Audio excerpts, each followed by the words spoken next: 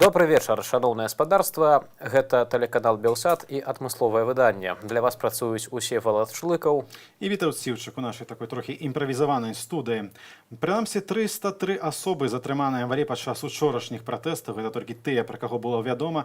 І вось цяпер на заклік штабу Віктара Бабарыкі, можна, думаю, сказаць пра тысячы асобаў, вышахтаваліся ў чэргі за скаргамі да ЦВК. Мы ведаем, што там ёсць нашы калегі на месцы. Ці, так разумеем, мы хутка зможам з імі злучыцца? Так, і ўжо, ведаеш, былі чэргі па свабоду, якіх называлі, калі быў этап збору подпісаў. Тысячы чалавек выстройваліся. Была чарга да крамы Сымбальбай, калі на гэтую краму ціснулі і яе, па сутнасці, закрывалі. А цяпер вось новая чарга да ЦВК. І, власне, давайте цяпер на яе паглядзім, так разумеем.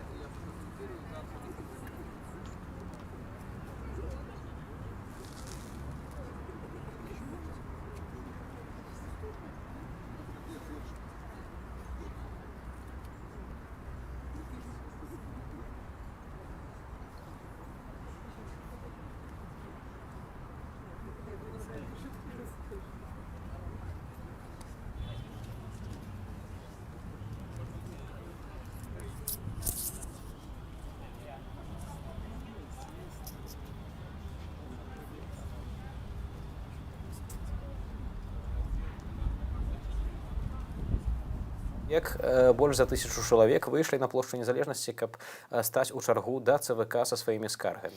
Адметна, што гэтым разам все-таки ёсць пэўная арганізацыя, бо ўчора пратэст, якім бы ён ні быў, ён быў абсолютна не арганізаваны, не было лідараў, не было нейкіх заклікаў з нейкага штабу, людзі проста самыя выходзілі, і, магчыма, таму праваахоўнікам было так непроста здушыць гэты пратэст. Ну і вядома ўжо, што тых, хто сачыў за падзеямі, ведаюць, што былі сутычкі з праваахоўнікамі. Вось мы вяртаемся да гэтай чаргі. Спадзяюся, гэтым разам усё пройдзе значна спакайней, чым учора.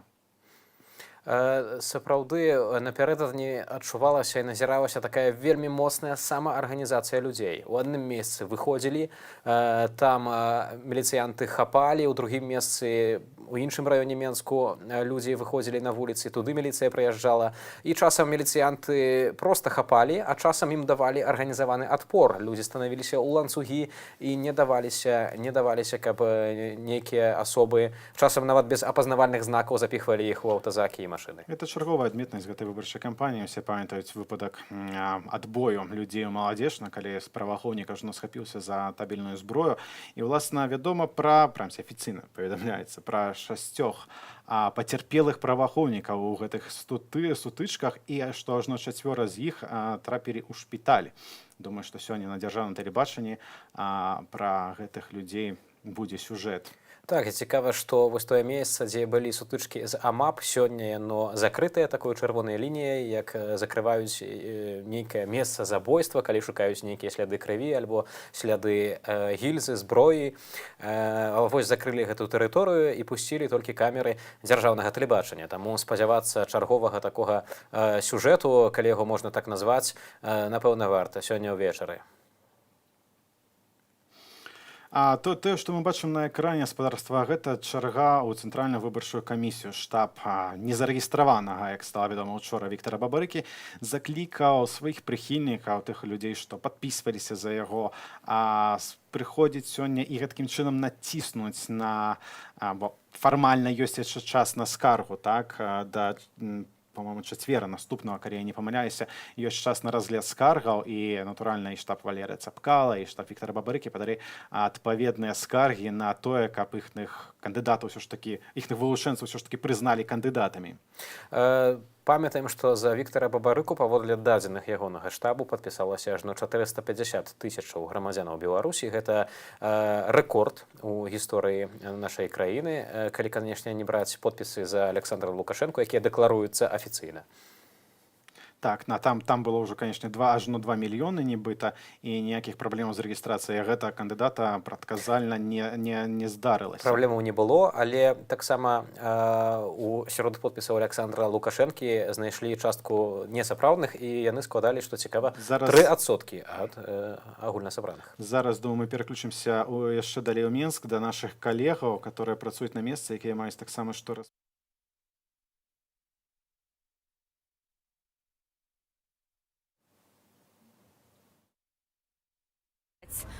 Скаргу таксама і ў ЦВК, як і ўсе гэтыя людзі. Аднак людзі прыйшлі раней, цяпер тут паводле прыкладных падлікаў можна сказаць, што некалькі сотняў чалавек ёсць дакладна. Яны стаяць праз усю плошчу Незалежнасці. Каля гасцініцы Менск стаіць аўтазак і АМАП. Я так разумею, што людзі хацелі ўстаць уздоўж праспекту, аднак ім не дазволілі, і давялося ўстаць у дворыку за чырвоным касцёлам людзям.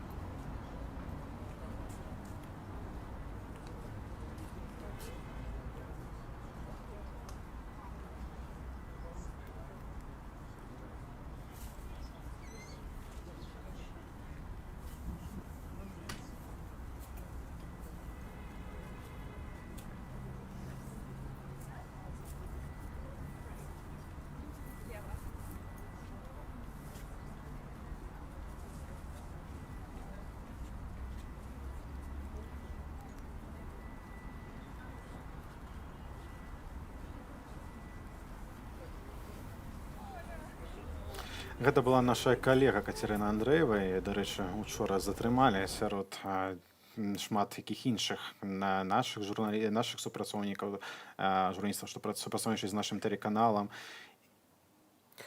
І ўжо зараз мы зноў вяртаемся ў Менск і перадаем слова нашай калезе Кацярыне Андрэевай.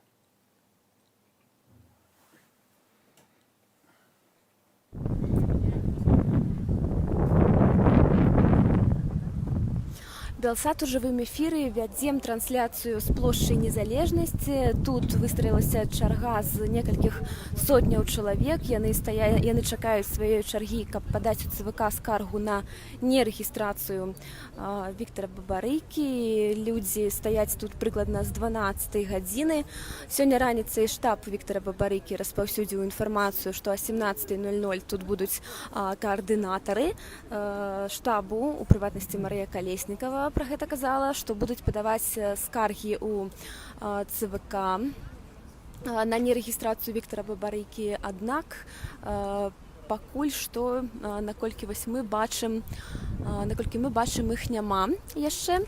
Затое людзі стаяць фактычна праз усю плошчу. Чарга пачынаецца каля будынку ЦВК і скончваецца у дворыках за чырвоным касцёлам. Тут людзі спрабавалі ўстаць таксама і ўздоўж праспекту, аднак стаіць каля гасцініцы Мінск, стаіць аўтазак і амапаўцы, якія, наколькі мы зразумелі, вось да пачатку эфіру пабачылі, што не дазволілі людзям расцягнуцца па праспекце.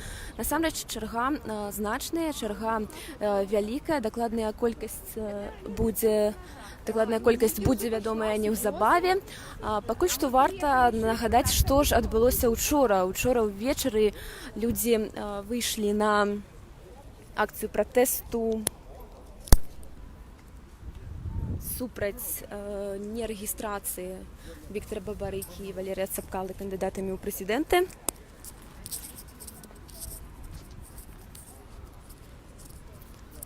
Удзельнічалі ад 2 до 5 тысяч чалавек. Пры гэтым акцыі сустрэлі брутальны пераслед з боку сілавікоў. Былі затрыманыя прыкладна 250 чалавек па ўсёй краіне, бо акцыі гэтыя праходзілі не толькі ў Менску, але і ў абласных і ў раённых цэнтрах. Людзі таксама выходзілі. Сярод затрыманых было 14 журналістаў. Затрымлівалі і журналістаў Белсату. Таксама, аднак, нягледзячы на ўчорашнія затрыманні, людзі сёння зноў выйшлі на вуліцы. Пакуль што гэта не носіць характар нейкай акцыі пратэсту, а проста чарга, людзі займаюцца сваімі справамі, шмат хто прыйшоў з сем'ямі, з дзецьмі. Яны чакаюць, каб падаць афіцыйную скаргу, дакумент у ЦВК. І о 17:00 тут будуць каардынатары, з якімі мы таксама паспрабуем пагаварыць.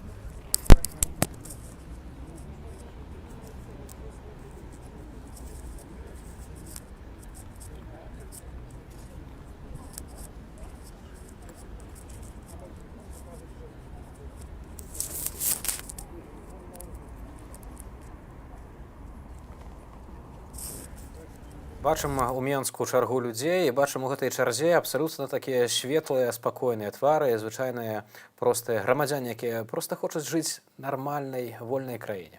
І спакойна все на шчасце адбываецца, у адрозненне ад учорашніх падзеяў.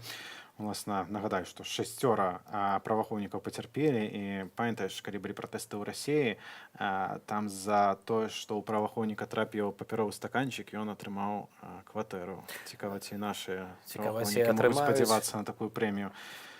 Пацярпелі гэта, канешне, у двукосцях паводле паведамлення прэс-службы Міністэрства ўнутраных справаў, таму тут пакідаем спадарства вам на суд, ці давяраць такой інфармацыі. Ну, з відэа мы бачылі, што все-таки супрацьстаянне ў некаторых месцах было даволі жорсткае.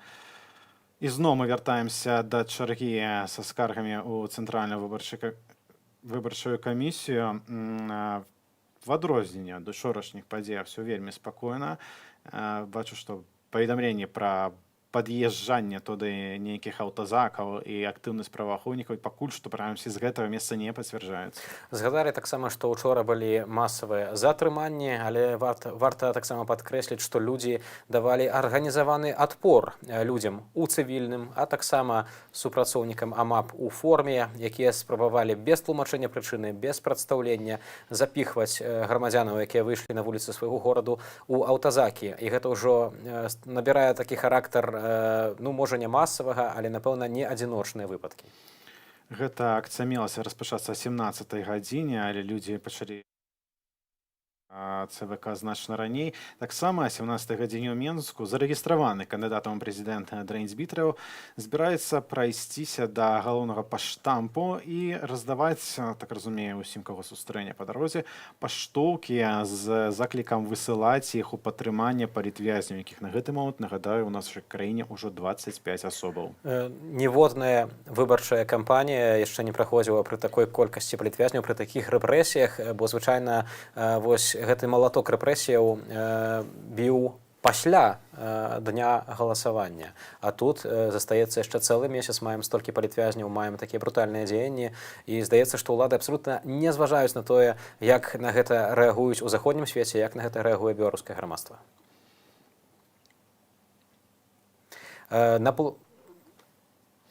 І, я так разумею, у нас ёсць відэа падрыхтаванае з тымі падзеямі, што ўчора адбываліся, і супрацьстаяннем, і з тым, як людзі выходзілі і былі гатовыя бараніць свой голас.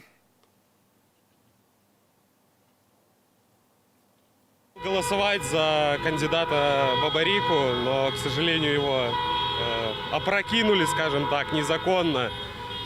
И поэтому хочется высказать свое мнение и показать власти, что я против нее.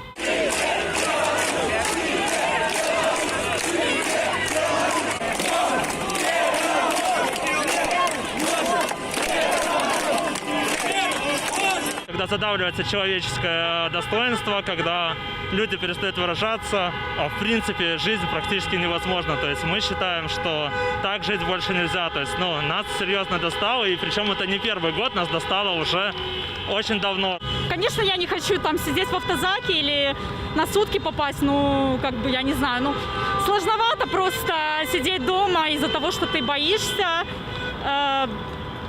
не хочется быть этим человеком, который такой, зато в тепле, зато в сохранности.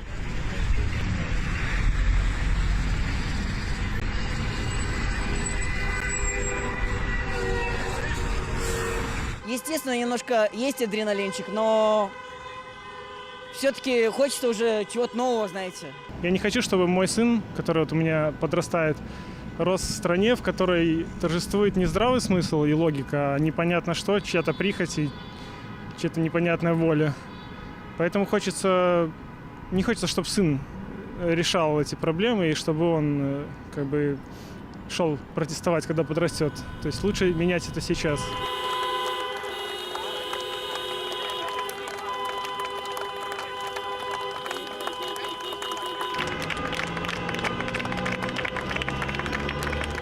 Гудзіць Менск, гудзіць сталіца, так было напярэдадні. Можа быць, і не так і шмат было людзей на вуліцах, хаця вось паводле некаторых падлікаў акцыі ж праходзілі прыблізна ад 19 гадзіны да 1 уначы, абсалютна ў розных месцах, нават называю лічбу ў 10 тысячаў чалавек. Зрэшты, гэта можна паверыць, калі 303 асобы прынамсі былі затрыманыя. Цяжка падлічыць, натуральна, перадусім з-за таго, што пратэст быў не цэнтралізаваны, людзі разыходзіліся па вялікай частцы Менску, але спадарства тое, што вы бачылі, гэта такая першая частка гэтага пратэсту да таго моманту, як сталічныя праваахоўнікі зразумелі, як на гэта ўсё рэагаваць. Тым часам, я ведаю, што ты сёння размаўляў са спадарынай Калеснікавай, которая запрашала, уласна, людзей падыходзіць да ЦВК. Як твоё ўражанне? Ну што ж, я задаў пытанне да спадарні Марыі Калеснікавай. Уласна, ці такія дзеянні ўвогуле могуць нешта змяніць, таму што вось мы ўвесь час чуем ад штабу Віктара Бабарыкі, што волю народу нельга фальсіфікаваць, што вось людзі прыйдуць, прагаласуюць і ўсё зменіцца. І паўстае пытанне, як гэта такое магчыма, калі Віктар Бабарыка цяпер сам палітвязень, ягоны сын палітвязень, 2/3 подпісаў сабраных за Віктара Бабарыку проста выкінулі ў сметнік.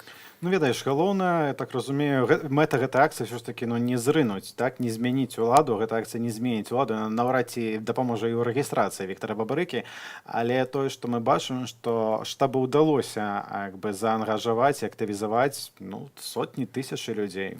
Ну, сапраўды, грамадская актыўнасць сёлета надзвычайная, як падкрэсліваюць назіральнікі, палітолагі, эксперты, грамадскім і палітычным жыццём пачалі цікавіцца не толькі прадстаўнікі апазіцыі ці нейкія эксперты. І наша Кацярына Андрэева зараз зноў падключыцца да нашай размовы і распавядзе, што адбываецца вось у гэтай чарзе.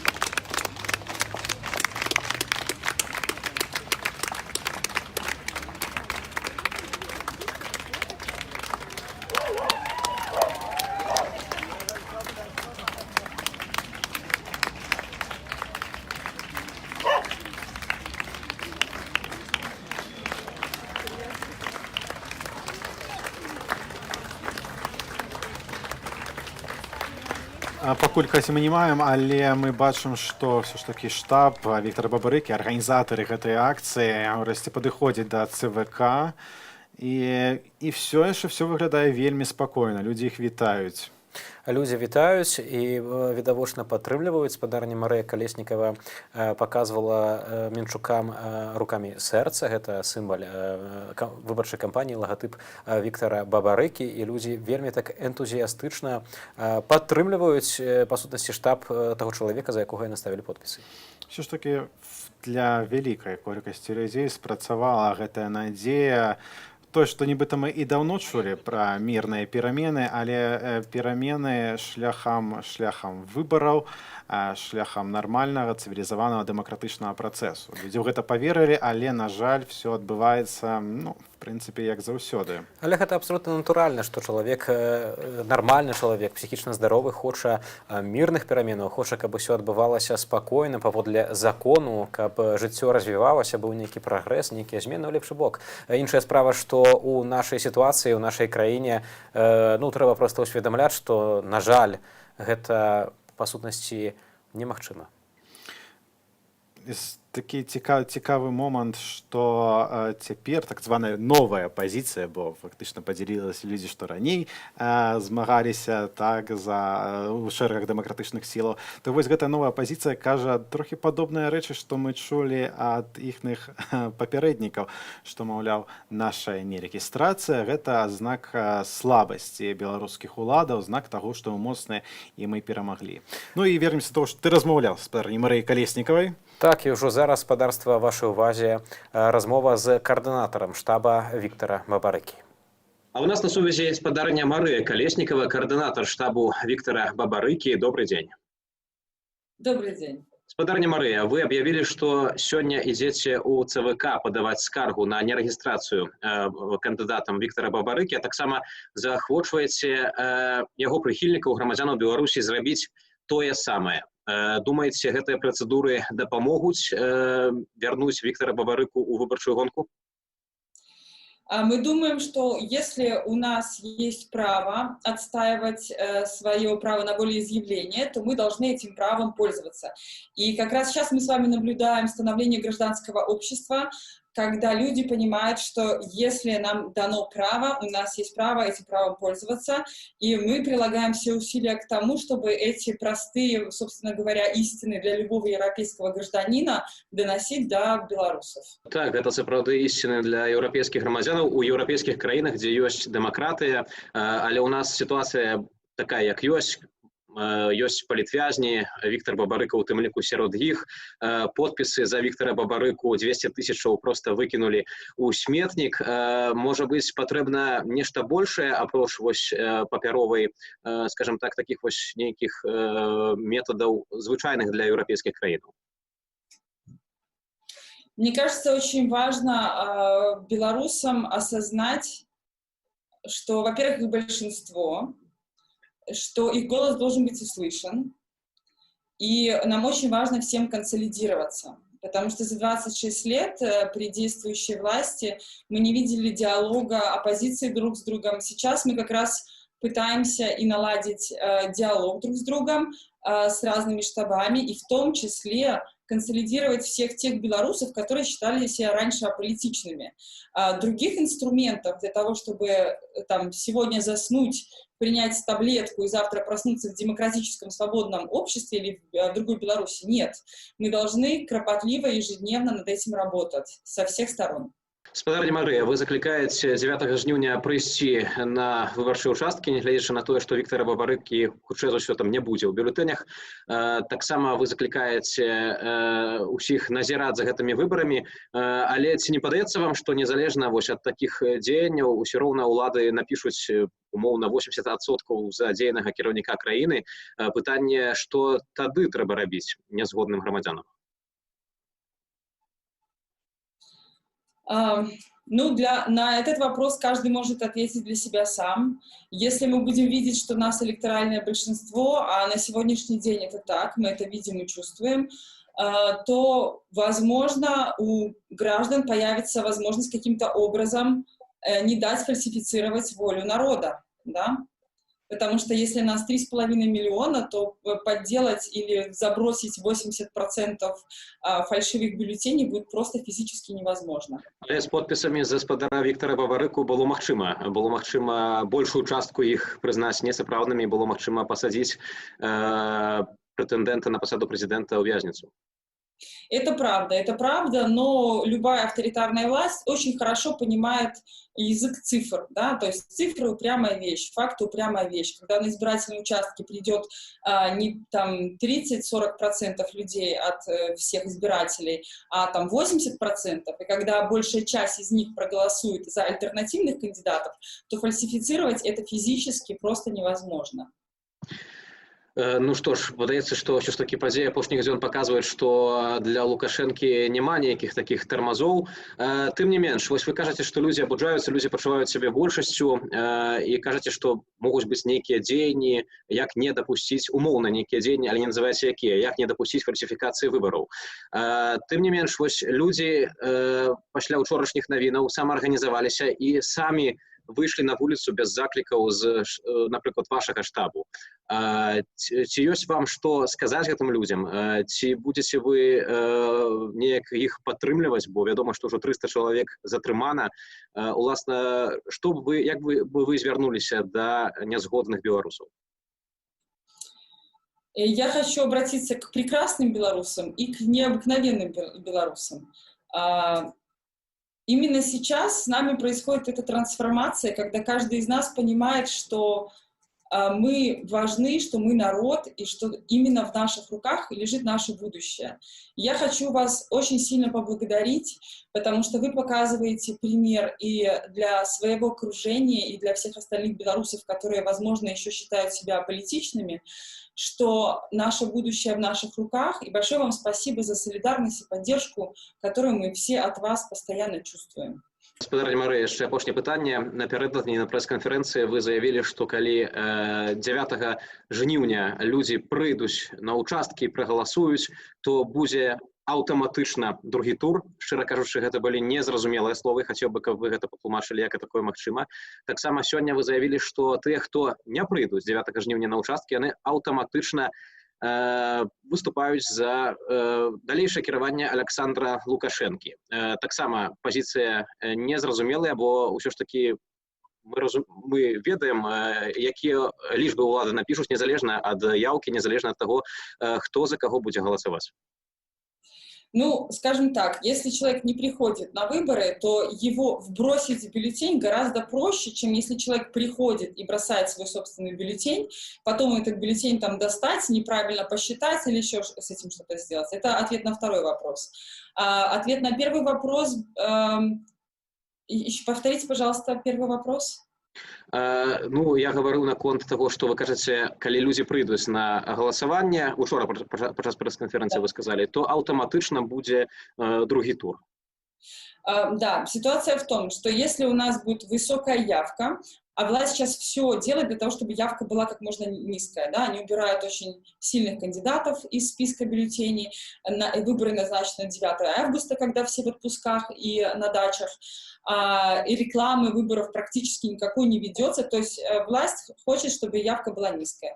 Мы хотим, чтобы она была высокая, потому что если приходит большое количество людей в день выборов, то есть здесь очень важно еще обозначить, что это именно в день выборов, если они голосуют за альтернативных кандидатов или за одного общего кандидата, то у власти, если их поддержка будет меньше 50%, автоматически назначается второй тур.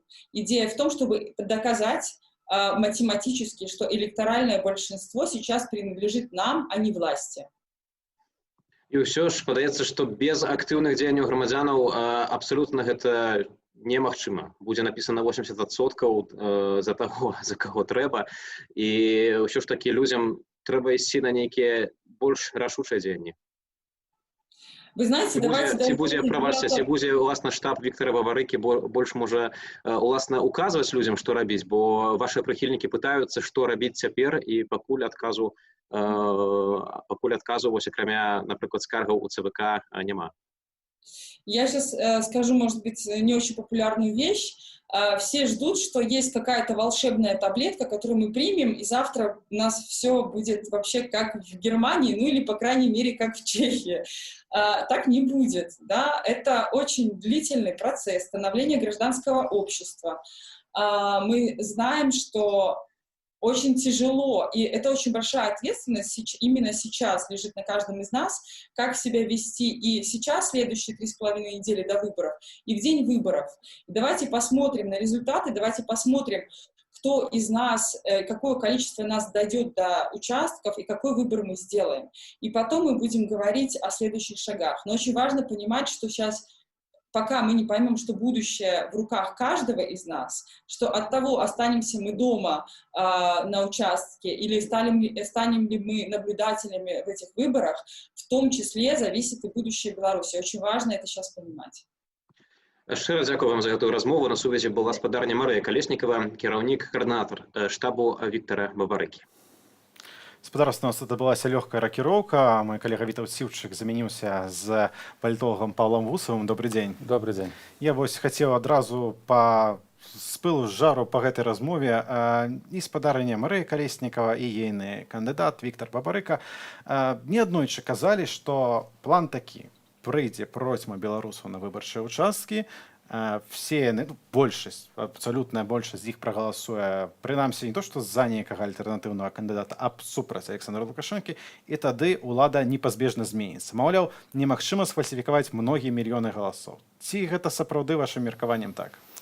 Тут праблема ў тым, што ад самага пачатку і Віктар Бабарыка, і ягоны штаб уводзілі людзей ў зман. Ну, фактычна, я не ведаю, ці гэта было мэта накіравана, ці гэта была такая палітычная наіўнасць і такая палітычная нязрэласць, бо ад самага пачатку рэгістрацыі Віктар Бабарыка казаў, што масавых фальсіфікацыяў няма, яны немагчымыя, як і рэпрэсіі таксама немагчыма. І вся праблема ў тым, што вось ягоныя словы, яны інтэрпрэтаваліся грамадствам, то бок не было яснага пасылу, што мае на ўвазе Бабарыка, калі кажа, што фальсіфікацыяў у Беларусі няма. Ён таму дакладняў, што няма масавых фальсіфікацый. І казаў, што не было такога, каб 80 на 10 змянялі.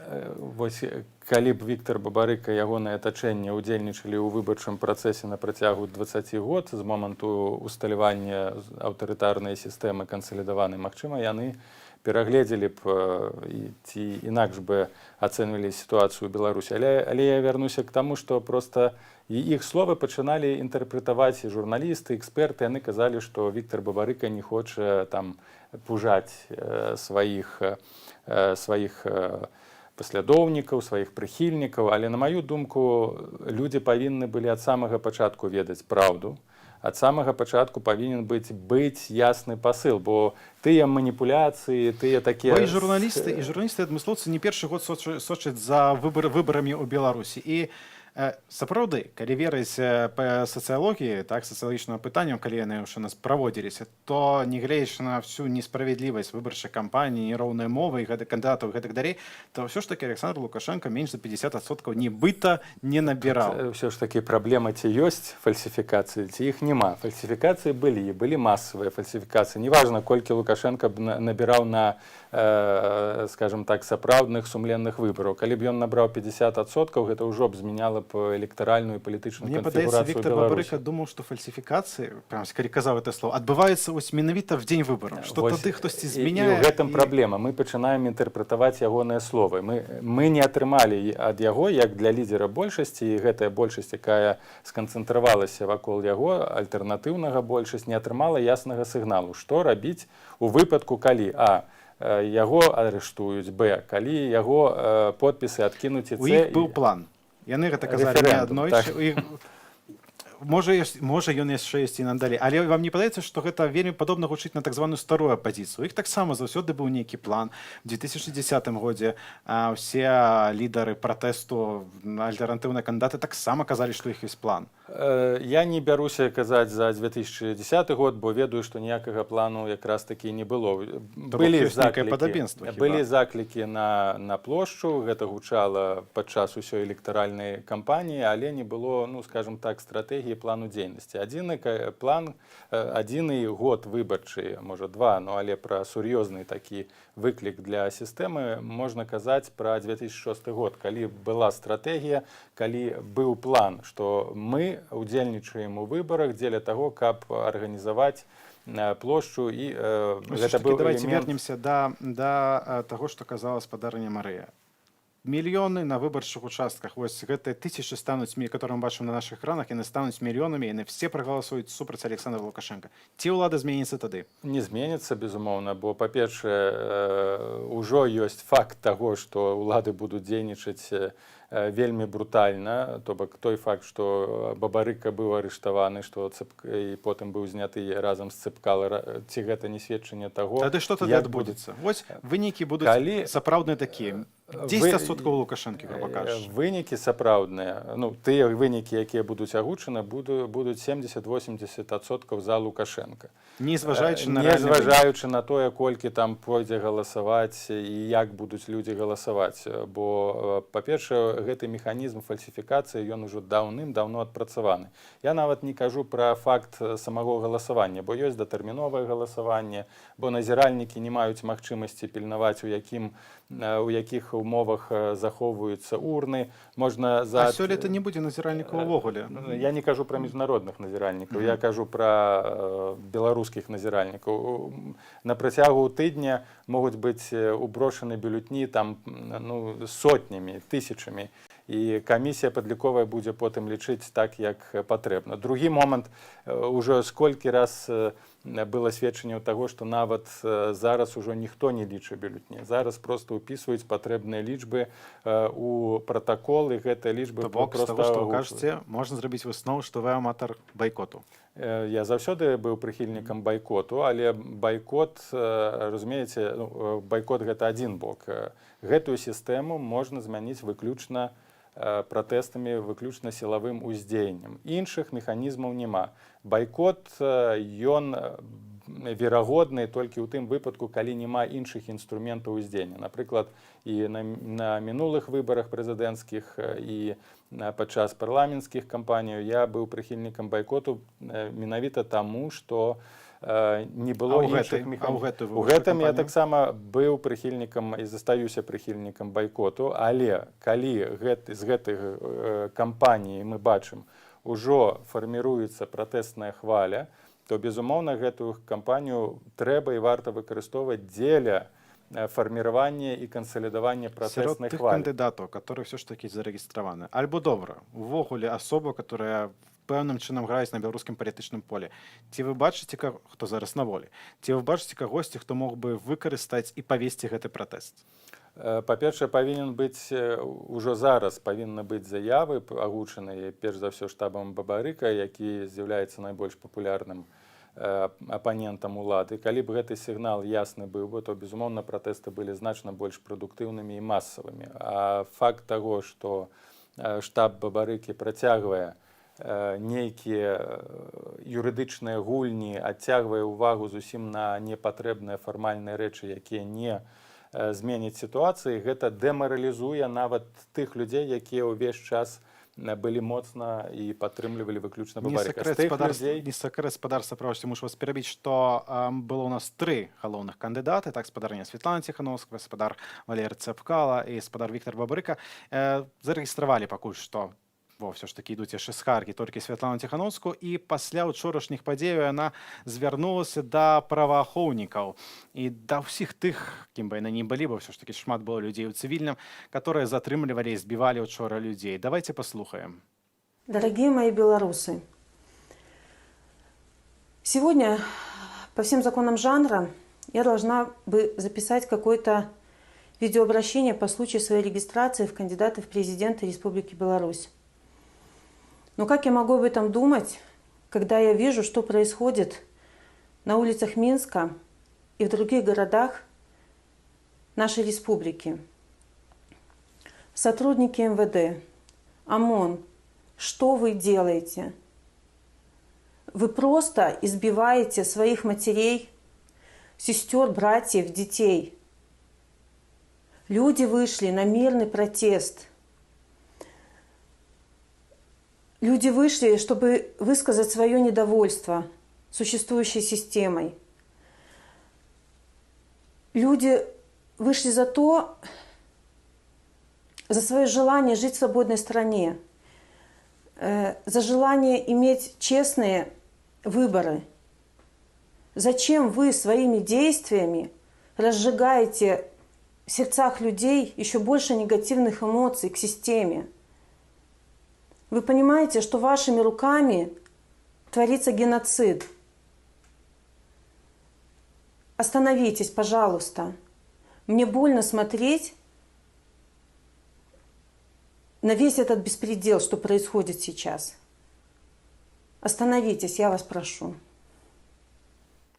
Такие были слова спадарні Святланы Ціхановскай. Мне это прыгадвае тое, што і штаб Валерыя Цапкала і Віктара Бабарыкі казаў, тады яны не звярталіся не столькі да праваахоўнікаў, колькі да людзей, што непасрэдна лічаць галасы. Маўляў, абудзіце сваё сумленне, не фальсіфікуйце. Цяпер мы чуем заклікі: не затрымлівайце, не збівайце мірных грамадзянаў. Наша меркаванне, ці гэтыя людзі, гэтая праваахоўная сістэма, так, тыя, которые учора затрымлівалі людзей, ці яны прыслухаюцца? Знову трэба ж разумець, што працэс падаўлення дэманстрацыі, узбіцця, утрымання ў нечалавечых варунках гэта адбываецца не першы год.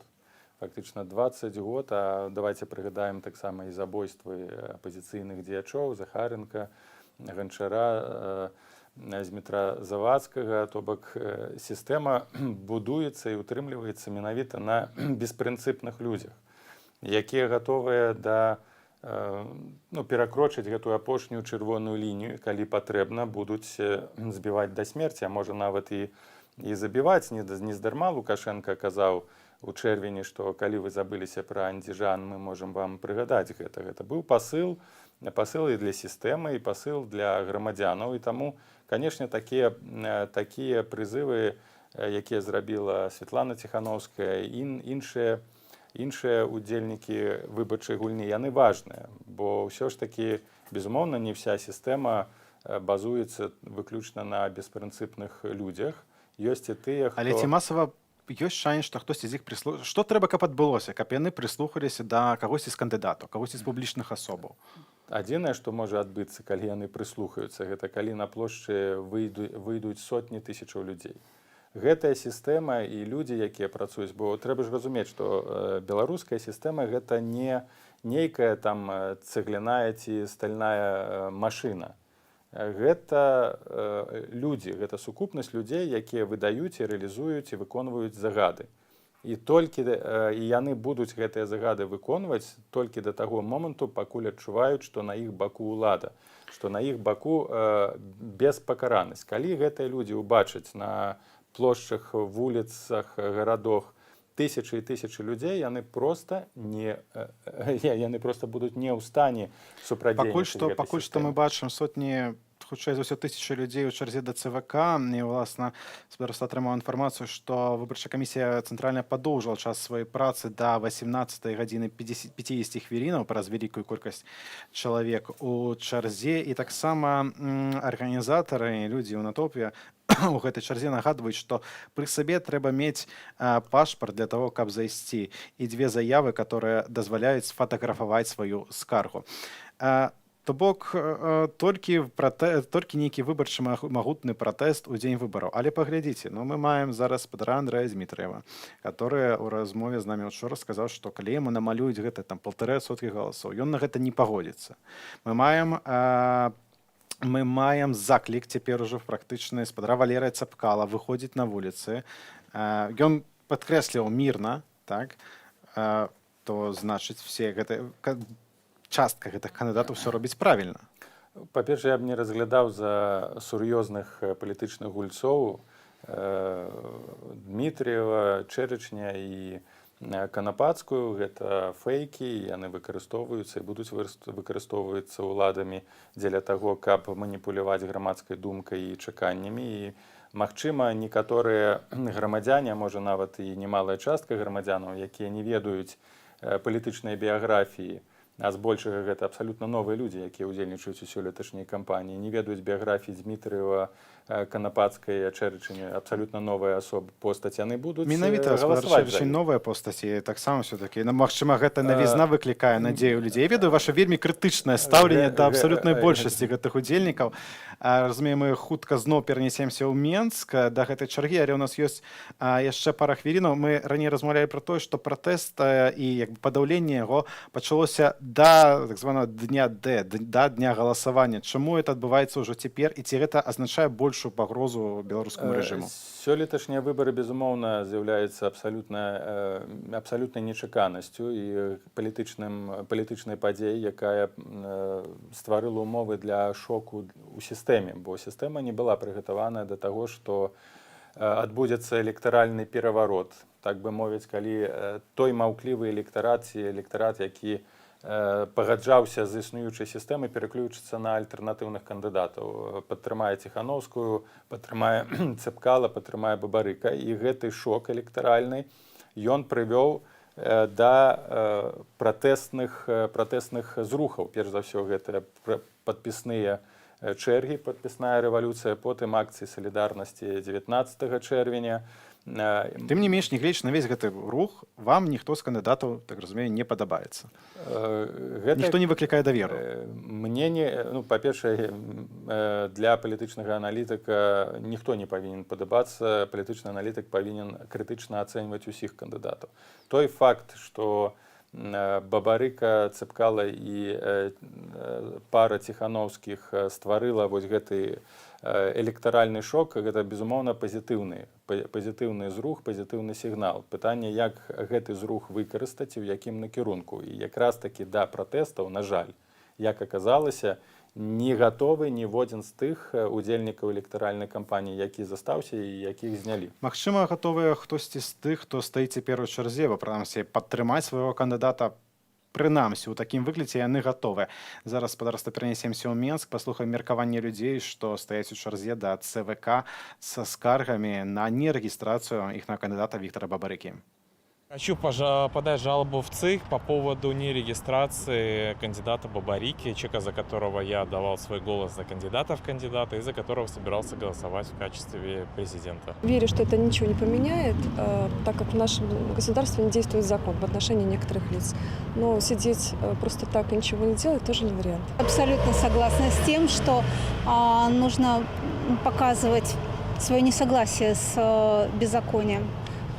Даже если и маловероятно, что что-то получится, то не пытаться неприлично. Хочется выразить свое мнение от несогласия с теми решениями, которые принял ЦИК. Вся страна много чего увидела. Отношение власти к белорусам, уровень нашей жизни, поэтому стою здесь.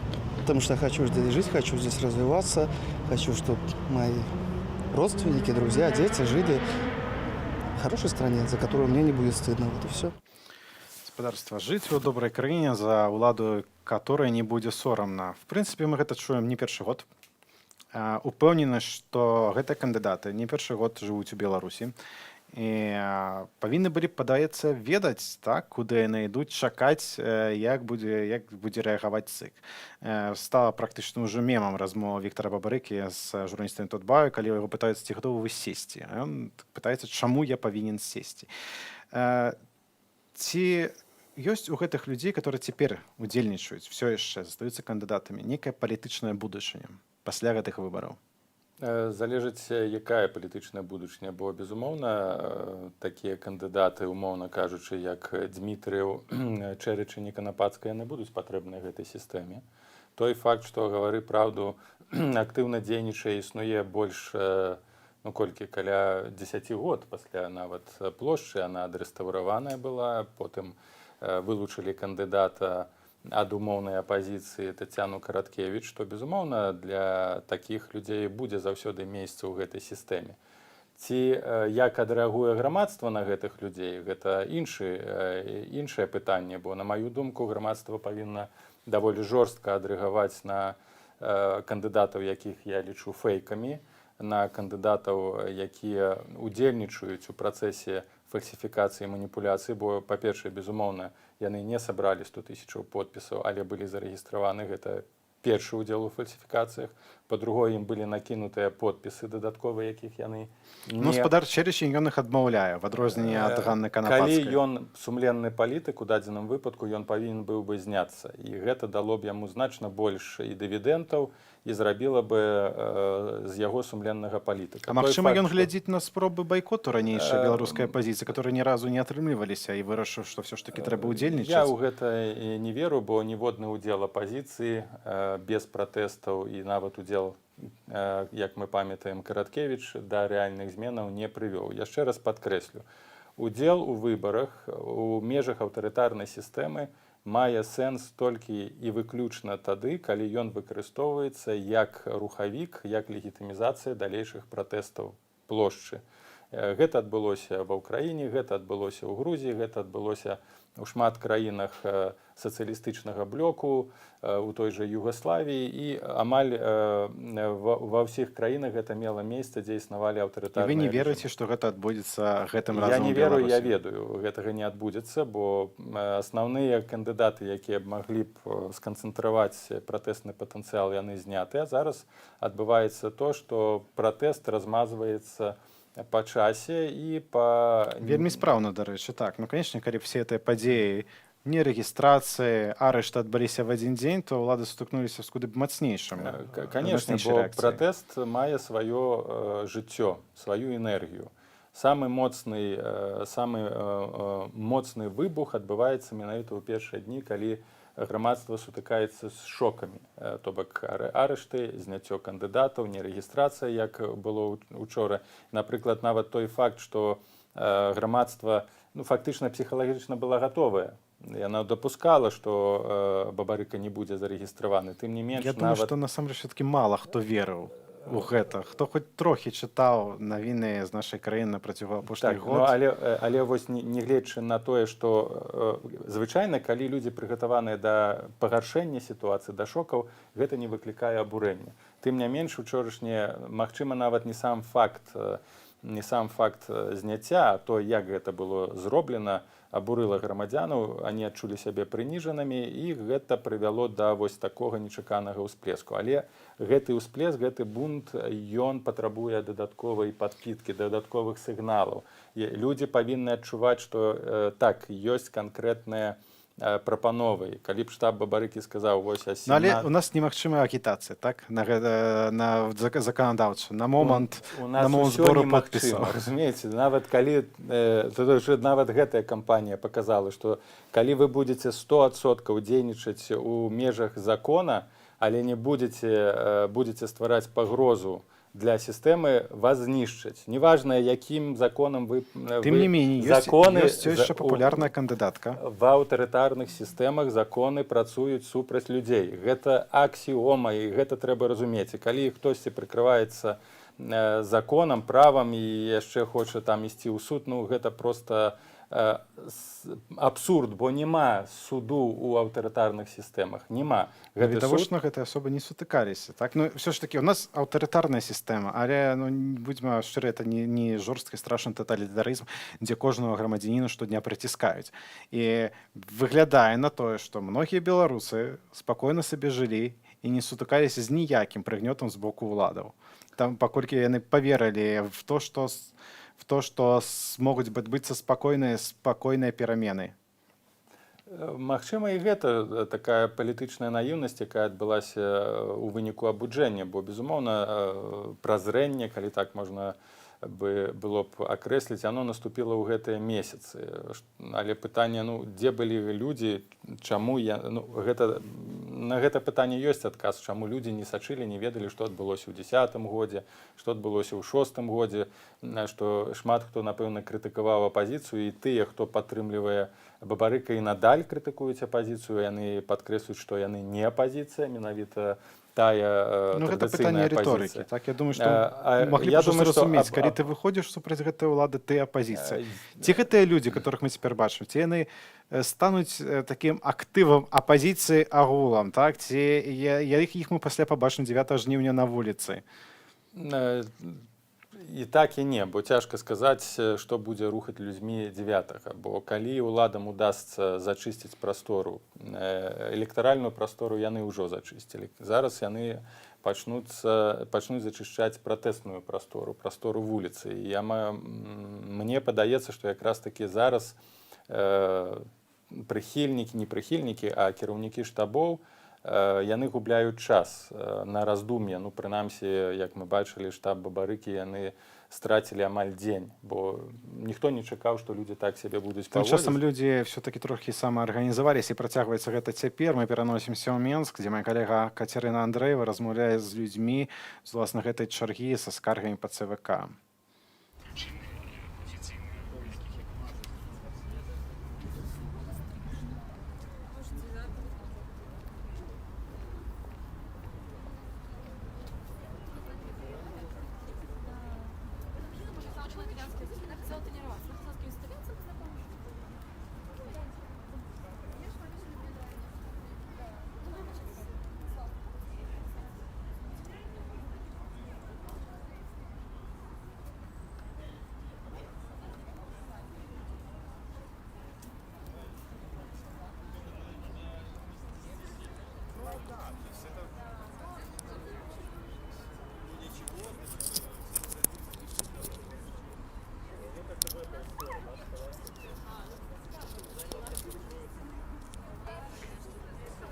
Мы знаходзімся на плошчы незалежнасці. Цяпер тут прыкладна некалькі сотняў чалавек стаяць у чарзе, каб пакінуць свае подпісы за свае, прабачце, калі ласка, скаргі на нерэгістрацыю Віктара Бабарыка кандыдатам у прэзідэнты. Цяпер тут нядаўна былі каардынатары штаба Віктара Бабарыкі, Марыя Калеснікава прыходзіла. Яны таксама падалі скаргі. Дарэчы, яны і заклікалі людзей прыходзіць о 17-й гадзіне сюды. Аднак ужо з 12-й пачала выстрайвацца чарга. Людзі стаяць ад будынку ЦВК і да дворыкаў Чырвонага касцёла. Чарга даходзіць да вуліцы Мяснікова нават. Дакладную колькасць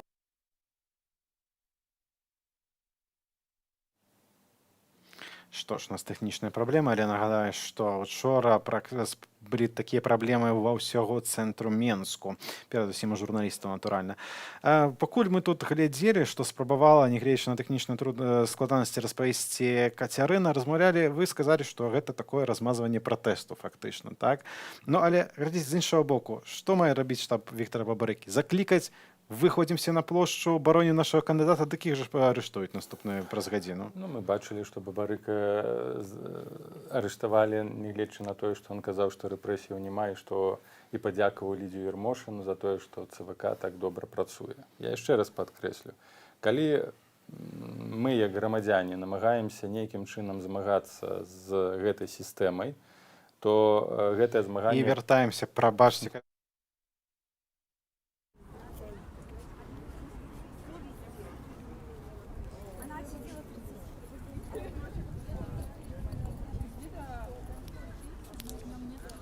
Добрый день, мы вядзем жывы эфір на Белсаце.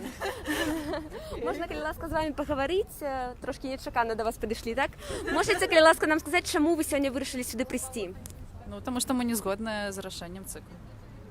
І вы даведаліся адкуль пра такую магчымасць падаць скаргу? Напэўна, з варота Марыі Калеснікавай. З звароту каардынатаркі штабу. Так, што вы думаеце пра тое, што адбывалася учора на вуліцах Менску? Ну, было халодна, але калі пачалі ганяць, стала крыху цяплей. А, вы таксама учора былі? Ну так. Распавядзіце вашыя ўражанні трошкі. Ці было страшна, можа? Ці вы ўпершыню паўдзельнічалі ў акцыі учора? Ну, не зусім упершыню, але першы раз пабегала да МОНу. Не магу сказаць, што было неяк страшна, напэўна, таму што не цалкам не ведаю, выпадкова камусьці заехаць, ці нават не абавязкова ж нешта зрабіць, каб табе паялі нейкую ўжо проста ўгалоўку. Таму, напэўна, самы галоўны страх гэта, каб ні мне, ні камусьці з маіх знаёмых не паялі нешта больш сур'ёзнае, чым адміністратыўна. Дзякую вялікі за ваше меркаванне. Ну вось я нагадаю нашым гледачам, дзе мы знаходзімся, каля плошчы, на плошчы незалежнасці. Тут і ў ваколіцах вельмі шмат людзей, прыкладна некалькі сотняў бачым тут, і яшчэ столькі ж стаяць за Чырвоным касцёлам аж да вуліцы Мяснікова. Паспрабуем яшчэ пагаварыць з людзьмі. Я нагадаю, што ўчора, таксама варта нагадаць, што ўчора адбыўся брутальны разгон акцыі пратэста ў розных кропках Менску. Прыкладна 250 затрыманых па ўсёй краіне, бо праходзілі акцыі таксама і ў абласных і ў раённых цэнтрах. І вось такім чынам вельмі быў жорсткі адказ уладаў на тое, што людзі выйшлі.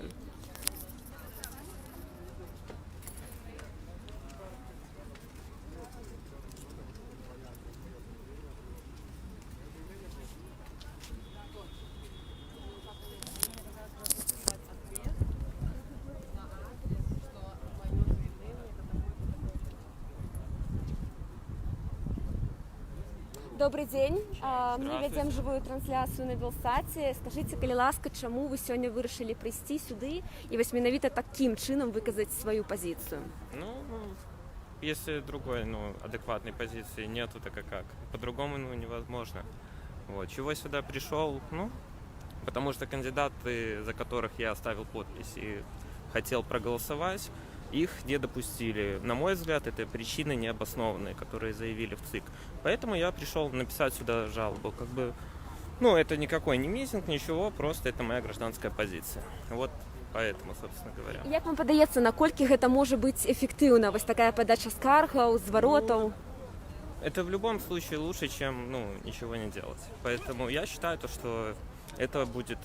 ответить мне, по крайней мере, должны. И всем, кто подаст, тем тоже должны ответить. И это уже подъем гражданского общества, я считаю. Вот. Дякую вялікі за ваш каментар. Вось такія меркаванні выказваюць людзі на плошчы Незалежнасці, людзі, якія стаяць тут у чэргах. І нагадаю, што пачалі яны збірацца яшчэ о 12-й гадзіне, і вось цяпер ужо за 5-ю гадзіну, а яны ўсё прыбываюць. Людзей робіцца болей. Дакладную лічбу мы абавязкова назовем, але можна казаць, што іх колькасць ужо перавысіла 1000 чалавек. Добрый дзень, мы вядзем жывы эфір на Белсаце. Скажыце, калі ласка, чаму сёння вы вырашылі сюды прыйсці, чаму такую менавіта форму абралі, каб выказаць сваю пазіцыю? Я решила сюда прийти, потому что за 26 годов я ни разу не могла выказать свою позицию вот таким образом, чтобы голосовать. Короче говоря, я хочу честные выборы.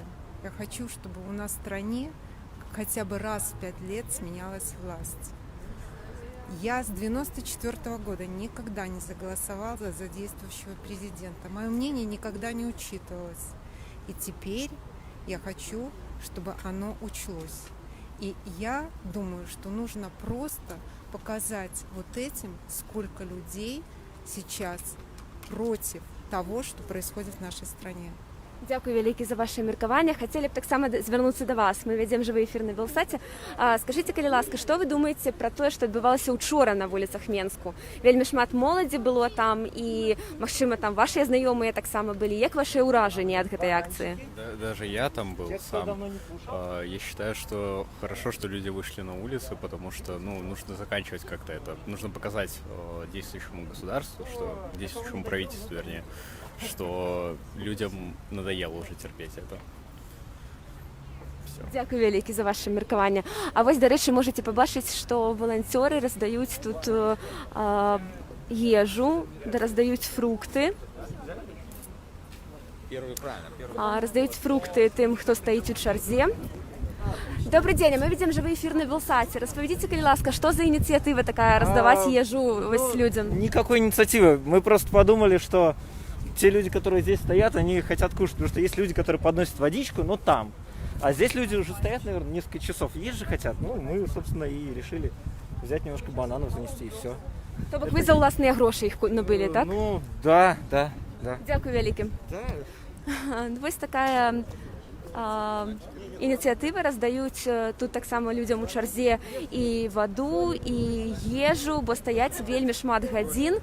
Яшчэ ад 12-й пачала гэтая чарга выстрайвацца. У цэлым пануе такая добрая атмасфера, няма нейкіх затрыманняў пакуль, хаця і стаіць аўтазак каля гасцініцы Менск, вось там трошкі далей, і пільнуе людзей, але пакуль на учорашні сцэнар гэта не падобна. Мы працягнем абавязкова гаварыць з людзьмі, а вы напішыце ў каментарах, ці добра чуваць, ці добры гук, ці добрая карцінка. У тых умовах, у якіх мы працуем, не заўжды бывае добрая сувязь, таму я загадзя выбачаюся за магчымыя непаладкі.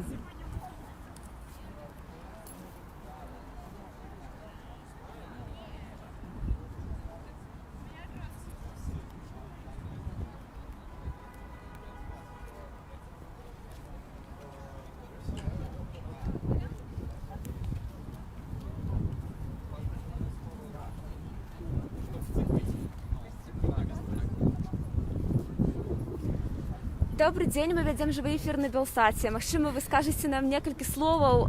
Скажыце, што вы думаеце пра ўчорашнія падзеі ў Менску і ў іншых гарадах, пра брутальныя затрыманні, магчыма, вашыя сябры туды трапілі таксама? Ну, это ужасно, я думаю, потому что где еще в центре Европы будет настолько ужасное, скажем так, условие содержания, и что люди пострадали от этого.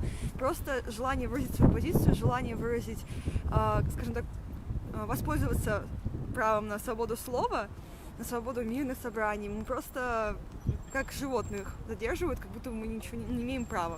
Просто это ужасно. Это ваши первые выборы, ранее вы не голосовали, так? Нет, я голосовала в 2015 году. Вот, первый раз я голосовала тогда. А коли не секрет, за кого тогда голосовали, за кого свой голос отдали? На самом деле, по-моему, за женщину-кандидат.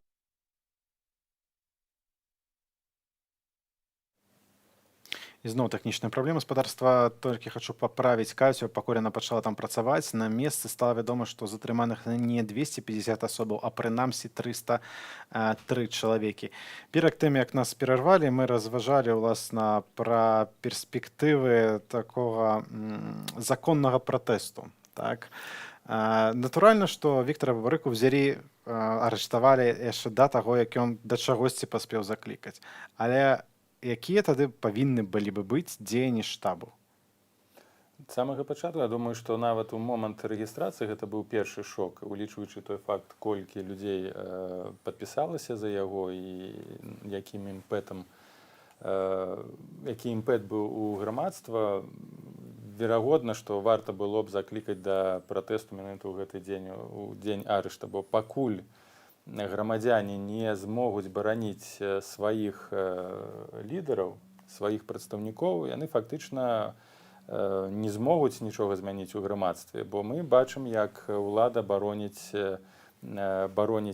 самую сабе, а грамадзяне, на жаль, не могуць... Першы шок, то бок для ўлады, вашым меркаваннем, узровень падтрымання альтэрнатыўных кандыдатаў быў шокам.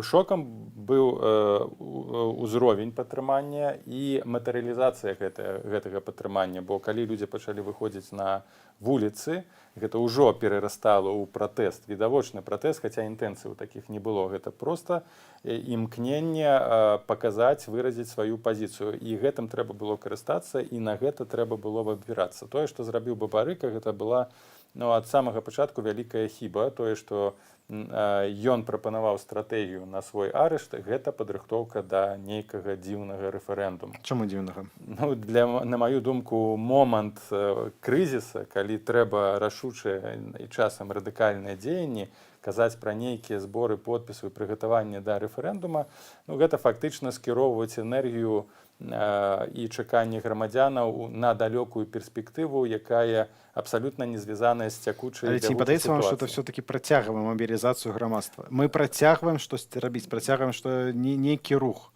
Пакуль ёсць энергія грамадзянаў, а гэта энергія, яна канцэнтраваная ў гэтыя месяцы была.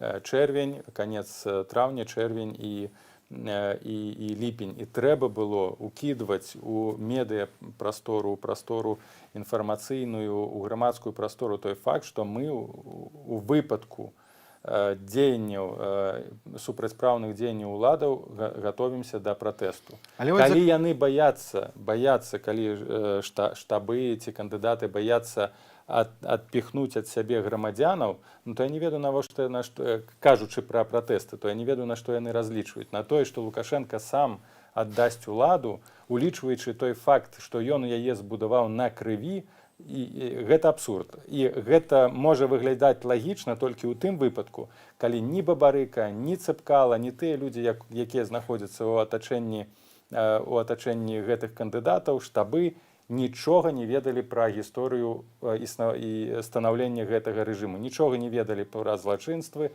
пра забойствы. Тады ўсё ясна, тады мы разумеем гэтую інфантыльнасць, і тады ясна, чаму яны бессільны, што колечы змяніць, я упэўнены, што... Магчыма, яны шукалі... Мы зноў вяртаемся да таго, што мы намагаемся патлумачыць на самыя сабе дзеянні штабу альтэрнатыўнага кандыдата. Тычасам гаспадарства, я нагадаю, што па падзеям учорашнім ўзбуджаная крымінальная справа. Больш падрабязнасцей у нас на гэты момант няма, супраць каго, ці ёсць нейкая канкрэтная асоба, ці будуць выстаўляцца абвінавачанні супраць нейкага канкрэтнага штабу. І мой калега Вітаўт Сіўчык сёння размаўляў з праваабаронцам і былым следчым Олегам Волчакам. І між іншага, гэтую тэму яны ўздымалі ў сваёй размове. Вашай увазе. А у нас на сувязі праваабаронца, былы следчы, спадар Олег Волчак. Добрый дзень. Добрый день. Спадар Олег, напярэдадні пры разгоне мірных людзей затрымалі міліцыянты як мінімум 303 чалавекі. Тым не менш, завезеная крымінальная справа нібыта па факце дзеянняў, якія груба парушаюць грамадскі парадак. Як это все можно комментовать? Ну, я считаю, что мы все видео, наша группа экспертов, члены правовой помощи, там бывшие следователи, прокуроры, судьи, мы просмотрели все видео, и у нас больше вопросов к милиции. Ну, во-первых, в соответствии с законом об органах внутренних дел, милиция должна представиться, подойти, объяснить причину, если люди нарушают порядок. В данном случае мы видели хапун. То, что мне мама рассказывала во время войны, когда немцы заезжали в деревню, это слово оттуда пошло. Хапун, хватали молодежь. То же самое здесь происходит. Никто не представляется, выбегают, избивают. Ну, особенно на Немиге, когда людей выведели там на Немиге прямо из кафе, ну, тут четко видно, что превышение служебных полномочий и возбуждать дела необходимо в отношении милиции. Это раз. Во-вторых, что такое групповые действия? То есть должен быть организатор, так? Должны быть какой-то ущерб причинен. Мы, по-видимому, не видим. Люди даже, в отличие от молчаливых акций, и, помните, акции тунеядцев, вообще не хлопают, ничего не скандируют, просто стоят в городе или просто идут. И хватают всех посторонних. Конечно, это возмущение, вы посмотрите. Но власть не поняла. Это уже идет борьба не с оппозицией, не с правозащитниками, не с журналистами оппозиционных СМИ, как раньше нас задерживали. Сегодня идет борьба с народом. Вот это уже все, это предел всему. Сапраўды, на відэа, вось, прынамсі, з Нямігі бачна, як амонаўцы білі нагамі па галаве людзей. Таксама ёсць інцыдэнт, што піхнулі адну жанчыну, якая проста ішла па праспекце, пажылую, і ёй зламалі руку, а амонаўцы нават і не выклікалі хуткай дапамогі. Ці гэта таксама нейкая падстава тэарэтычна для крымінальнай справы супраць самых міліцыянтаў? Ну, я сегодня в Фейсбуке официально обратился к генпрокурору Конюку, чтобы действительно взял на контроль все вот эти факты нарушений. И прокуратура должна сегодня именно не возбуждать уголовное дело против, еще раз говорю, мирных граждан, а внести представление МВД за то, что сотрудники милиции в нарушение закона об органах внутренних дел неправильно проводят свои действия по охране общественного порядка. Ну, что я имею в виду? Даже если какая-то несанкционированная акция, милиция ничего, она должна просто стоять около дороги, где-то стоять, чтобы люди там друг друга не побили, чтобы не перекрывали движение, сами понимаете, тогда может вмешиваться. Но не нападать. Просто вчера, что происходило, это было чисто нападение. Понимаете? І гэта хіба абсолютно натуральная рэакцыя, што калі на чалавека нападаюць, ён ахоўвае сваё здароўе, сваю свабоду і таксама адбіваецца. Але сёння вось на тым месцы, дзе была такая патасоўка з супрацоўнікамі АМАП, развесілі такія чырвоныя лініі, месца здарэння, нікога не пускаюць, прыехала дзяржаўнае тэлебачанне. Шчыра кажучы, такія меры, такія захады, здаецца, вельмі карикатурныя. Это показательно, это опять запугать людей. Ну, сегодня Лукашенко, министр МВД забыли, что сегодня идет борьба уже не с моим поколением, 40-летним, 50-летним, а с молодежью. То есть это молодежь, это совсем другая. Это наиболее она прогрессивная, и она молчать не будет. Вы посмотрите, сегодня 300, завтра еще 300, а послезавтра еще 300. Не хватит ЦИПа, не хватит судей, не хватит и ОМОНа задержать это. А еще до 9 августа 3 недели. И народ не успокоится, потому что сегодня народу некуда деваться. Мы видели, границы закрыты, не выехать на учебу, нет работы. И это идет просто неконтролируемый процесс уже. Как один сказал политолог, что революцию не организуем. Революция сама приходит. И, скорее всего, МВД это и делает. Спадар Олег, вось інкрымінуюць грубае парушэнне грамадскага парадку людзям, якія проста выйшлі мірна на вуліцы. Адначасова ўлады напярэдадні перакрывалі рух у цэнтры гораду, таксама закрывалі станцыі метро. Ці гэта не ёсць парушэннем парадку? Ці гэта не тыя дзеянні, якія замінаюць уласна людзям нармальна жыць у горадзе?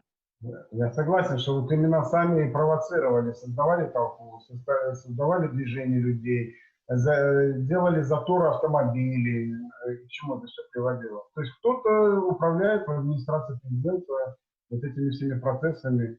Но еще раз скажу, что сегодня должны люди, главное не забыть про каждого человека, кто сейчас по этой статье будет, должны родственники как-то объединиться, я не знаю, можно везде в Фейсбуке, и заявить, кто задержан. И тогда, если у нас уже комитет солидарности, надо помогать им, адвокатов оплату, ну, то есть свидетелей теперь надо искать. Ну, надо полностью, чтобы люди не оказались одни. Шчыра вам дзякую за размову. На сувязі быў спадар Олег Воўчак, праваабаронца, былы следчы, а цяпер кіраўнік кампаніі «Прававая дапамога насельніцтву». Дзякую вельмі. Зараз Тамагі тэлебачанне працуе так, што вось толькі Вітаўт Сіўчык размаўляў з Олегам Волчакам, а і ўжо вярнуўся да нас. Так, і сапраўды тое, што казаў Олег Волчак, у гэты час вельмі важна быць еднымі, вельмі важна быць салідарнымі, калі на вас ціснуць, калі вас затрымоўваюць. Не маўчыце пра гэта, гаварыце, распавядайце, давайце будзем разам ламаць гэты мур маўчання і проста, каб мы ведалі, што адбываецца. Так, бо гэтыя 303 асобы, пра якія мы казалі раней, гэта прынамсі, гэта мінімальныя лічбы, і яны змянялись цягам усяго гаспадарства. Так што не бойцеся паведамляць праваабаронцам, журналістам пра тое, што вас затрымалі, што з вамі штосьці здарылася. Вось вельмі важны момант, таксама які закранулі ў размове з Олегам Волчакам, гэта тое, што ўлады абвінавачваюць палітвязняў, абвінавачваюць тых, хто выходзіў учора на вуліцу у парушэнні грамадскага парадку. Між тым, гэта ніяк не дэманстранты перакрывалі станцыі метро, гэта ніяк не дэманстранты перакрывалі праезжую частку. Як вядома, беларусы нават ёсць з гэтага пэўныя жарты, калі пратэстуюць, то ходзяць па пераходзе на зялёнае святло. Слухай, мы ведаю, што мои калегі для аб'ектыву галоўнага падсумавання навінаў дня працуюць у менскіх судах. Там, прынамсі, яшчэ гадзіну таму, што адбывалася, было не да канца зразумела, кагосьці судзілі праз скайп, кагосьці невядома, калі будуць судзіць. І вось я маю інфармацыю, што ў Гомлі ўжо прайшло 6 судоў, дзе судзілі ўдзельнікаў учорашніх акцыяў. Ці яны ўдзельнічалі в нейкіх сутычках з міліцыяй, з тымі людзьмі ў цывільных, невядома. У кожным выпадку двое з іх атрымалі па 5 сотняў і яшчэ двое па 10 сотняў за па артыкулу 23.3.4 за парушэнне парадку правядзення масавых мерапрыемстваў. Усяго ў Гомлі затрымалі учора 20 чалавек. Ну, сапраўды, і між тым хацеў бы таксама зацытаваць нашых гледачоў, якія нас глядзяць. Вось, напрыклад, піша спадар ці спадарыня пад нікам Пепенко: «Какой позор, какой беспредел хватать мирных людей. Это для этого вы тренируете свой персонал, господин Караев». Таксама вось піша яшчэ адзін карыстальнік: «Я сёння падаў скаргу па пошце, ліст замоўны, заказны». Господарства, сёння Александр Лукашенко у Віцебску, і мои калегі пыталіся ў жыхароў гэтага цудоўнага гораду, што б яны... Лукашенко сустракаецца з актывам традыцыйна. Ён замест кампаніі сустракаецца з актывам, з номенклатураю. Паколькі грамадзяне не могуць задаць пытанняў кіраўніку афіцыйнаму нашай дзяржавы, то мы самыя даем такую магчымасць, чтобы жыхары Віцебску запыталі у Александра Лукашэнкі. В вашай увазе. У меня нету к нему вопросов, потому что мы уже за 26 лет уже все услышали, что он может сделать, и что он сделал, и мы все знаем. Когда закончится беспредел? Все, что вот происходит вокруг кандидатов, вокруг людей, которых хватают на улицах, непонятно для чего. Это вот вообще когда-нибудь прекратится, господин президент? Или это будет продолжаться и на 7-м сроке, на 8-м сроке? Это самый главный вопрос. Я бы ему только рассказала, чтобы он был жив, здоров. Вот это. Потому что лучше у нас ничего не будет. Он президент из всех на 100% у нас. Я его обожаю и люблю, и хочу умереть только при нем, когда он будет на посту. Все спрашивают, где по 500. Вот оно что. Правда ли это вообще? Вот и все. Я желаю ему еще прожить много-много лет и опять стать президентом Беларуси до конца своих дней, потому что мы им очень довольны. Ничего не хочется испытать. Уходи, Лукашенко, уходи. Почему он боится честных выборов? Так, чтобы люди голосовали так, как они хотят. То есть я по сути, как это сказать, так получилось, что я родилась уже при этом гербе и флаге. То есть я как таковой не за БЧБ, но я за честность и за справедливость. Хочу сказать, что Беларусь и так набрала темп, процветает, приятно в ней находиться. Чтобы это все продолжалось, стабильность и спокойствие, и чтобы коронавирус победили. Для меня все хорошо. Вопросов нет. Спадарства, ну што ж, мы падаем меркаванне жыхароў так, як ёсць, не выбіраем нейкія тыя, якія, можа быць, падабаюцца нам асабіста, як грамадзянам Беларусі. Это не наша праца, нам яны не мусяць падабацца ці не. Коронавірус как перамаглі. Этому мы перамаглі ўжо. Здаецца, перамаглі ўжо і не раз, і казалі, што хваля закончыцца ці то на праваслаўны Вялікдзень, ці то на 9 мая. Але сапраўды грамадзянам цяжка зразумець, калі кіраўнік краіны кажуць, што перамаглі коронавірус, а пасля старшыня ЦВК кажуць, што будуць нейкія абмежаванні на выбарчых участках з-за таго ж самага коронавірусу. Дарэчы, трэба таксама згадаць, што дэпутат Чалес палаты прадстаўнікоў Андрэй Савіных яшчэ нядаўна казаў, што яны запрашалі назіральнікаў місіі АБСЕ парламенцкай асамблеі ў Беларусь, але тыя не прыедуць з-за коронавіруса. Між тым, нядаўна стала вядома, што ўсё ж такі місія БДЗІПШ АБСЕ не прыедзе ў Беларусь, бо іх не запрасілі насамрэч у Беларусь. Ну і все, скончыліся праблемы з непрызнаннем выбараў, не будзе ніякіх праблем. Я ўпэўнены, дарэчы, што кіраўнікоў, што місію краінаў СНД запрасілі, не забыліся запрасіць на нашыя выбары, і падазраю, я, канешне, не магу казаць на 100%, але падазраю, што вынікі іхнага назірання будуць даволі традыцыйнымі. Зашмат памылак і парушэнняў яны хутчэй за ўсё не знойдуць. Ну, бо СНД называюць такім клубам дыктатараў і нічога дзіўнага. Мы бачым таймлапс так званы, так, па гэтай велізарнай чарзе, што праз пару сотень метраў смела ідзе. Нават болей можна смела сказаць, бо гэта такая пятля вакол чырвонага касцёла, вакол іншых дамоў, якія стаяць на плошчы Незалежнасці, якая цягнецца па сутнасці ад вуліцы Берсана праз плошчу Незалежнасці да будынку ЦВК. ЦВК працягвае сваю працу, працягнула час сваёй працы да 18:50, прызнаючы, што вельмі шмат людзей прыйшло з рознымі зваротамі, але хутчэй за ўсё это все-таки звароты са скаргамі на нерэгістрацыю Віктара Бабарыка. Ну і таксама з ЦВК працай вось нядаўна Лідзія Ярмошына выказвалася і ўзгадвала пра сваю асабістую бяспеку.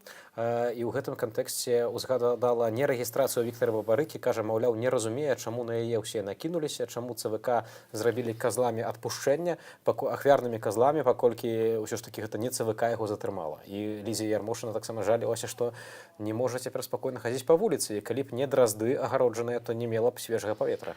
Ну так. Там была такая справа, што Лідзія Міхайлаўна практычна на паветра-то свежа выходзіць толькі па дарозе ад ЦВК да машыны і у сябе на лецішчы ці дома. Ну, так, але здаецца, калі чалавек, ведаеш, з'яўляецца на публічнай пасадзе дзяржаўнай, якая у нармальнай бы краіне чалавек не баяўся б выйсці да людзей на вуліцу. Ты глядзеў учорашняе паседжанне Цэнтральнай выбарчай камісіі? Ну так, вядома. Ну, гэта нейкія новыя такія інавацыі, якіх і даўно не было. Мне здаецца, нават пры гэтай сістэме яшчэ не бывала, каб прэзумпцыю невінаватасці альбо рашэнні, якія мае выносіць суд, выносіла адна старая жанчына. Я думаў, ты маеш, давай без узросту, я думаў, ты маеш на ўвазе інавацыю, што быў сам стрім. Навошта, по-твоему, быў патрэбны гэты стрім з гэтага паседжання?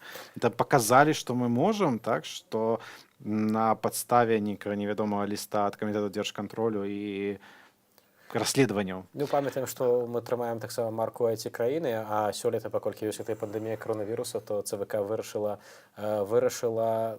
пайсці на пэўную такую саступку і даваць стрымы са сваіх паседжанняў. Дарэчы, дзякуючы гэтым стрымам сёлета многія людзі даведаліся, як это ўсё працуе і што адбываецца на тых камісіях, калі ніхто нават не глядзіць, хто лічыць, колькі галасоў было за ці супраць, а Лідзія Міхайлаўна ўжо называе, не гледзячы на чальцоў, вынік галасавання. Бо тут можна зразумець, насамрэч, бо я, шчыра кажучы, не прыгадаю з таго, што мы, канешне, бачылі, так, з тых паседжанняў ЦВК, которые трапілі на відэа, я не прыгадаю, каб галасы падзяліліся. У якой заўгодна ступені. Все было, по-моему, вельмі аднастайна і дружна галасавалі сябры камісіі. Сябры камісіі змяняюцца, але вынікі не вельмі. Спадарства, чую, што мае меркаванне жыхароў Менску па учорашніх падзеях сутычкі з міліцыяй, нагадаю, і затрыманне прынамсі 303 человек. Хотим, чтобы у нас была возможность выбора, чтобы мы могли пойти и проголосовать за того кандидата, который нам по душе, который нам нравится. Это просто беспредел. Это просто беспредел. Можно остаться, можно просто выйти на улицу или идти с работы и остаться вообще без головы, без внутренних органов. И вот так, вот просто так. Из того, что видел фото, видео, как-то складывается негативное отношение к нашим органам, которые так себя вели, но в то же время обратил внимание, что некоторые из протестующих тоже вели себя, скажем так, не совсем культурно и цивилизованно. Лучше, наверное, промолчать в такой ситуации, дабы не подвернулось что-нибудь в твою сторону. Все, что происходит, это, конечно, беззаконие и безобразие. То есть мы оказались даже не страной третьего мира, я не знаю, мы уже какой страной оказались. В какой-то стране мирных людей бьют по головам. Люди в штатском, вы знаете, что у них на лбу написано. Они вот здесь стоят, их микроавтобусы. Они вот здесь вот периодически все ходят. У них же на лбу написано. Какие бы они белые маечки не одели, какие бы они намордники, как они их называют, черные не одели. У них же по ним же видно. Понимаете, это вообще выглядит как... Это какая-то организованная банда преступников, да, которые действуют под покровительством нашего руководства. Человек, который имеет 76% избирателей, его поддерживает. Зачем ему какие-то проблемы нужны? Он должен радоваться, он столы должен накрывать людям, пить, веселиться, показывать, что его любит народ, а так бросать из ОМОНа этого делать каких-то убийц, фашистов, ну это же бессмысленно на самом деле. Нельзя, конечно, поступать так. Это, я вчера просто действительно видел сам, как ОМОН забирал где-то малолетних пацанов, которым там, наверное, по лет, может, 16-17. Ну, то есть несовершеннолетних даже, грубо говоря. За то, что они просто шли по городу и хлопали в ладоши, мне кажется, это как бы беспредел. Это просто, практически это преступление. Наглое, абсолютно бессовестное. Захват власти без всякой на то правды. Вот и все.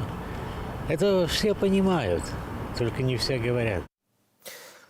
Спадарства, ну што ж, сапраўды ёсць абурэнне сярод мінчукоў учорашнімі падзеямі, і тэлеграм-канал «Нехта» апублікаваў сёння інфармацыю наконт аднаго з ціхароў, чалавека, які быў не ў форме, яго нібыта апазналі. Гэта адзін супрацоўнік ГУВД Мінгарвыканкаму Андрэй Бекіш. Ён нарадзіўся ў Маладэчна, дзе праходзіў 17-18 год тэрміновую службу ва ўнутраных войсках, пасля чаго быў прыняты ў АМАП. І як згадваюць таксама відавочцы, ён ніколі не выдзяляўся нейкай такой эмпатыяй, нейкім такім розумам. Ну, то бок вось такія вось асобы, якія не асабліва задумваюцца, толькі выконваюць загады. Ну, я б не ацэняў так спадара Бекіша. Мы все-таки паразмаўляць не можам. Дзеянні кажуць самі за сябе. Магчыма, калі спадар Бекіш захоча, то ён заўсёды можа звярнуцца да Белсату, патлумачыць сваю пазіцыю. Ну, любы з гэтых ціхароў насамрэч заклікаем да кантакту з намі. Патлумачце свае дзеянні, бюллетени, патлумачце сваю пазіцыю, патлумачце, навошта вы выцягвалі людзей з рэстаранаў, як з Бургер Кінгу учора, навошта вы затрымлівалі людзей гэтак на вуліцах. Тут таксама пытанне ўвогуле, якім задаюцца, і ў каментарах тут чытаю, вось, якім трэба быць чалавекам, каб без разбору біць нагамі па галаве ляжачых людзей, без разбору піхаць старых людзей, абы затрымаць нейкага чалавека, які вольна стаяў спакойна на вуліцы. Пытанне, як гэтыя людзі потым прыходзяць да хаты, размаўляюць з жонкамі, з бацькамі? Думаю, слухай, гэтыя людзі не першы год працуюць там, так? Я думаю, што все-таки асаблівых праблемаў яны не маюць. Гаспадарства, на секунду папрашу, інфармацыя ад Цэнтральнай выбарчай камісіі апошняя, што звароты яны працягнуць прымаць ажно да 19 гадзіны. Далей просяць усе звароты на кшталт нерэгістрацыі вашага кандыдата дасылаць поштаю і падкрэсліваюць, што калі зварот будзе ідэнтычны, на што, дарэчы, Лідія Міхайлаўна і іншыя сябры камісіі абуралася падчас учорашняга паседжання, то на такія звароты, которые будуць аднолькавымі на 100%, будзе дадзены адзіны адказ на старонцы ЦВК. Ну, такім чынам проста спрашчаюць сабе працу, бо не хочуць кожнаму грамадзяніну адказваць. Між тым гаспадарства падказваюць, што можам паказаць вам зварот ад ужо былога прэтэндэнта на пасаду прэзідэнта Рэспублікі Беларусь. Амаль, яшчэ спрэчваюць все-таки. Яшчэ спрэчваюць, маюць шанец мінімальны, канешне, але маюць, што іх прымуць, але так, зварот ад гэтага вылучэнца ў кандыдаты. Я также хотел бы видеть, что белорусы по-прежнему будут проявлять активность, по-прежнему будут строить цепи солидарности, по-прежнему будут демонстрировать и белорусскому обществу, и всему миру, что белорусский народ не умер, что белорусский народ жив, что у белорусского народа есть еще жизненные силы для того, чтобы противостоять тому режиму, который считает себя вправе держать белорусский народ на коленях и считает себя вправе полностью игнорировать его волю и жить за его счет, и строить свое благосостояние за свой счет, а считая белорусов лишь абстрактными единичками, которые должны просто платить налоги для того, чтобы можно было себе построить больше дворцов, чтобы можно было себе построить больше резиденций, чтобы можно было себе сделать еще что-нибудь такое, чего вот он еще не придумал, что еще может быть купить какой-нибудь самолет покруче, чем у американского президента, а может быть еще и купить себе какую-нибудь коллекцию автомобилей, на которых он будет рассекать по городам, огораживая нас от себя. Я, знаете, что хочу сказать? Я хочу сказать, что мы все-таки должны выйти и продемонстрировать свое несогласие с полным игнорированием воли белорусского народа. Мы должны продемонстрировать свое несогласие с тем, как воруются наши голоса, как проходит манипуляция нашими голосами. Я думаю, что надо просто выйти на улицы проспекта Независимости, стать в очередь на автобусных остановках. Эта очередь может быть достаточно длинная. Садиться, если надо, в автобус и проехать одну остановку. Но мы должны выйти и мы должны показать о том, что мы люди, о том, что мы не хотим стоять на коленях. То, чего ожидает от нас власть. У таких досыць моцных словах звярнуўся прэтэндэнт на пасаду прэзідэнта Рэспублікі Беларусь Валерый Цапкала. Між тым, несанкцыянаваныя акцыі, цытата, арганізаваныя і спланаваныя штабамі двух палітыкаў, якім было адмоўлена ў рэгістрацыі кандыдатамі на пасаду прэзідэнта Віктара Бабарыкі і Валера Цапкалы, заявіла кіраўніца ЦВК Лідія Ярмошына агенцтву РИА Новости. Ну, гэта вось мы і ведаем адказ на пытанне. Памятаеце, раней спадарства я казаў, што заведзеная крымінальная справа, і мы задаваліся пытаннем супраць каго, супраць гэта будзе асобных пратэстоўцаў, удзельнікаў учорашніх сутычак, дык выглядае тое, што спадару Віктару Бабарыку дакінуць яшчэ одно абвінавачанне. Але гэта, відаць, досыць дзіўна выглядае, бо ўсё ж такі штаб не заахвочваў выходзіць на вуліцу нікога. Так, гэты зварот быў пасля запісаны. Так, і у Валера Цапкалы і Віктара Бабарыкі гаварылі пра іншыя метады барацьбы за свае правы. Вось менавіта штаб Віктара Бабарыкі заклікаў людзей прыносіць свае скаргі ў Цэнтральную выбарчую камісію, і менавіта таму сёння там паўстала досыць такая вялікая чарга. Цалкам магчыма, і з гэтым гэта звязана. Бачыш, яны запрасілі людзей на спакойны мирный зворот, вот не протест, а просто прадаваць свае звароты, і тысячы людзей выйшлі. Магчыма, гэта і ёсць такой рэакцыі, каб, магчыма, дабіць гэты штаб, который все яшчэ існуе, нягледзячы на нерэгістрацыю кандыдата. Ну, але памятаем, што за Віктара Бабарыку сабралі 450 тысячаў подпісаў, за Валера Цапкалу блізу 200 тысячаў. Гэта вялікі сапраўды абсяг, вялікая частка беларускага грамадства, і гэта абсалютна зразумела, што людзі, якія падпісаліся за сваіх кандыдатаў, якім не даюць магчымасці выявіць сваю палітычную волю, выходзяць на вуліцы, каб абараняць свае правы. Уласна, пра абарону пра выказванне сваёй пазіцыі на вуліцы мы бачым, што на менскіх вуліцах это можна рабіць. Нават не толькі менскіх вуліцах, што часцяком это бывае небяспечна, але я ведаю пратэст на вулічную акцыю, которая выглядае на то, што дазволена, дык, скажу гаспадарства, мусіць быць на 100% бяспечная. Ведаеш, пра што я кажу? Запрашаюць на акцыю. Першамайская раённая сталічная арганізацыя Белай Русі, патрыятычная акцыя флешмоб за Беларусь суверэнную, справядлівую і бяспечную. Ты ведаеш, я скажу тобі шчыра, я таксама за справядлівую, суверэнную і бяспечную Беларусь, але тыя арганізацыі, якія ты назваў, наўрад ці могуць гэта забяспечыць. І менавіта такі, скажам так, пасыл для нашай краіны. 21 ліпеня, гаспадарства, 12 гадзіна. Хвілінку, дзе гэта все адбудзецца? Пакуль я шукаю, дзе гэта все адбудзецца, мы перанесемся зноў у Менск да нашай Кацярыны Андрэевай, которая працуе ў чарзе каля ЦВК.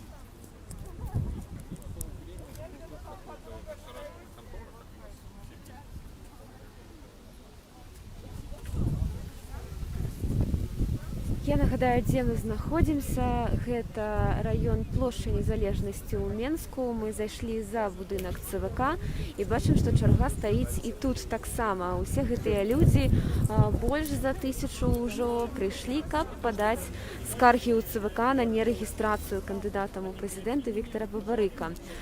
Людзі стаяць тут ад 12 гадзіны раніцы, ужо тады пачалі збірацца, але працягваюць падыходзіць, і яшчэ чарга прыбывае дагэтуль.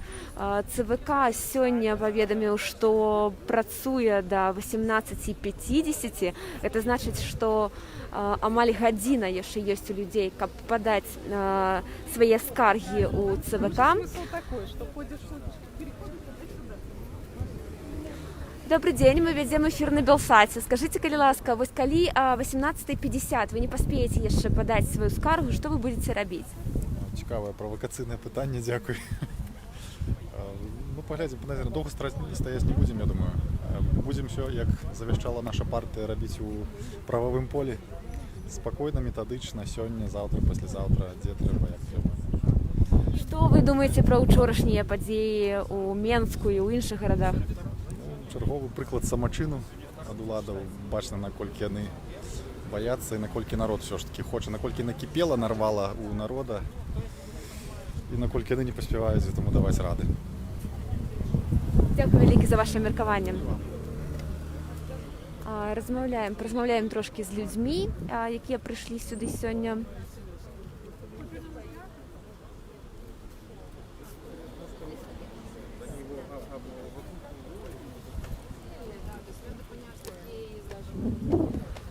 Добрый день, мы вядзем эфир на Белсаце. Можна з вами пагаварыць, калі ласка. Скажите, чаму вы вырашылі вось менавіта такім чынам сваю пазіцыю выказаць сёння? Ну, потому что я решила, что другого нет, никакого у меня выхода.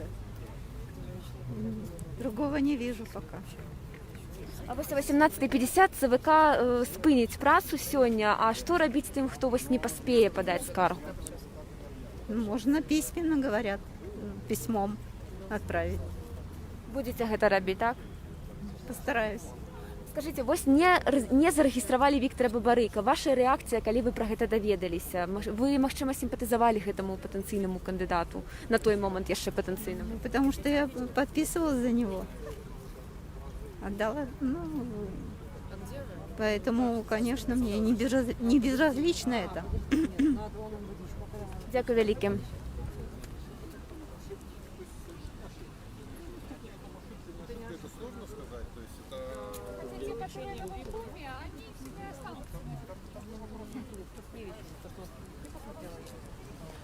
Добрый день, мы ведем эфир на Белсате, можно с вами поговорить? Так, Белсат, добрый день. Скажите, калі ласка, чаму вы вырашылі сёння прыйсці менавіта да ЦВК и подать скаргу? Сегодня потому что надо активнее и быстрее показывать, что мы вместе, не ждать ничего, быстрее идти и змагаться как можно быстрее, наверное, так. А что вы думаете про учорашнія падзеі у Менску и в іншых городах? Опять же, я повторю, что надо действовать быстро, не растягивать надолго, там через день, через два выходить. А чему? Скорее всего, потому что мы свои силы не подкрепляем, я затрудняюсь, я хочу сказать, но выразить это хочется. Скажите, як можете. Так мы... Я просто немножко переживаю, если честно. Я разумею, ничего страшного. Да. То бок вы думаете, что треба хутка дзейнічаць, так, ваше меркаванне? Да, я думаю, что надо быстро, не растягивать, потому что чем дольше мы это будем делать, тем наш президент будет наглее себя вести, скажем так. Дякую, что поговорили з нами. Нагадаю, дзе знаходзімся цяпер каля будынку ЦВК, але з іншага боку мы падышлі. Калі добра чуваць і добрая карцінка, то дайце нам ведаць, мы вельмі на гэта спадзяемся і працягнем гаварыць яшчэ з людзьмі. Добрый день, на Белсате транслюем живой эфир. Скажите, калі ласка, что вы думаете про учорашние брутальные затрыманні ў розных городах Беларуси? Я не вижу смысла арестовывать людей, которые не нарушают закон, не мешают другим людям, гражданам, чиновникам, сотрудникам любых органов. По-моему, это и бессмысленно, еще больше провоцирует людей на какие-то недовольства, что ли. А чому ви вирішили вось менавіта таким чином сьогодні свою позицію виказати, прийшовши сюди? По-моему, это вполне легитимная позиция. Если кандидаты, за которых мы подписывались, не допущены к выборам, то мы действуем методами законными, не буяним, не хулиганим. Опять же, к этому призывали сотрудники штабов этих кандидатов. По-моему, правильный способ. А вы подписывались за Віктора Бабарыка? Да. І вось ваші емоції, калі даведаліся, што ён не быў зарэгістраваны, першыя думкі? Противно, конечно, но к этому все были готовы, наверное. Основная масса понимала, что этим закончится. По крайней мере, вот этот этап допуска их к выборам. И Бабарика, и Цепкала, и Тихановского. Есть пока вот такие методы, мы ими пользуемся. Дякую за ваше меркаванне. Спасибо за вашу работу. Людзі выказваюць свае меркаванні падчас чакання. Чаканне гэтае расцягнулася ўжо на гадзіны. Людзі працягваюць стаяць у чарзе і яшчэ падыходзяць. Дакладную колькасць нават складана назваць, бо ўвесь час людзей прыбывае ў гэтай чарзе. А мы працягнем распавядаць вам пра падзеі. Яшчэ абавязкова пагутарым з людзьмі, пакуль паглядзіце, як выглядае чарга за будынкам ЦВК. Колькі тут людзей.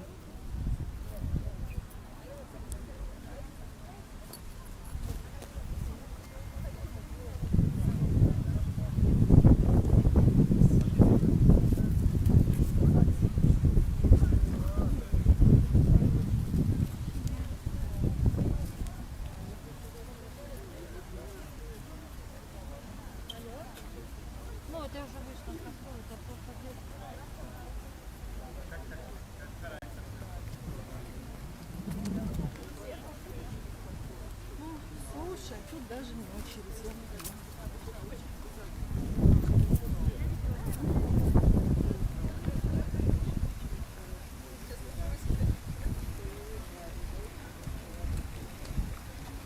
Я прямо напротив входа.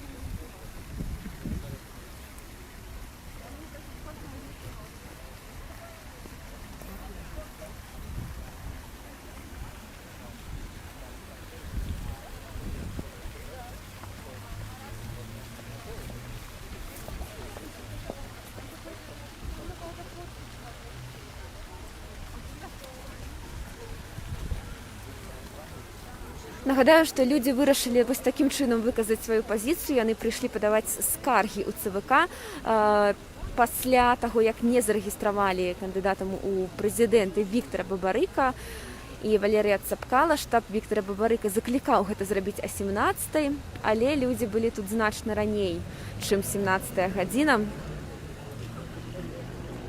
І людзей насамрэч вельмі шмат цяпер тут.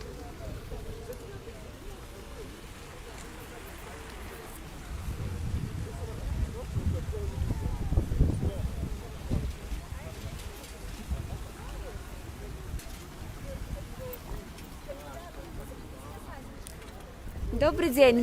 Гэта Белсат, мы вядзем жывы эфір. Вось вы з роварам, так? Мы ведаем, што учора былі таксама і раварысты шматлікія затрыманыя падчас акцыі.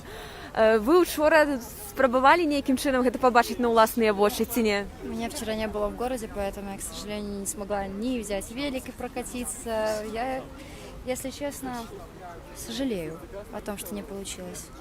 Потому что я не была ни с теми людьми, с которыми была, и не здесь.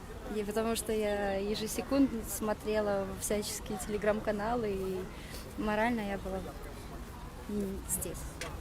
А вось былі вельмі брутальныя затрыманні учора, і журналістаў нават хапалі. А ці не пужае вас вось такая перспектыва быць затрыманай, калі вы выходзіце нейкім чынам на вуліцы выказваць сваю пазіцыю? Детский сад разводят, надоело уже. Неинтересно. Просто все равно уже. Единственное, что меня беспокоит, у меня 2 кошки. Как они без меня? Але вы не боитесь там потрапить на сотни, под суд? Нет, мне все равно, мне надоело. Как и всем, я думаю, здесь стоящим. Дякую вялікі за ваше меркаванне. Вось такімі меркаваннямі людзі дзеляцца. Дарэчы, вельмі шмат моладзі, але і не толькі моладзі, прыходзяць сюды цэлымі сем'ямі людзі. Бачылі мы і людзей больш сталага веку. Што да дзейнай у міліцыі, то пакуль яе не вельмі шмат менавіта тут, але мы ведаем, што ў дварах і ў асобных кропках на пад'ездзе да плошчы стаяць аўтазакі і АМАП.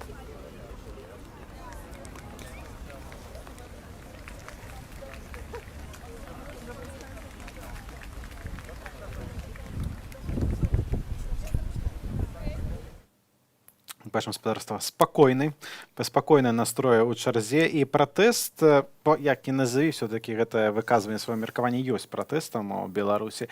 Пратэст падобны на тое, што адбывалася ўчора без лідара, абсалютная самаарганізацыя людзей, хаця гэтым разам штаб Віктара Бабарыкі заклікаў людзей прыходзіць, але гэтыя сотні, тысячы асобаў, которые мы бачылі на відэа, прыйшлі самыя, і штаб не ўдзельнічаў у каардынацыі. Але тое, што абнадзейвае, гэта нягледзячы на гэтае затрыманне, нягледзячы на рэпрэсіі, нягледзячы на тое, што лідары знаходзяцца ў турме, людзі працягваюць выходзіць. Людзі адгукаюцца на ініцыятывы, людзі таксама і самаарганізоўваюцца, як гэта было ўчора, і людзі ўсё ж такі прачынаюцца і думаюць аб будучыні наступных пакаленняў, аб будучыні сваёй краіны. Валерый Цапкала ў сваім звароце сказаў, між іншым, што калі сёлета нічога не зменіцца, то ўлада будзе тое самае рабіць праз 5 гадоў, праз 10 гадоў, праз 15, праз 20 і так бясконца, аж пакуль людзі гэта не спыняць. Даволі прадказальна, навошта штосьці змяняць будзе гэтай уладзе, калі все гэтак спраўна працуе. Іншая справа, што мне хвалюе, што з кожнай такой акцыі мы бачым пэўную, я бы сказал, эскалацию. Так? Это гвалт з боку праваахоўнікаў. Учора ўжо былі выкінутыя на вуліцы Менску ўнутраныя войскі. Памятаеш, у Маладзечна пасля лёгкай штурханіны праваахоўнік скапіўся за табельную зброю. і мне падаецца гэта ёсць не самым небяспечным як і для пратэстоўцаў, так і для ўладаў. Такая памылка, которая можа каштаваць вельмі шмат крыві ўсім. Справа ў тым, што ўлады сваёй упартасцю і нежаданнем ісці нават хоць на мінімальныя нейкія саступкі грамадству паводзяць сябе надзвычай небяспечна. Гэтыя дзеянні, якія яны робяць, гэта правакуе проста нават да грамадзянскай вайны. Моцная ўлада у вас велізарная ўзровень падтрымання, наколькі я памятаю, паводле апошніх апытанняў, которые публікаваў тэлеканал АНТ, там штосьці да 70, так, больш 69-67%. Але вось Андрэй Крывашэў з БТ зрабіў такі зліў, нібыта, з аператыўна-аналітычнага цэнтру пры прэзідэнце, што Лукашенко падтрымлівае 76%. Насамрэч, проста пра гэта вось публічна не гавораць. Ну, так, і што гэта адсотак расце, што ён дойдзе да 80%. І тут таксама пачалі все тэарэтызаваць. Ці гэта Александр Лукашенко, ведаеш, у нас часта любяць, вось, ён не зведае, так? Вот все баяры дрэнныя, а цары добры, і царь, магчыма, трымаецца в нейкім такім інфармацыйным кокане, ён насамрэч, можа, не ведае, што яго-то падтрымкі-то няма. Калі яму на стол пакідаюць такія паперкі, дзе 80% падтрымання. Што ж, з некаторымі дыктатарамі сапраўды так было ў гісторыі, аднак, улічваючы, што Лукашенко ў берасці актывістам казаў, што ў яго не 3% і ён не вусаты таракан, то, відаць, усё ж такі ён чуе пра тое, аб чым кажа маса людзей у Беларусі, і ўсё ж такі ніякім чынам, не глядзячы на сваю адарванасць, адчувае рэальны ўзровень даверу да яго. Ну, тады гэта ўжо пытанне гаспадара Крывашэева. Хто больш адарваны? Так? Калі ты называешься журналістам і публікуеш на поўным сур'ёзе такую паперку, не задаючы пры гэтым пытанню, адкуль яна ўзялася гэтая паперка, чаму ў краіне няма сацыялогіі, чаму ўзровень падтрымання кіраўніка краіны, ён, аказваецца, сакрэтны. Як вы там все працуеце у гарвыканкамах, калі ўзровень падтрымання непасрэдна вышэйшага кіраўніцтва ён сакрэтны? Увогуле, на фоне астатніх краінаў, дзе таксама праходзяць сёлета выбары, калі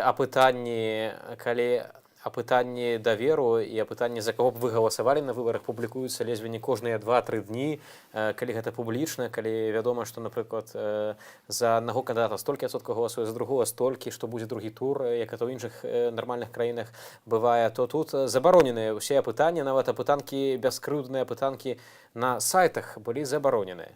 Моцнаму лідару няма чаго баяцца. Вось добры прыклад суседняя Польша. Менш за 1,5% адрыву ад свайго ў другім туры апанента атрымаў прэзідэнт ужо пераабраны Анджэй Дуда, але ніякіх пратэстаў, няма ніякіх сумневаў у тым, што перамог сумленна. Я думаю, што калі б у Александра Егоровича была больш за палову грамадзянаў па яго падтрымалі, на гэтак жа чыстых і празрыстых выбарах, як у Польшчы, ніхто б ніякіх праблемаў не рабіў. Але абсалютна відавочна, чаму ён гэта выбары і не арганізоўвае, бо калі б ён мог на іх перамагчы, то, безумоўна, яны б былі арганізаваныя. Пакуль апытанні забараняюць на сайтах, мы, натуральна, нашы апытанні, которые мы робім з людзьмі на вуліцах беларускіх гарадоў, яны не могуць быць нейкімі рэпрэзентатыўнымі, так, мы все-таки не займаемся сацыялогіяй, але ўсё ж таки, я думаю, настрой грамадства перадаюць. І вашай увазе спадарства меркаванні людзей пасля нерэгістрацыі Віктора Бабарыкі. Бабарыка, которого по всем законам он является невиновным, пока не вынесен приговор суда, его уже Центр избирком заранее признал виновным. Вот, и снял по этой причине с выборов. Ну, все понимают, что и Валерий Цепкало тоже пострадал абсолютно незаконно. Это правовой Чернобыль, это фашистское государство во всей красе, вы только что видели вокруг, что происходит. Практически в основном население было все равно. Кто-то говорил, что проголосуют, без нас проголосуют, наша подпись ничего не значит. Сейчас у многих мировоззрение начало меняться, потому что многие не хотят уже уезжать за границу, да и все мы туда не уедем. И все хотят тут жить, на своей родине. Человек, который сейчас находится у власти, заявляет на всю страну, что он имеет, скажем так, абсолютно электоральное большинство, и его выборы совершенно противоречат его словам. Тем самым он доказывает еще раз, опять же, свою некомпетентность в первую очередь. Во-вторых, он абсолютно никаким образом не ценит свой народ, не поддерживает его выборы. Не допустили реальных конкурентов, боится власть реальной конкуренции. Решили Ну, окончательно утвердить диктатуру. Мы против этого. Мы хотим перемен. По мне, конечно, чем больше людей, то есть больше конкуренция, то есть больше людей могут какие-то кандидаты больше предложить. То есть не будут заморачиваться только на каких-то одних, так сказать, стабильных уже лозунгах. Не только там мирное небо и чистая страна, а что-то еще народу пообещать надо. Надеяться на какие-то честные, справедливые выборы нету смысла, но хотя бы в Рио выйти и показать нашу позицию, показать, что мы не одни, тоже все-таки можно, я считаю, и это правильно. Спадарства голас народу можна пачуць у нас на тэлеканале Белсат, і мы заахвочваем таксама запрашаць распавядаць знаёмым пра нашу трансляцыю і пра дзяліцца таксама і нашымі сюжэтамі. Між тым тэлеграм-каналы звяртаюць увагу на тое, што чарга да ЦВК праходзіць паўз чырвоны касцёл. А недаўна была гісторыя, стала вядома, што касцёл хочуць адабраць у вернікаў за даўгі дзяржаве, і ніколі не было праблемаў у іншых парафіяў. Толькі ў чырвоным касцёле такая праблема, што сам будынак не належыць парафіі, і што цікава, гэта ўсё ўзнікла ў прэсе пасля таго, як мітрапаліт Тадеуш Кандрусевіч заклікаў, каб у Беларусі былі свабодныя і справядлівыя выбары, і нават была пачатая акцыя вернікамі «Католік не фальсіфікуе». Пра гэта спадарства будзе падрабязны сюжэт у галоўным падсумаванні навінаў дня ў аб'ектыве. На гэты момант вядома толькі, што сёння мелася адбыцца сустрэча прадстаўнікоў Тадеуша Кандрусевіча з Менгарвыканкамам. Аднак з-за невядомых прычынаў, прынамсі на момант, калі мы зараз размаўляем, я гэтага не ведаю, але, магчыма, мае калегі ў матэрыяле распавядуць, да сустрэчы не дайшло. Чырвоны касцёл сімвал таксама ўсёй сталіцы Беларусі, адзін з найбольш распазнавальных будынкаў.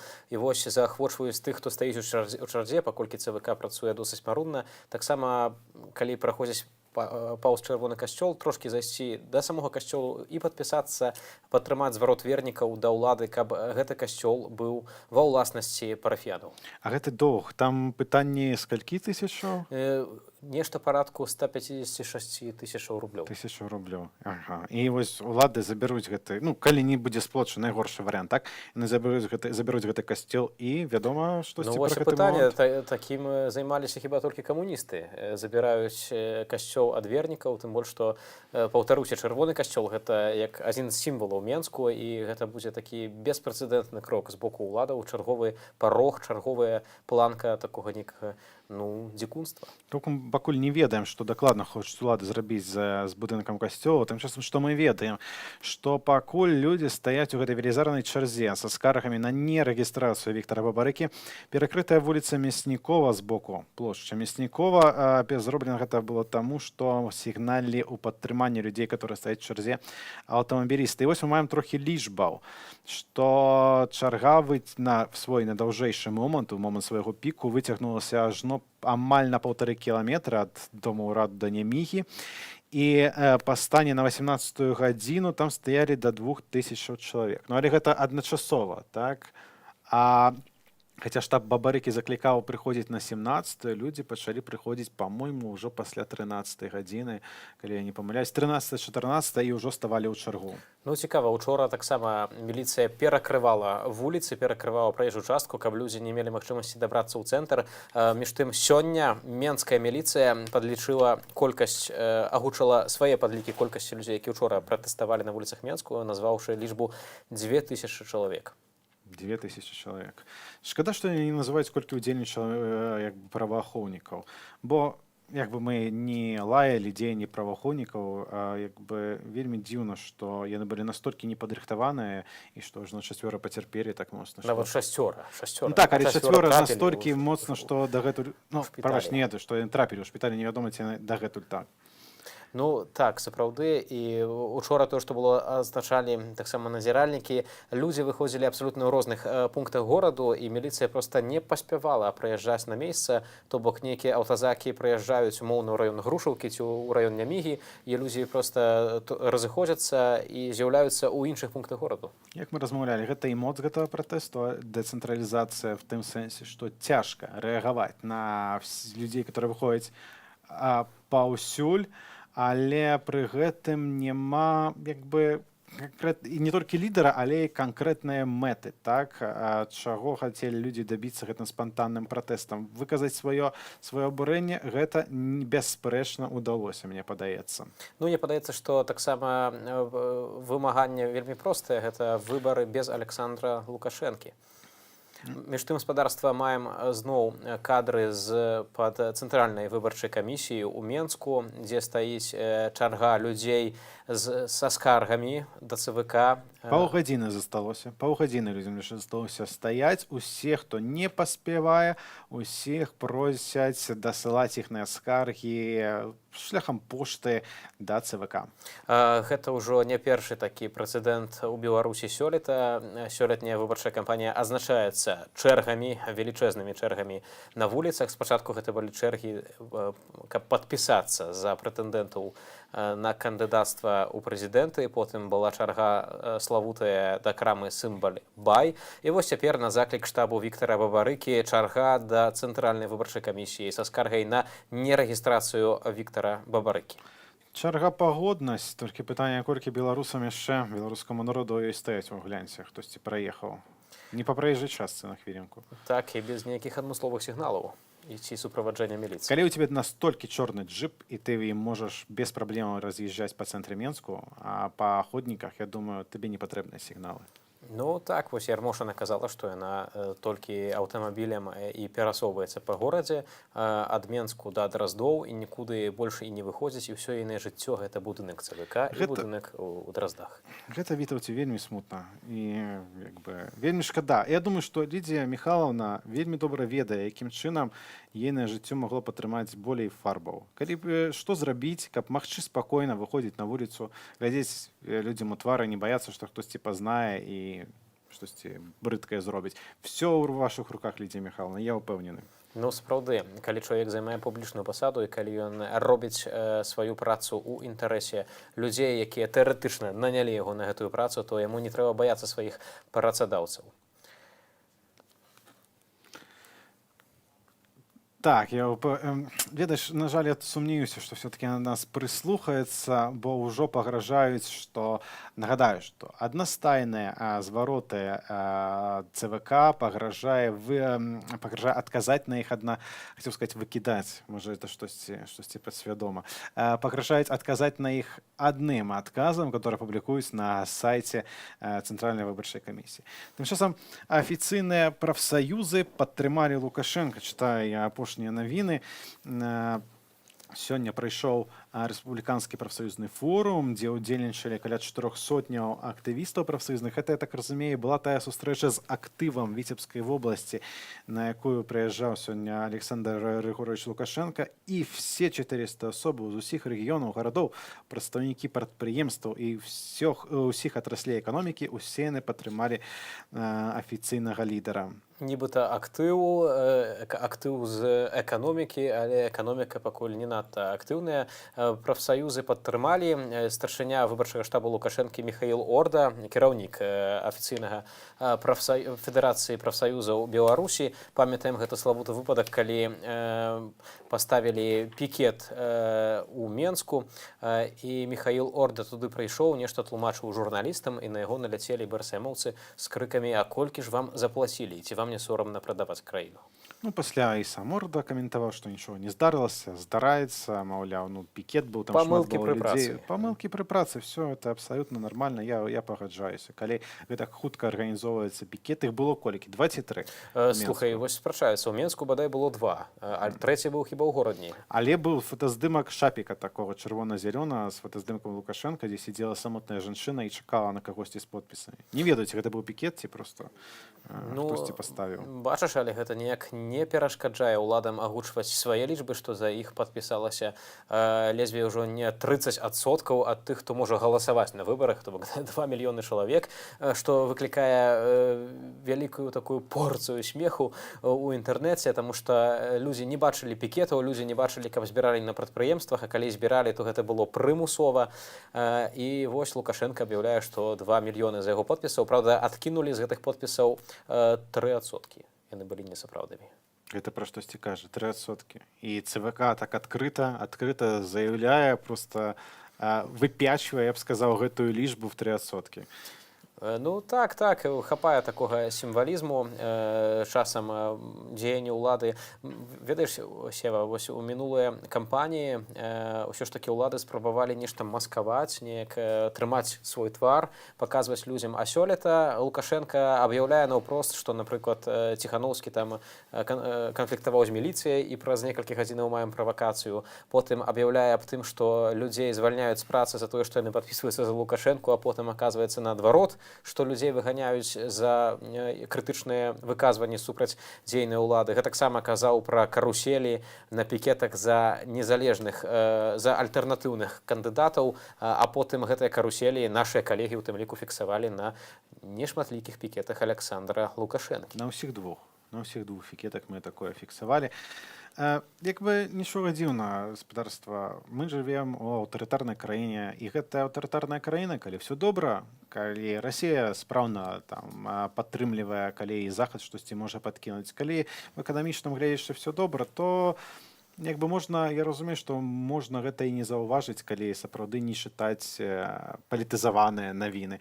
Але як толькі з'яўляецца мінімальная небяспека, аўтарытарны рэжым не мае ніякіх праблемаў з тым, каб нагадаць пра свае, не мае ніякіх праблемаў з тым, каб паказаць зубы. Ну і, уласна, праблема практычна ўсіх аўтарытарных рэжымаў, а асаблівасці ў Беларусі ў тым, што яны існуюць не дзеля нейкіх мэтаў агульнага дабра, дзеля чаго існуе дзяржава як найвышэйшая форма арганізацыі грамадства, дзеля бяспекі, дзеля адбіцця нейкіх іншых пагрозаў, дзеля арганізацыі грамадскага жыцця. А гэтая ўлада існуе толькі дзеля таго, каб кіраваць. І як бачна, нават сёлетняй кампаніі усе сродкі тут для іх добрыя, яны ні перад чым не цураюцца, каб проста захаваць сваю ўладу. І для іх не цікавіць, у прынцыпе, нават і імідж. Чарговыя частковыя звесткі пра затрыманых на ўчорашніх пратэстах людзей, гэтым разам Берасці. 45 чалавек было затрымана, прынамсі гэта кажа старшыня берасцейскага гарвыканкаму Александр Рагачук. З гэтых 45 8 былі вызваленыя, 37 асобаў застаюцца ў ізалятарах часовага ўтрымання. Пра суды у Берасці не ведаем практычна нічога, але мы сёння згадалі гэты выпадак, калі жанчыне ў Менску зламалі руку на пратэсце. Так, сапраўды, мне ўдалося таксама паразмаўляць праз тэлефон са спадарняй Ірынай. Давайте паслухаем.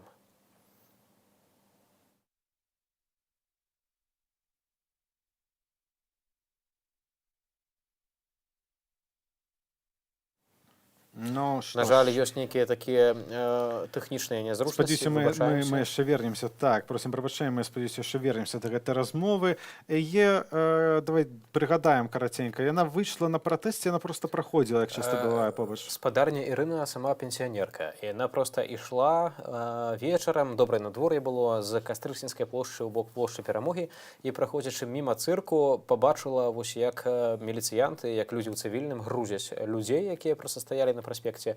І вось адзін з замонаўцаў так у сваім запале схапіць чалавека бег, што проста яе вось так выпадкова насамрэч піхнуў. І спадарня Ірына звалілася на тратуар, як потым высветлілася, зламала руку. Адметна, што міліцыянты паднялі яе, аднак не запыталі, як яна сябе пачуваецца, і хуткую дапамогу выклікалі ўжо мінакі потым. Але пачакай, яны яе паднялі, яны яе затрымалі? Не, яны не затрымалі, яны пакінулі яе на месцы. Што таксама, ведаеце, спадарства, на жаль, у нашых умовах ужо выглядае як нешта такое незвычайнае. І мне кажуць, што ўсё ж гатовая размова. Давайте паспрабуем яшчэ раз. Значит, ну что, шла я с площади Октябрьской на площадь Победы. И вот в районе где-то напротив цирка, возле Янки Купалы, там ОМОНовцы, наверное, кого-то тащили, скорее всего, автозак. Так быстро так все произошло. Они, наверное, это быстро делали. Уже даже сообразить не успела, что произошло. Просто меня они уронили, ну, упали на асфальте и сломала руку, я уже почувствовала. То есть, но они мне же помогли встать, то есть они увидели, что они уронили там какие-то, их было очень много там. Поэтому там несколько человек еще мне помогли встать из ОМОНовцев, и там передали женщине, то есть такого ничего криминального, то есть они не хотели явно этого делать, но так получилось. Ну, потом оказалось, что перелом руки, но я уже чувствовала, что что-то не так, что ну, такое явно было. Поэтому вот так вот получилось. Я так разумею, што амонаўцы хапалі людзей і рабілі гэта абсалютна без аглядкі і вас зачапілі. Да, зацепили меня, да. Зацепили. А почему не хватали? Мы по дороге шли с женщиной, там разговаривали с какой-то, я, ну так, просто... А они еще до этого, пока я шла, мы так еще недоуменно, непонятно было. А там были не ОМОНовцы, там, по-моему, кто-то в гражданской одежде. Мы не могли понять, что происходит. А потом, когда уже дошли до этого, как-то до цирка до этого, то тут уже были ОМОНовцы, и вот они меня как раз уронили. А до этого мы шли, там же небольшой промежуток от площади Октябрьской до этого. И, по-моему, там 2 раза вот было какая-то, мы думали, не то драка, не то еще что-то. Вы кажаце, што амапаўцы, амонаўцы дапамаглі вам устаць? Да. Яны выклікалі хуткую дапамогу? Нет, они не вызывали, нет. Я просто осталась там посидеть, потому что я побоялась, посмотрела, что с рукой что-то не то, и мне показалось, что она быстро начала припухать.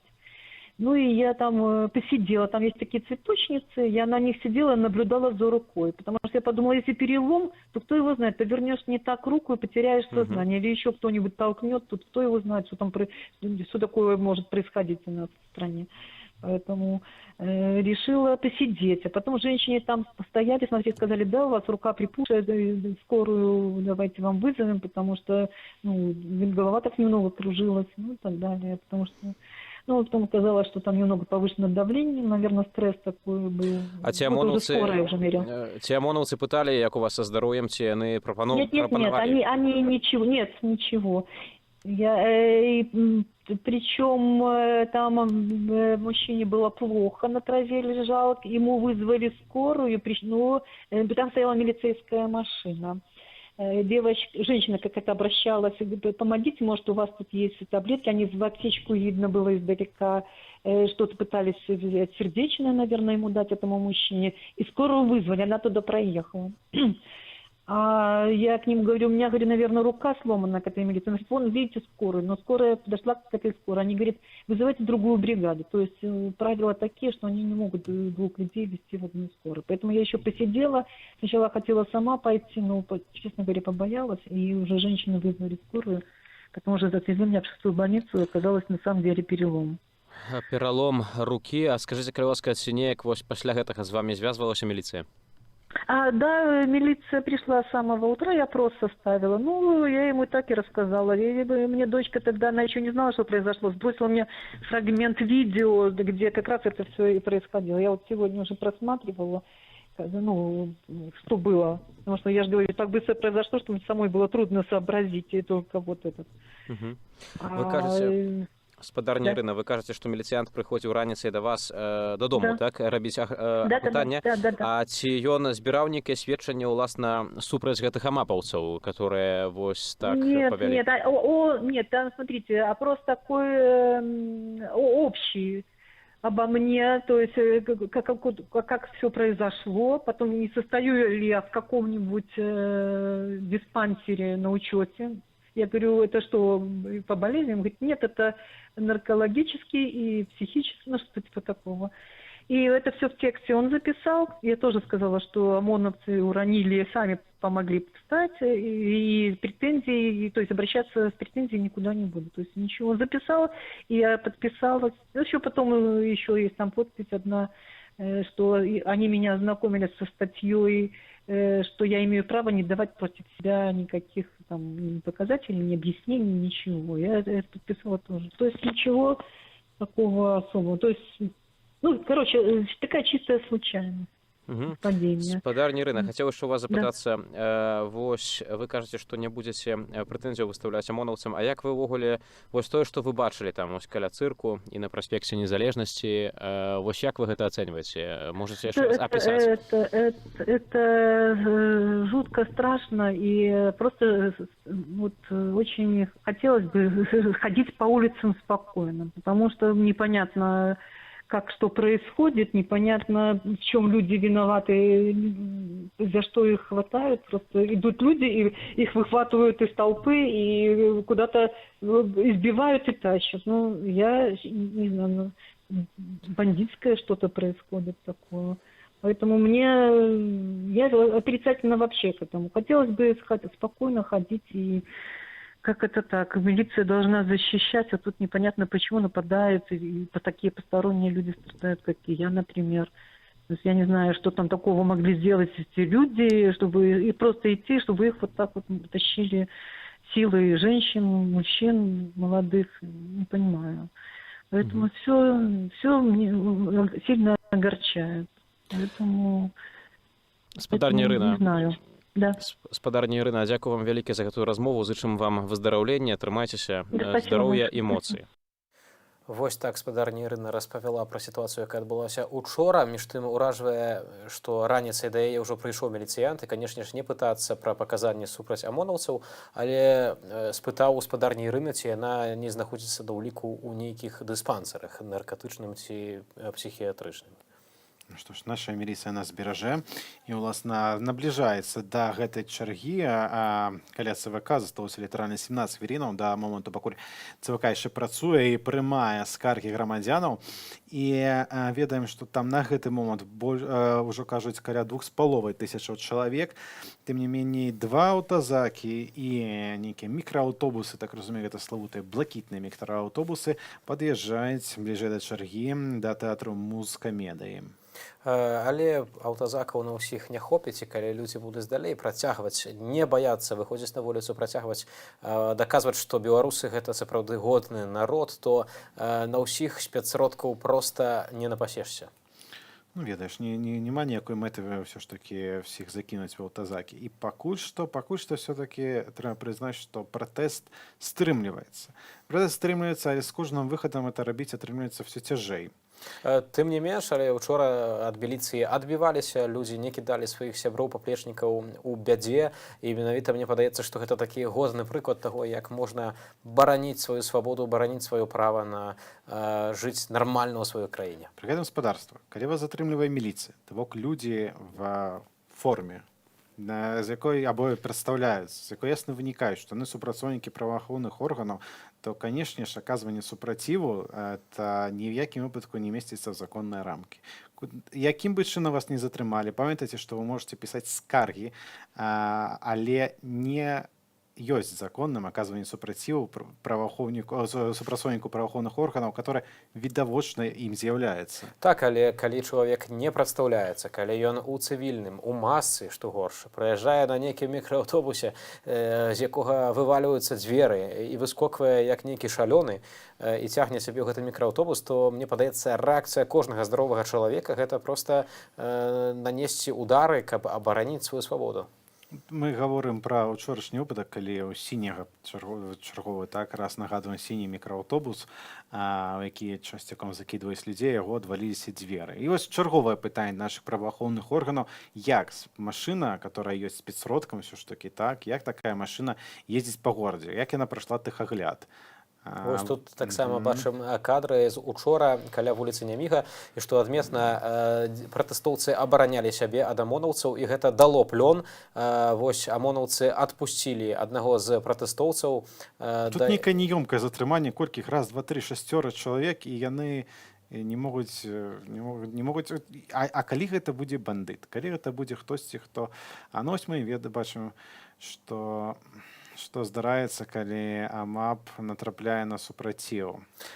Таксама было маладэчнае, калі проста павалілі аднаго амонаўца, і яны вельмі хуценька, паказаўшы пісталет, селі ў свой мікрааўтобус і з'ехалі. То бок абсалютна мінімальны супраціў такім вось бандыцкім дзеянням прыводзіць да таго, што міліцыянты пачынаюць баяцца чапаць людзей і ці чакаюць падмогі, ці проста з'язджаюць з месца.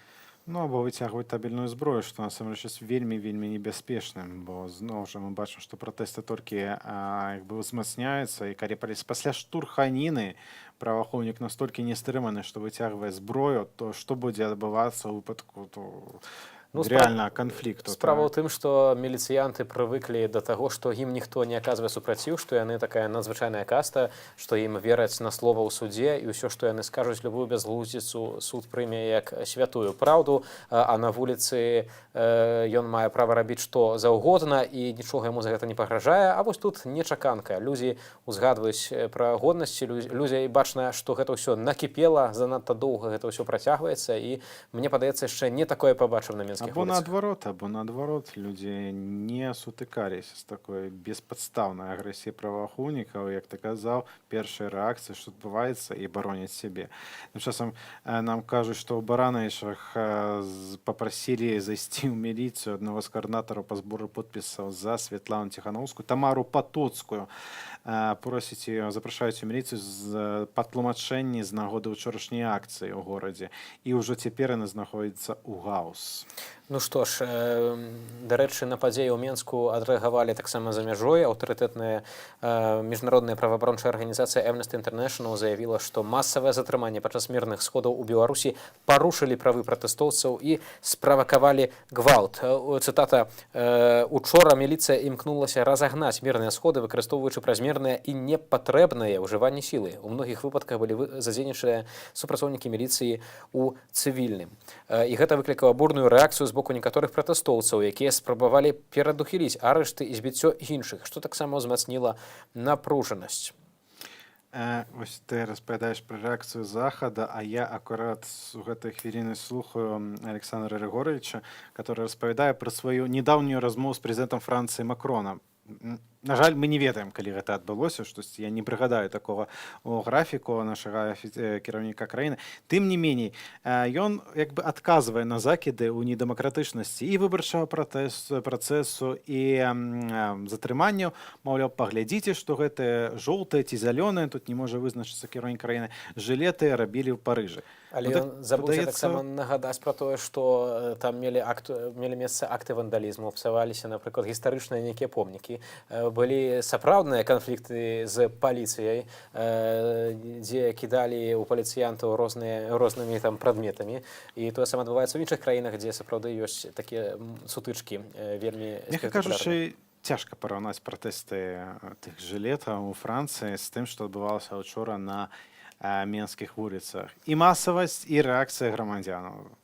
Нам тут таксама падказваюць, што ўжо збліжаецца час, калі практычна праз 1 хвіліну ЦВК спыняе сваю працу, і да чаргі падышлі міліцыянты, якія просяць усіх разысціся. Незразумела, на якой падставе, чаму людзі не могуць стаяць спакойна проста на вуліцы гораду, але міліцыянты прыйшлі і сказалі, што пасля заканчэння працы ЦВК нікога на плошчы быць не павінна. Мы ўжо размаўлялі пра тое, што праваахоўнікі сёлета маюць праблему з чэргамі любога тыпу, і насамрэч нам кажуць, што адбываецца наступнае: амапаўцы і людзі традыцыйна ў цывільным падыходзяць да канца чаргі, не падпускаюць да людзей далей, нагадваюць гадзіны працы Цэнтральнай выбарчай камісіі, вельмі выгодна, калі адмысловыя людзі нагадваюць гадзіны працы дзяржаўных органаў, і заклікаюць падаваць зварот па электроннай пошце. Раней ЦВК заклікала падаваць зварот поштай проста. Так што спадарства не ведаюць, ці інфармацыя, которую агучваюць людзі ў цывільным, нейкую вартасць мае. Магчыма, так. Я ведаю пра зварот звычайнай поштай. Уражвае, канешне, гэтая дзяржаўная машына, якая ёсць у Беларусі, калі ўсе органы займаюцца не тым, чым павінна, паводле іхняга статуту, калі ЦВК каментуе сітуацыю з палітычнымі затрыманнямі, а міліцыя нібыта ў двукосцях дапамагае ЦВК. І пакуль яшчэ чарга не разагнаная, пакуль яшчэ людзі стаяць, апошняй хвілінай працы ЦВК, хочам даць слова кадроваму афіцэру ў адстаўцы Івану Антанюку, які размаўляў даволі эмацыйна з маёй калегай.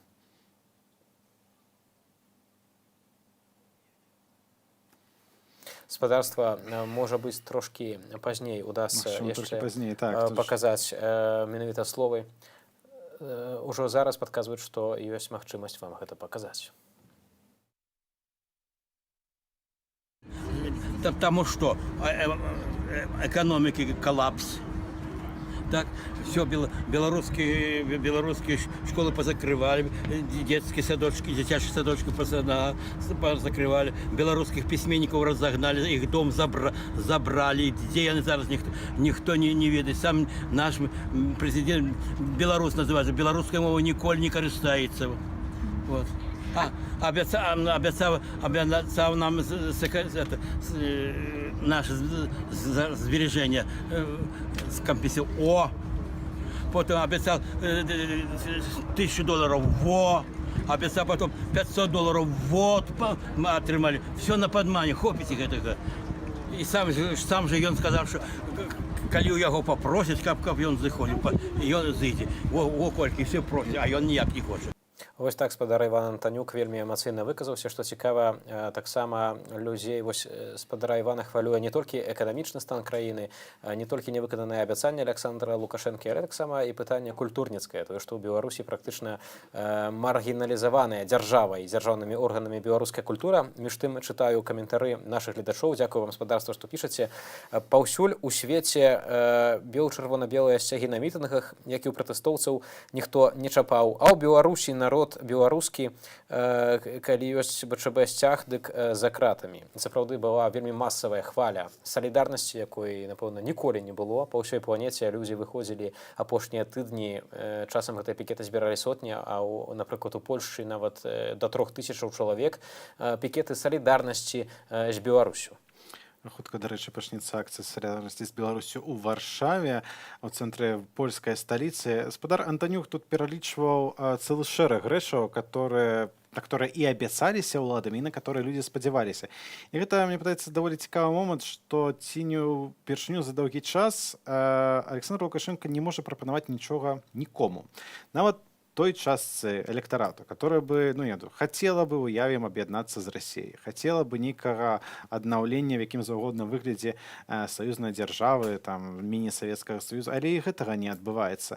Пра эканамічныя цяжкасці таксама ўжо згадвалі. Людзі настроены больш незалежніцка, то мы бачым, так, іх намеркаванне таксама, мякка кажучы, улічваецца зрэдку. То хто гэтыя 2 мільёны галасоў падпісанты? Хто гэтыя людзі, которые там на АНТ 70%? Каго яны апытваюць? Цяжка адказаць. Ёсць падазрэнне, што гэта ўсё ж такі нейкія такія мёртвыя душы, як у Гогаля, што былі пададзеныя нейкія проста спісы гатовыя з аддзелаў кадраў на дзяржаўных прадпрыемствах, альбо, можа быць, з мінулых гадоў, калі за Лукашэнку таксама прымусова збіралі подпісы. Але цалкам магчыма, бачачы, як улады па сутнасці хлусяць, цалкам магчыма, што і гэта абсалютная хлусня, нават і няма фізычна ніякіх подпісаў, проста з тэлевізару гэта заявілі. Вось і ўсё. Дарэчы, можа, маглі яшчэ адзіць працы, сапраўды, навошта збіраць гэтыя подпісы за Александра Григоровича. Конечно, мы не думаем тут, што у Александра Лукашенко сапраўды 3%, это было б вельмі смешна і наіўна, але лозунг, як з боку ягоных праціўнікаў, вельмі добры. І, власна, вяртаючыся да праціўнікаў, Валер Цапкала, мы ягоны зварот да пратэстаў мірных і спакойных чулі, той, которому адмовлена, вылучэнцу кандидата, которому адмовілі ў рэгістрацыі, падтрымаў Святлану Ціхановскую. Магчыма, тое, пра што мы казалі неаднойчы, пра магчымае аб'яднанне сілаў кандыдатаў. І мне тут кажуць, што нам бы варта перанесціся назад у Менск да гэтай чаргі, да ЦВК.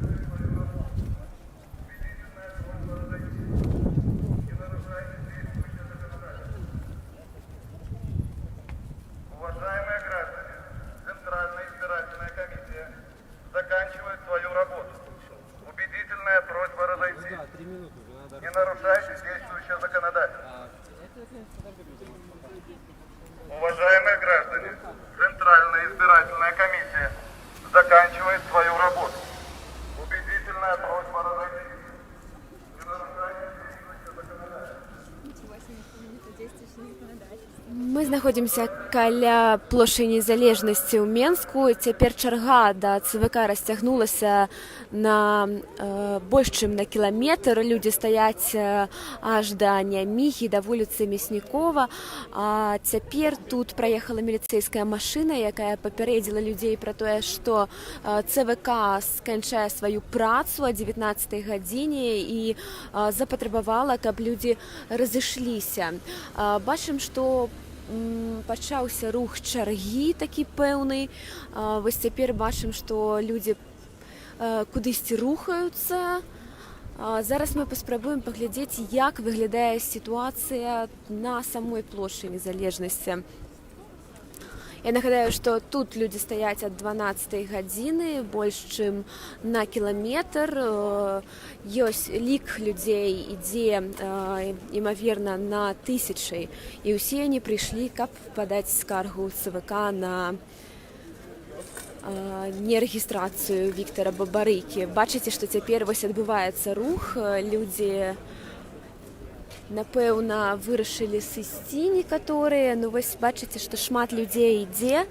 Яны рухаюцца з вуліцы Берсана, атрымліваецца да у напрамку Чырвонага касцёла цяпер і адпаведна да плошчы Незалежнасці. Давайте паглядзім, як гэта выглядае. Таксама ў некаторых тэлеграм-каналах з'явіліся заклікі да акцыі о 19 гадзіны, але невядома, які план у людзей. Таксама пісалі ў тэлеграм-каналах, што, магчыма, людзі пойдуць да паштамту, які працуе да 20 гадзіны, каб падаць сваю скаргу у пісьмовым выглядзе па пошце. Ну, ці спраўдзіцца гэты план, мы не ведаем. Плыня людзей раздзялілася на некалькі такіх напрамкаў. Тут людзі ідуць таксама, і вось частка чаргі разыходзіцца у бок гасцініцы Мінск. Міліцыя тут прысутнічае, ўжо папярэдзілі, што працуе ЦВК толькі да 19. І некаторыя тут выказвалі меркаванне ў размове з намі, што могуць быць затрыманні пасля 19 гадзіны. Мы будзем сачыць за развіццём гэтых падзеяў тут на месцы. Пастараемся паказаць вам усё і пагаварыць з людзьмі таксама. Ну, пакуль сітуацыя выглядае наступным чынам. Пасля папярэджання міліцыі з патрабаваннем разысціся, людзі пачалі рухацца кудысьці. Просто ў бок плошчы, чуваць апладысменты раз-пораз, то там, то там. І цяпер чарга ідзе да плошчы Незалежнасці.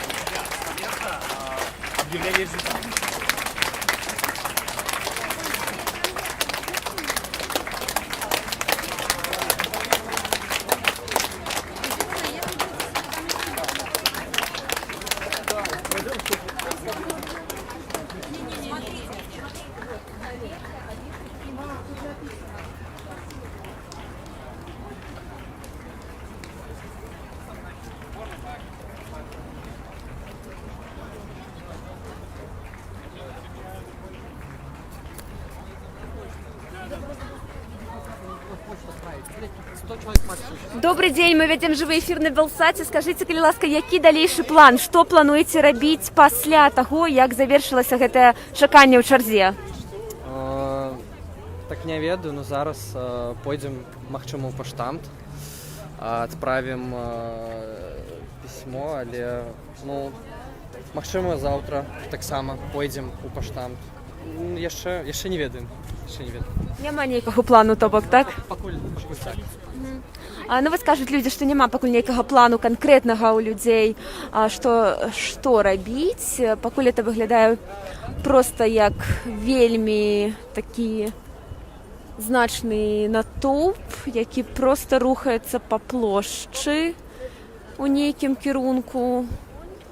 Паспрабуем прайсці таксама мы, паглядзець, што там адбываецца.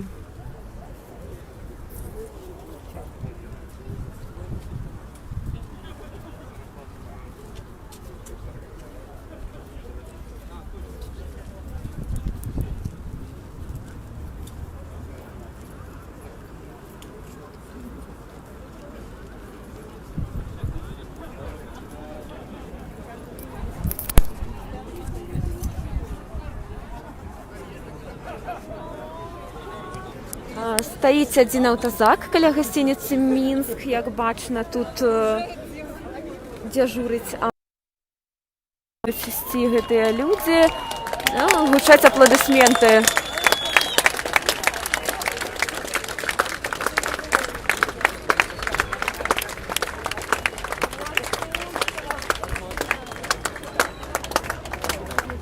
Фактычна ўсе, хто стаяў у чарзе, цяпер прыйшлі на плошчу незалежнасці.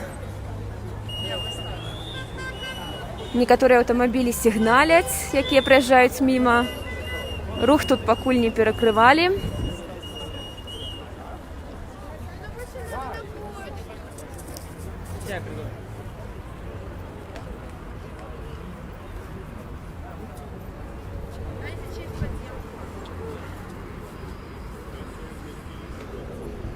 Вось, дарэчы, кардон АМАПу выстраіўся, які не прапускае людзей да праспекту Незалежнасці, у бок Кастрычніцкай плошчы. Адсюль, атрымліваецца, нельга прайсці. Да паштамту таксама нельга падысці. АМАП выставіў вось такі жывы кардон. Там дзяжураць аўтазакі. У прынцыпе, усіх, хто паспрабуе прайсці, могуць, імаверна, затрымаць. Ну, вот такім чынам это выглядае. Таксама паведамляецца, што могуць быць зачыненыя асобныя станцыі метро ў цэнтры. Руху няма, мінакам тлумачыць, што прайсці тут нельга.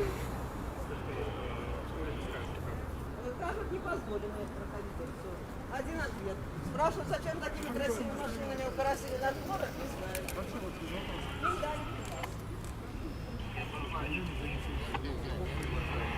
Добрый день, телеканал Белсат. Скажите, коли ласка, чему вас не пропускают? Ну, пока еще не объяснили. Вот разбираемся. Но вроде по прописке пропускают. Вы тут живете, так? Да. То бок пропускают только тех, кто прописаны. Пропускают только тех, кто прописаны тут. Ну да, похоже на то.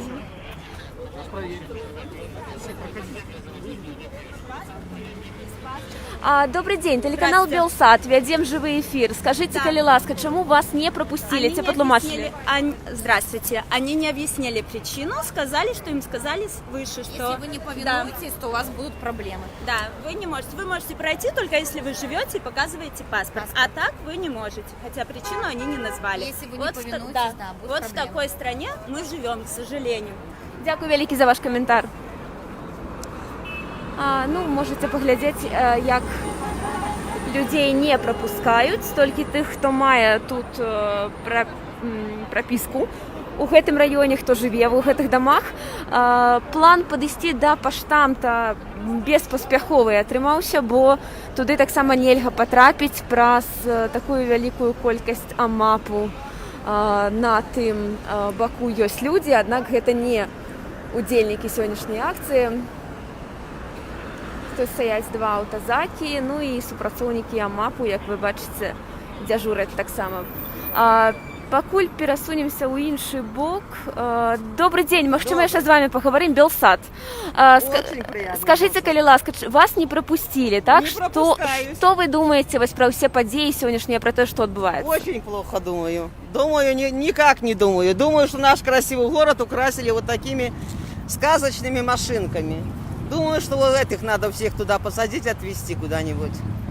Подальше от нашей страны. Скажите, а вы пришли сегодня так само подать скаргу от ЦВК? Конечно, а как же. Да, подали скаргу, но не успели. Не вот, успели? Да, не поспели. 3 часа простояли в очереди, не поспели. А вось які далейшы план у тых, хто не паспеў падаць скаргу, а хацеў бы? Писать в электронном виде. Вот по штамп рядом пойдем подавать. Так что будем бороться за свои права законные. Дзякуй вялікі. И вам дякую.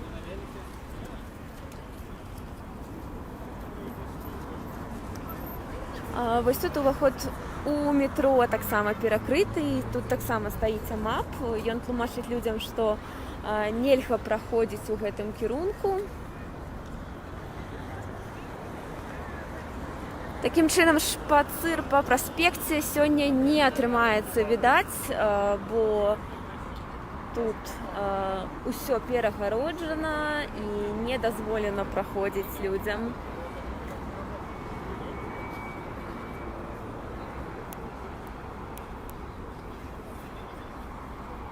Толькі тых прапускаюць, хто жыве ў гэтым раёне, мае прапіску.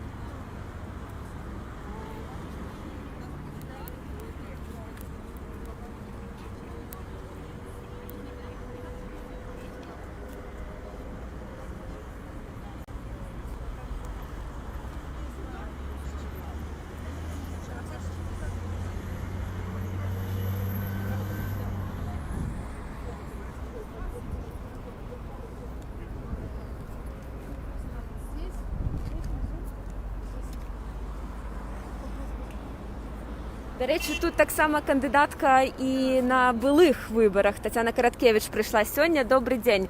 Скажыце, калі ласка, Белсату, чаму вырашылі сёння прыйсці?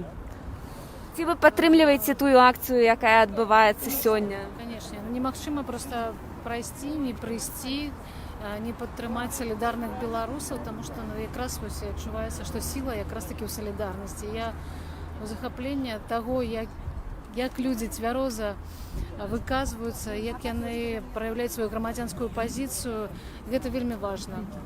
Просто мяне адгукаецца ўсё ў гэтым. На ваш погляд, чаму такое адрозненне велізарнае паміж кампаніямі 15 і 20 году? Ну, за гэтыя 5 гадоў, слухайце, вырасла просто новая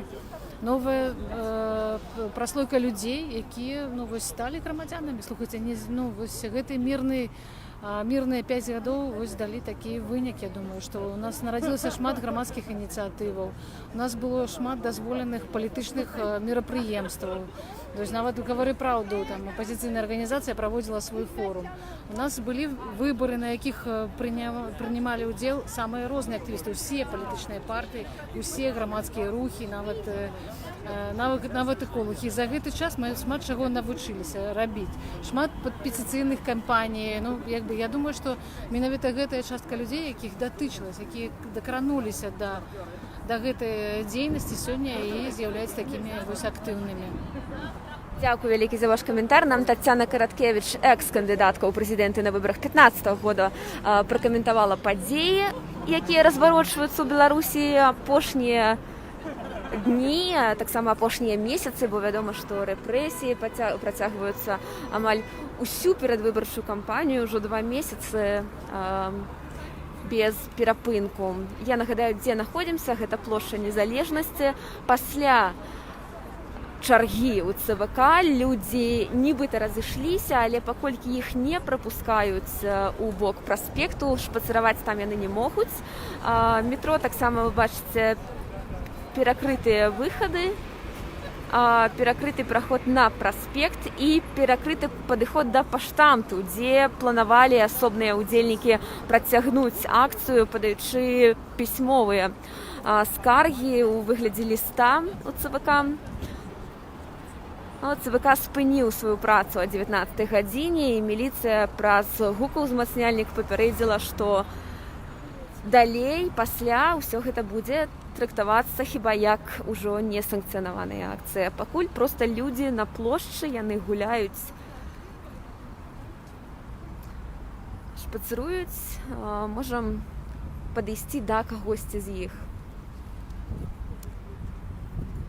Добрый день. Мы ведем живы эфир на Белсаті і хотели поговорить з кимсьці з сённяшніх удзельнікаў. Можете нам, калі ласка, распавесці ваши ўражанні ад сённяшняй акцыі, ад вось гэтага стаяння ў чарзе, якая расцягнулася больш, чым на кіламетр?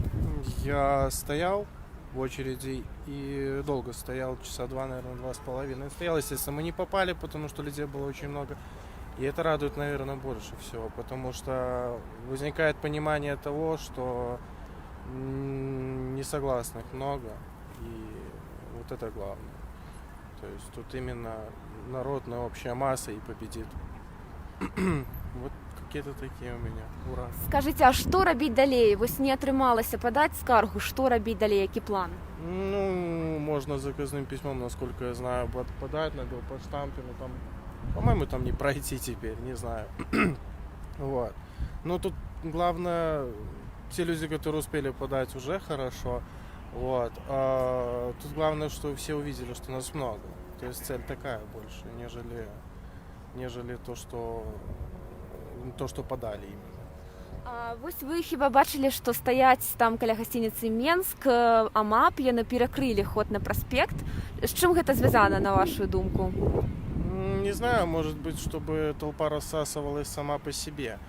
То есть, если бы было открыто, то куда-то б люди шли. Каб не паўтарыўся ўчорашні сцэнар, калі людзі хадзілі па праспекце некалькі гадзінаў, так? Ну, начнем с того, что вот в плане очереди никого не трогали, я думаю, потому что, не за что трогать. Никто ничего не выкрикивал, ничего не протестовали, все люди мирно стояли, просто, молча высказывали свое мнение. Я не знаю, я не сильно-то и боюсь, что что-то будет происходить со мной, не знаю, вчерашних, я думаю, событий не повторится.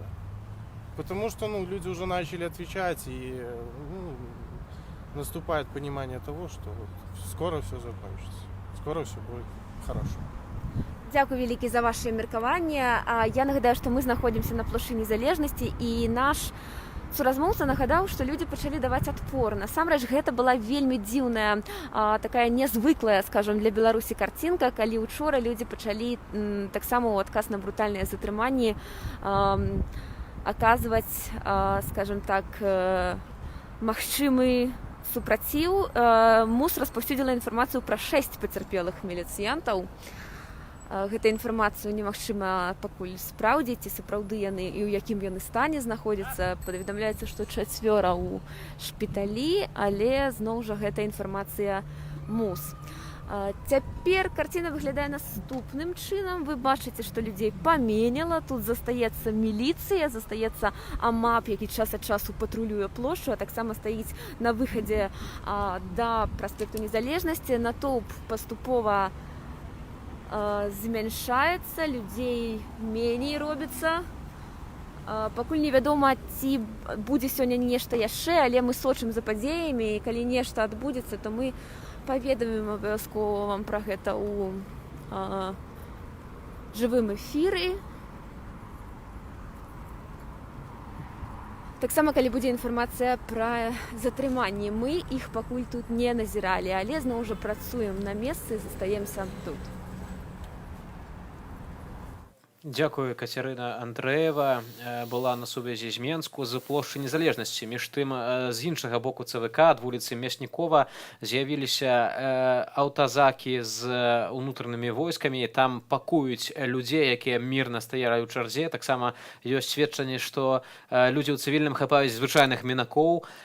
Спрабавалі таксама арыштаваць, затрымаць нашых калегаў з Радыё Свабода. Ну і як тут не пагадзіцца, што ўсё ж такі з тым, што у Александра Лукашэнкі рэйтынг 3%, здаецца, што калі б было больш, то не былі б такія дзеянні, не было б такога страху. Нагадаю, гаспадарства, што вось цяпер у нашай студыі з'явіўся палітолог Павел Усаў. Вітаю яшчэ раз. Спадар Павел, уласна, бачым, што ўсё ж людзі разыходзяцца з плошчы Незалежнасці. Разыходзіцца, бо не было такога сігналу, каб там заставацца ці пратэставаць. Быў сігнал прыходзіць падаць петыцыі. То бок, безумоўна, як мы бачым, рэалізуецца стратэгія фармалізацыі вось гэтага электаральнага пратэсту. Ну, а гэта небяспечна і фактычна гэта прывядзе да расчаравання больш глыбокіх фрустрацыяў у грамадстве. Ну, яшчэ пачакаем, канешне, вечара, бо мы ведаем, што учора акцыі пратэсту былі спантанныя, самаарганізаваныя, таму трэба будзе яшчэ ацэніць сітуацыю пасля таго, як пройдзе гэты дзень цалкам. Хаця мы бачым, што ўлады гатовыя да зачысткі, фактычна зачышчаюць вулічную прастору. Гэта абсалютна лагічны крок, не дапусціць да пашырэння гэтай пратэснай энергіі, не праяўляць слабасці, бо калі б не былі выкарыстаныя рэпрэсіі, збіцці супраць пратэстантаў учора ці напярэдадні, то грамадства магло б адчуць, што яно ўсё больш і больш набірае сілу, становіцца мацней, што ўлады баяцца грамадзяну і таму саступаюць. Таму відавочна, што ўлады будуць дэманстраваць сілу ў большых памерах, каб вярнуць атмасферу страха і атмасферу тэрора ў грамадстве. Тым не менш, вось папярэднія рэпрэсіі і тое, што маем сярод палітвязняў прэтэндэнтаў, каб быць кандыдатамі на прэзідэнта, не спынілі людзей. Людзі ўсё ж такі выходзяць на вуліцу, часам выходзяць, як гэта было ўчора, увогуле без заклікаў якіх-кольвек лідараў, частка лідараў у турме. А вось, напрыклад, выбарчыя штабы, у прыватнасці выбарчы штаб Віктара Бабарыкі ўчора не анансоўваў ніякіх акцыяў. Між тым бачылі вось у трансляцыі ад нашай калегі Кацярыны Андрэевай, што міліцыя перакрыла праходы за плошчы Незалежнасці да праспекту, то бок відавочна баяцца паўтору учорашніх акцыяў. Не толькі учорашніх, але таксама з чэрвеня, калі мы памятаем, ланцуг салідарнасці стаяў ад плошчы Незалежнасці да плошчы Перамогі. Бо ўсё ж такі ўлады імкнуцца дэкансалідаваць пратэсныя настроі. Яны імкнуцца зачысціць плошчу. Менавіта дзеля гэтага і робяцца блакады, ізаляцыі, паралізуецца рух транспарту, каб не дазволіць людзям сканцэнтравацца ў цэнтральных месцах, бо вялікая лічба пратэстоўцаў, калі гэта адбылося ўчора ці сёння, гэта моцны удар па ўладах. Так ці інакш, ці разагналі б улады на пратэстоўцаў ці не, гэта быў бы паказчыкам таго, што сітуацыя развіваецца не на карысць дзейснага рэжыму, што грамадскія пратэсты набіраюць моц. Плюс да гэтага, напэўна, адбыліся пратэсты ў рэгіёнах і пачаўся бы працэс набірання гэтай пратэснай масы. Зараз пераносімся зноў у Менск, паглядзім, што там адбываецца.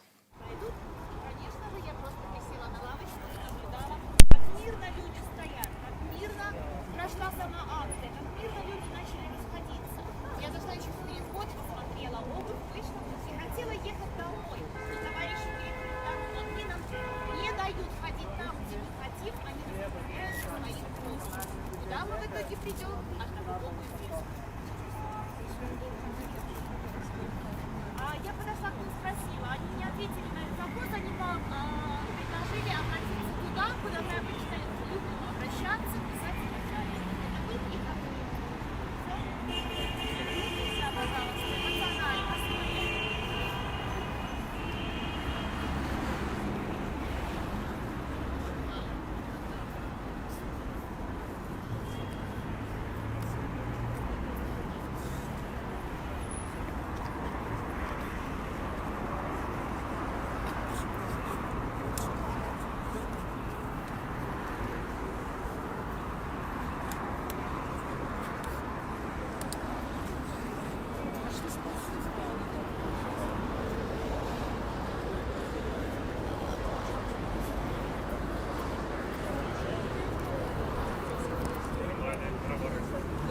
Цяпер з'явілася інфармацыя пра тое, што за будынкам ЦВК затрыманні. Як нам паведамляюць, з дзясятак чалавек затрымалі за будынкам ЦВК.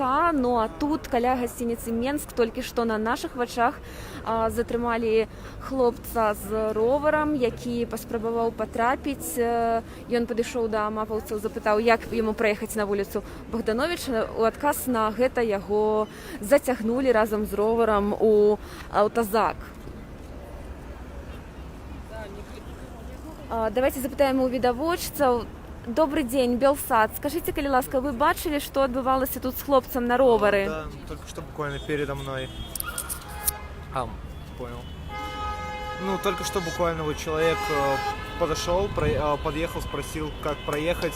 Его просто, ему, по-моему, первый человек, представитель репрессивных органов, сказал, что можно проезжать. Сразу же на втором его остановили, забрали и понесли куда-то в ту сторону. Как бы... Что вы думаете про это?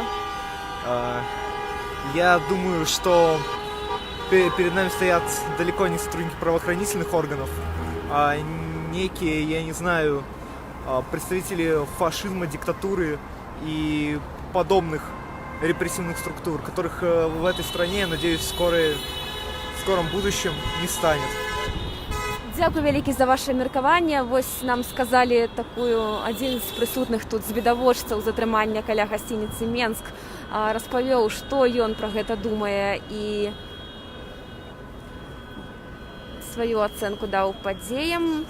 Ужо з дзясятак затрыманых ёсць у раёне плошчы Незалежнасці. Паведамляецца, што праспект перакрываюць аж да перасячэння з вуліцай Сурганава, то бок гэтая частка праспекту будзе перакрытая. Аўтамабілісты моцна сігналяць, калі пабачылі, што тут адбываецца, пачалі мацней сігналіць. Бачым, што ў гэты бок людзі ўжо не праязджаюць, у бок праспекту ўжо не праязджаюць аўтамабілі. Тут стаяць толькі амапаўцы і людзі могуць прайсці толькі з боку праспекту.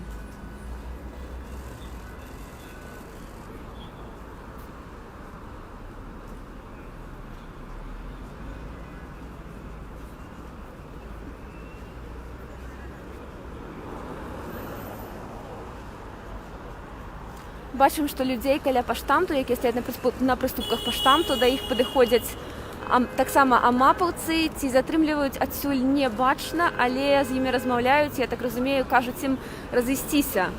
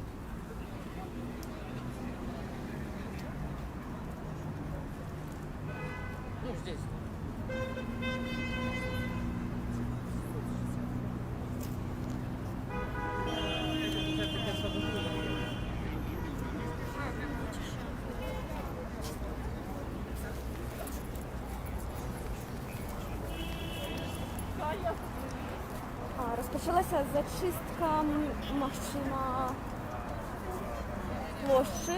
Вось мы пачулі каманду зачышаем, пачулі такую каманду ад супрацоўнікаў АМАПу.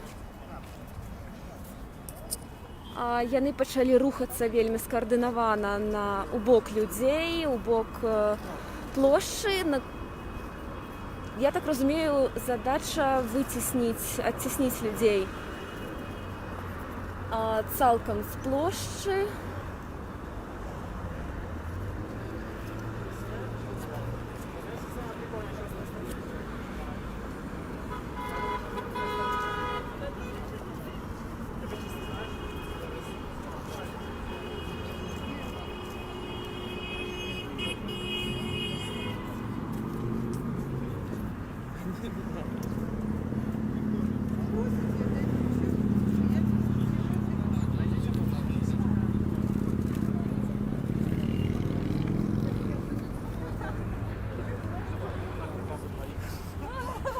Не скучно будет.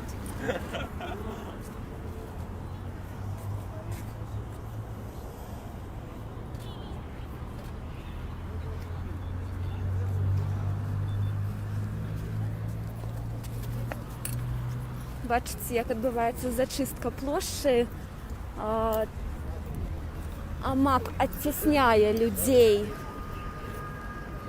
з площі Незалежності. Усіх, хто тут стояв.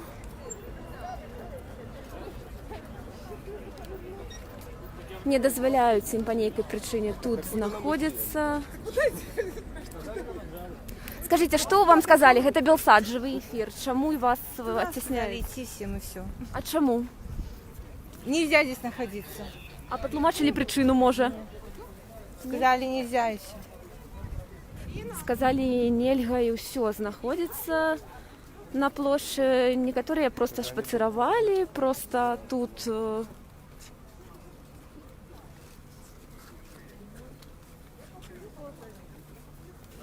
Просто тут стояли, і ось тепер бачимо, міліція підійшла до жінки, яка присіла на скамеечку і кажуть, їй, щоб вона сошла.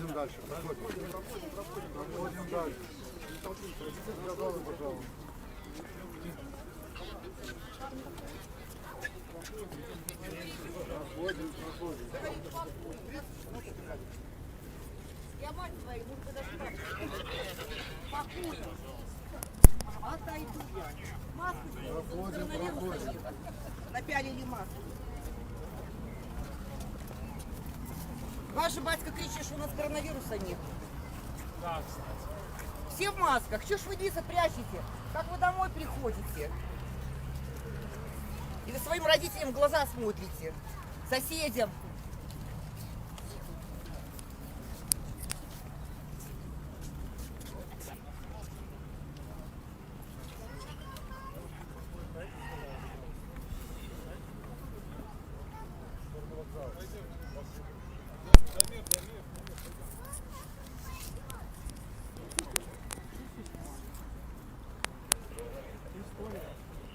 Чисто история.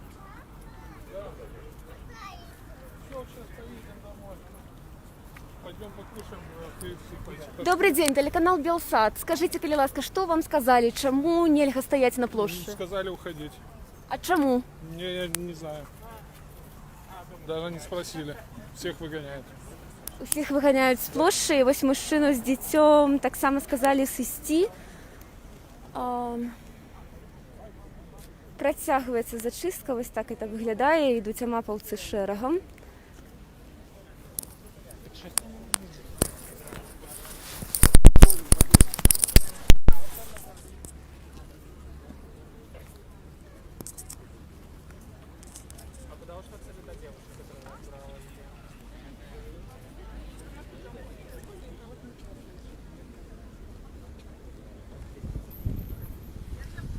Людей зганяють з лавочок, на яких ті сидять, просто мінакоу, кажуть їм піднятися і сісти.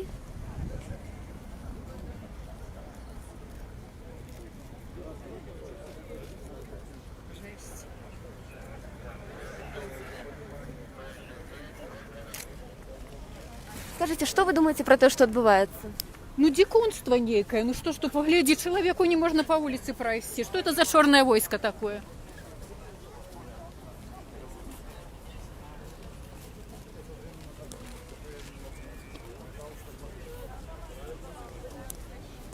А якое не мають права виганяти людей? А, дубинка. И все правы это дубинка. Спасибо. Занятия окончены. Тут едуть міліцейські буси уздовж дороги.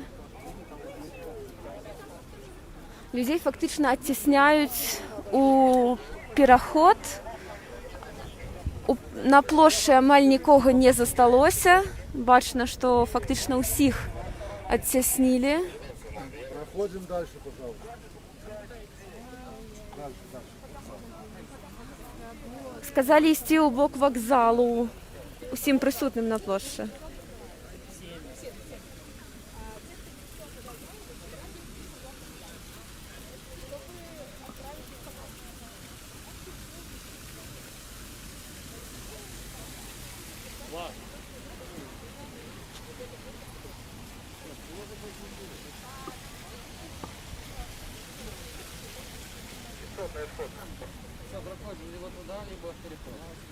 Людям кажуць ісці альбо ў бок вакзалу, альбо ў пераход.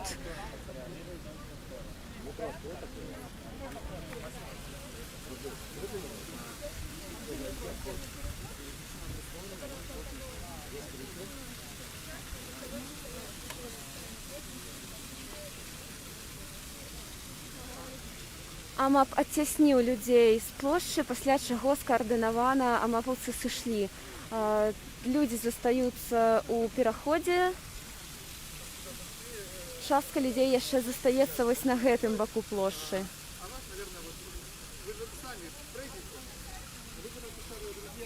Амапаўцы сышлі пасля зачысткі.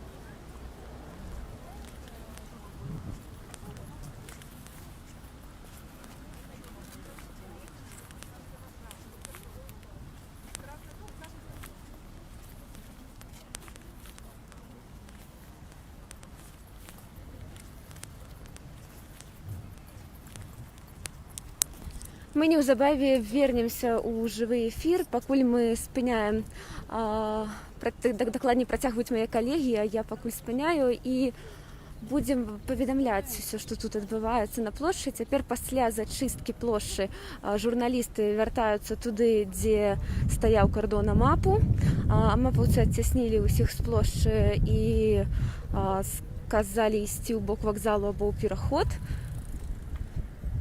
Пасля чаго журналісты вяртаюцца на тое ж месца, адкуль пачалі адцясняць. Прычым усе журналісты, хто працаваў тут побач са мной, пайшлі туды.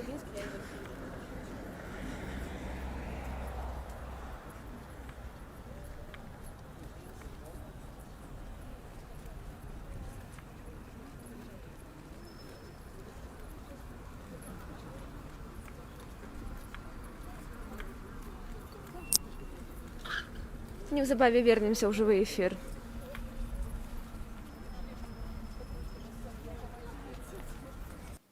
Спадарства, дзякую, Каця, за тое, што сочыш за навінамі, за тым, што адбываецца. Заклікаем вас таксама, шаноўнае спадарства, дзяліцца нашай трансляцыяй у сацыяльных сетках, каб яшчэ больш людзей даведваліся пра падзеі ў Менску. Між тым, вось чытаем навіны нашых калегаў са Свабоды, Антона Трафімовіча і Віялету Саўчэц. Вельмі брутальна затрымалі. Адмыслова за журналістамі ехаў мікрааўтобус і выскачыла 5-7 амапаўцаў. Спадар Павел, нейкае паляванне на журналістаў? Ну, гэта другі аб'ект для ўздзеяння з боку ўладаў, бо калі мы разглядаем увесь агульны працэс зачысткі прасторы палітычнай як бархатны тэрор, то журналісты гэта асноўны аб'ект уздзеяння рэпрэсіўнага з боку ўладаў, бо першыя мы бачым былі кандыдаты, потым блогеры, а зараз журналісты, бо фактычна журналісты гэта тая супольнасць, якая не толькі інфармуе, але пераказвае інфармацыю, якая транслюе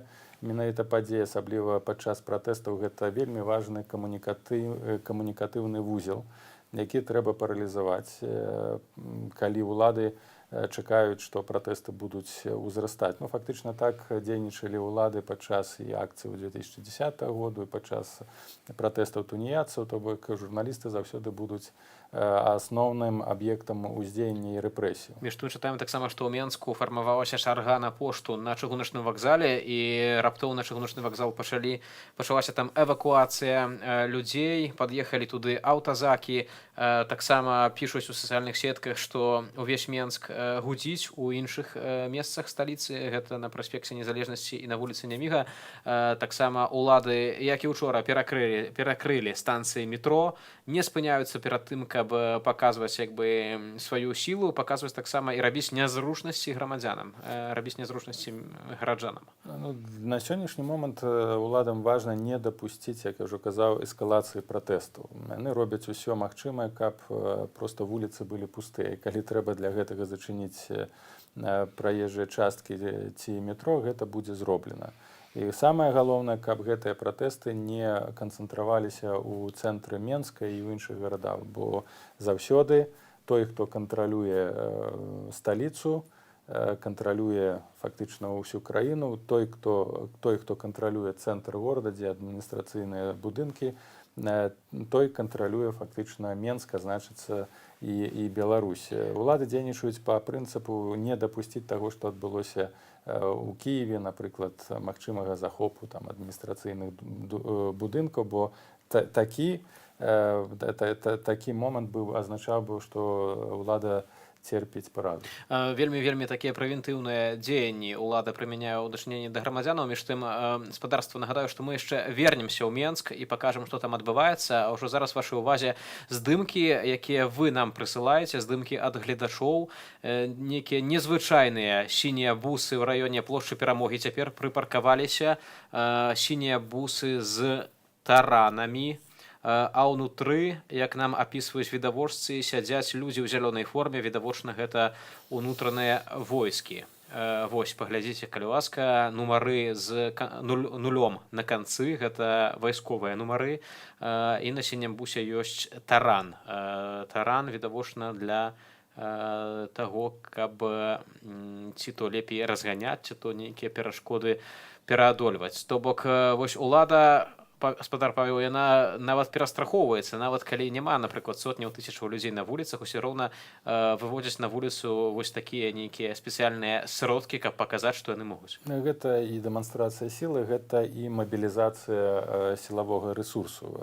Давайте прыгадаем акцыю, якая павінна была адбыцца ў Менску 25 сакавіка 2017 года, як працяг акцыі туніяцаў, калі яшчэ тады былы міністр унутраных спраў Шуневіч вывеў на вуліцы горада амаль усю тэхніку, якая, напэўна, была ў міліцыі. Там і былі і тараны, і машыны з вадамётамі, і нават там людзей не сабралася ў тым Мінску, і ў гэтых унутраных войскаў сілы міліцэйскай было вельмі шмат, і гэта было паказчык дэманстрацыі, што мы вас задавім. То бок улады даюць ясны пасыл грамадзянам, што калі патрэбна будзе вас давіць, мы будзем гэта рабіць. І гэта таксама вельмі важны сігнал для людзей, бо тут уже гутарка вядзецца пра проста адчыненае супрацьстаянне. І калі грамадзяне не будуць гатовы адстойваць на пратэстах сваіх лідараў, сваю волю, свае галасы, то ўсё скончыцца так, як скончылася з маўклівымі акцыямі, як скончылася з пратэстамі туніяцаў. І фактычна, гэта яшчэ раз прыклад таго, што без масавай кансалідацыі грамадства, без, можна так нават сказаць, агульнай нацыянальнай забастоўкі, якая паралізавала усе асноўныя сегменты інфраструктуру аўтарытарнай сістэмы, змяніць яе не ўдасца. То бок улады, дзейныя ўлады разумеюць толькі сілу, разумеюць толькі калі з імі размаўляюць менавіта з пазіцыі такой моцы, калі не ўлады грамадзянам, але грамадзяне ўладзе, якая тэарэтычна мае служыць, дабру можа пагражаць. Тэарэтычна, але аўтарытарная дзяржава ніколі не служыць сваім грамадзянам. Гэта трэба разумець, што ніводная аўтарытарная ўлада, ніводны дыктатар не аддасць уладу проста так. Таму што людзі гэтага там проста захацелі, а не змагаліся за менавіта тое, каб дыктатар сышоў і ўлада памянялася. Толькі шляхам, на жаль, гэта аб'ектыўны працэс, гэта гістарычна ўжо даказана, што з аўтарытарызмам можна змагацца выключна толькі сілай, і толькі калі адбываюцца нейкія зрухі ўнутры самой сістэмы, яна пачынае распадацца, могуць таксама адбыцца нейкія палітычныя змены. Але нават давайте паглядзім на той жа Азербайджан ці, напрыклад, на Узбекістан, дзе пасля смерці адных дыктатараў да ўлады прыйшлі іншыя, і сістэма па сутнасці не змянілася ў тым жа Туркменістане. Таму калі сістэма нават ізнутры распадаецца, яна не заўсёды гэта прыводзіць да дэмакратызацыі ці фарміравання іншай больш-менш адчыненай палітычнай рэчаіснасці. У Беларусі тое ж самае адбываецца. Мы маем кансалідаваны рэжым, аўтарытарны кансалідаваны рэжым, які будзе ўсімі сродкамі бараніць існую сістэму, будзе змагацца супраць грамадзянаў, і толькі супольная воля, аб'яднанне, салідарнасць, як гэта было ў Польшчы ў свой час, можа прывесці да зрухаў, можа прымусіць улады пайсці на нейкія саступкі. Але толькі і выключна тады, калі пратэсты агарнуць усю Беларусі, прынамсі асноўныя гарады. Тым не менш, все ж таки пэўная грамадская актыўнасць пашыраецца. Давайте спадарства паслухаем, чаму сёння людзі прыходзілі ў гэтую чаргу да ЦВК. Подать жалобу в ЦИК по поводу нерегистрации кандидата Бабарики, человека, за которого я давал свой голос за кандидата в кандидаты и за которого собирался голосовать в качестве президента. Верю, что это ничего не поменяет, так как в нашем... Спадарства яшчэ можна будзе пачуць Менчукоў трошкі пазней. Між тым, тут паведамленні ідуць з вуліцы Мяснікова, дзе была зачыстка, якую пачалі праз 9 хвілінаў пасля закрыцця цэнтральнай выбарчай камісіі, і сведка хлопец сказаў Радыё Свабода, што па рацыі чуў ад міліцыянтаў, як загадвалі затрымліваць толькі мужчынаў. Аднак вось сведкі жанчыны распавядаюць, што амапавец штурхнуў адну кабету і нават вельмі абразліва, да я так выразіўся, адыдзі, цытата, «тулустая корова». То бок суцэльнае хамства, суцэльнае вар'яцтва, суцэльная такая бесчалавечнасць. Хіба менавіта людзі з такім характарам, такім унутраным светам і служаць у аўтарытарных такіх рэжымах, у структурах? Іх для гэтага рыхтуюць, то бок фактычна, асабліва калі мы кажам пра аўтарытарныя сістэмы, напэўна, спецыяльная псіхалагічная апрацоўка гэтых людзей, каб чалавек дэгуманізаваць проста чалавека, каб падпарадковвацца выключна прыказам, загадам страляць азначае страляць без сумневу. Менавіта на гэта накіраваны працэс падрыхтоўкі менавіта тых людзей, якія бароняць сістэму, і заклікаць іх да нейкіх там чалавечых каштоўнасцяў, да кансалідацыі, салідарнасці з людзьмі, проста без сэнсу. Нават паглядзіце, у гэтых працэсах, пратэстах, падаўленні і разгонаў дэманстрацыі не ўдзельнічаюць звычайныя міліцыянты, а менавіта спецыяльна падрыхтаваныя людзі. Я на сваім досведзе магу сказаць, у 2006 годзе, калі простыя шараговыя міліцыянты, неамапаўцы, намагаліся спыніць калонну пратэстоўцаў недалёк Кастрычніцкай плошчы, яны проста разышліся. Вось гэтыя міліцыянты, яны разышліся, прапусцілі людзей, і людзі пайшлі. Тое ж самае ж адбылося ў 2010 годзе, калі калонна пайшла з плошчы Кастрычніцкай ў накірунку да плошчы Незалежнасці, але наступна ў працу пайшлі амапаўцы і іншыя адзінкі, якія менавіта да гэтага і рыхтаваліся. Так вось, гэта адна праблема. Другая праблема у тым, што, канешне, гэтая сістэма будзе бараніць сябе да канца і разлічваць на тое, што будзе з боку гэтых людзей нейкія паблажкі, саступкі нельга.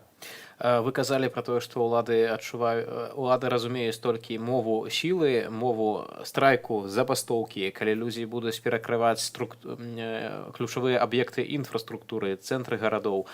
Мы чулі таксама такія паведамленні, ананімныя, што праўда пакуль што, з прадпрыемстваў у Беларусі, у прыватнасці салігорскія шахцёры даслалі свой зварот, што яны паспрабуюць 3 жніўня выйсці на страйк, а таксама выйдуць на страйк у панядзелак 10 жніўня, на наступны дзень пасля аб'яўлення вынікаў гэтых званых выбараў, і будуць стаяць і не працаваць да канца. Гэта, на вашу думку, найбольш эфектыўны спосаб? Гэта самы эфектыўны спосаб, але да гэтага закліку павінны далучыцца ўсе прадпрыемствы беларускія. Калі гэта будзе не адзінкавы страйк, хаця нават страйк Салігорска, гэта ўжо будзе даволі моцны удар па сістэме, бо да гэтага, напэўна, на працягу 20 год такога не здаралася. Калі да страйку далучыцца МТЗ, калі да страйку далучыцца МАЗ, да страйку далучыцца кіроўцы аўтобусаў, тралейбусаў, метро, ну, гэта фактычна калапс сістэмы.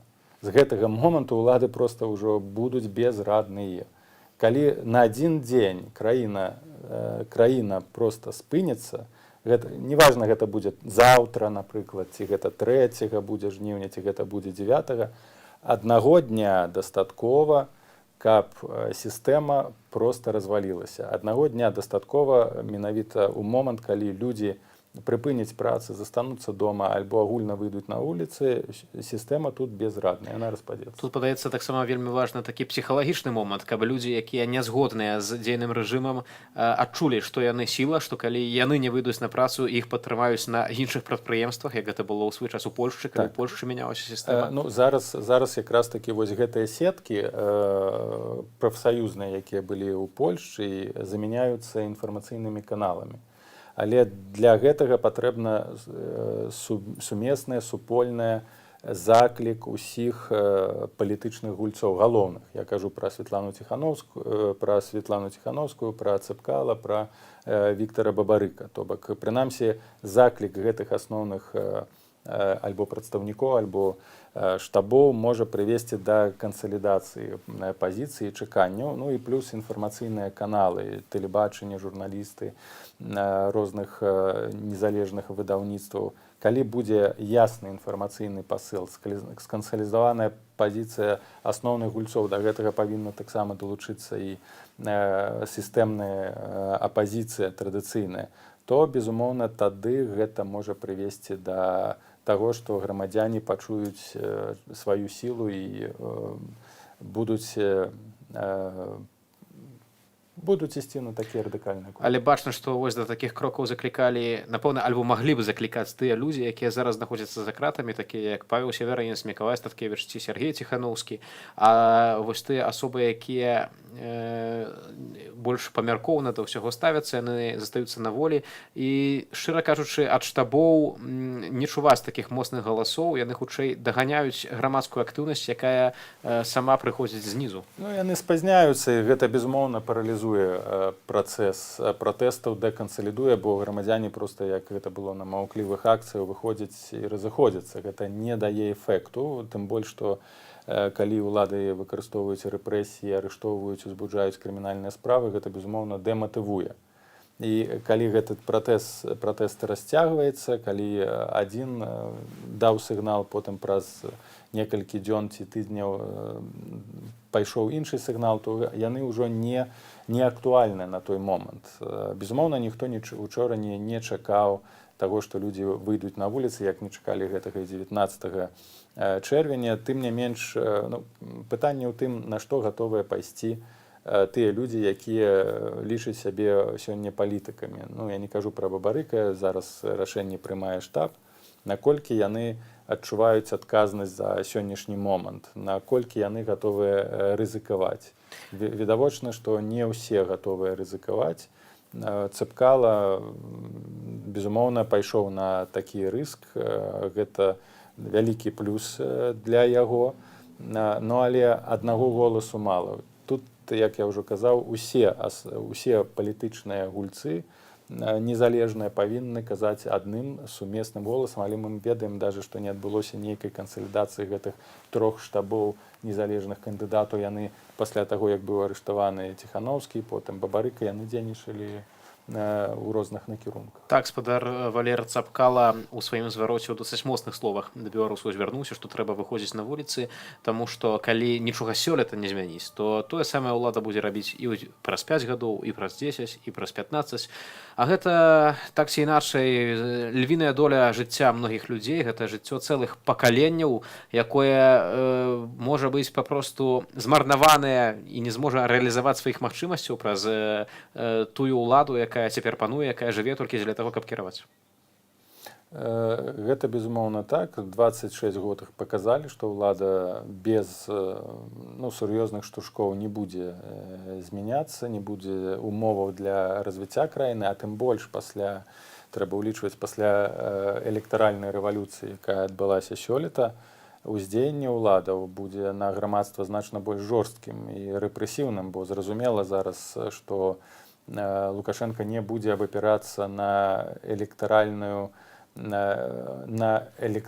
большасць, маўклівую большасць. Зараз якраз такі тая маўклівая большасць выказала свой супраціў.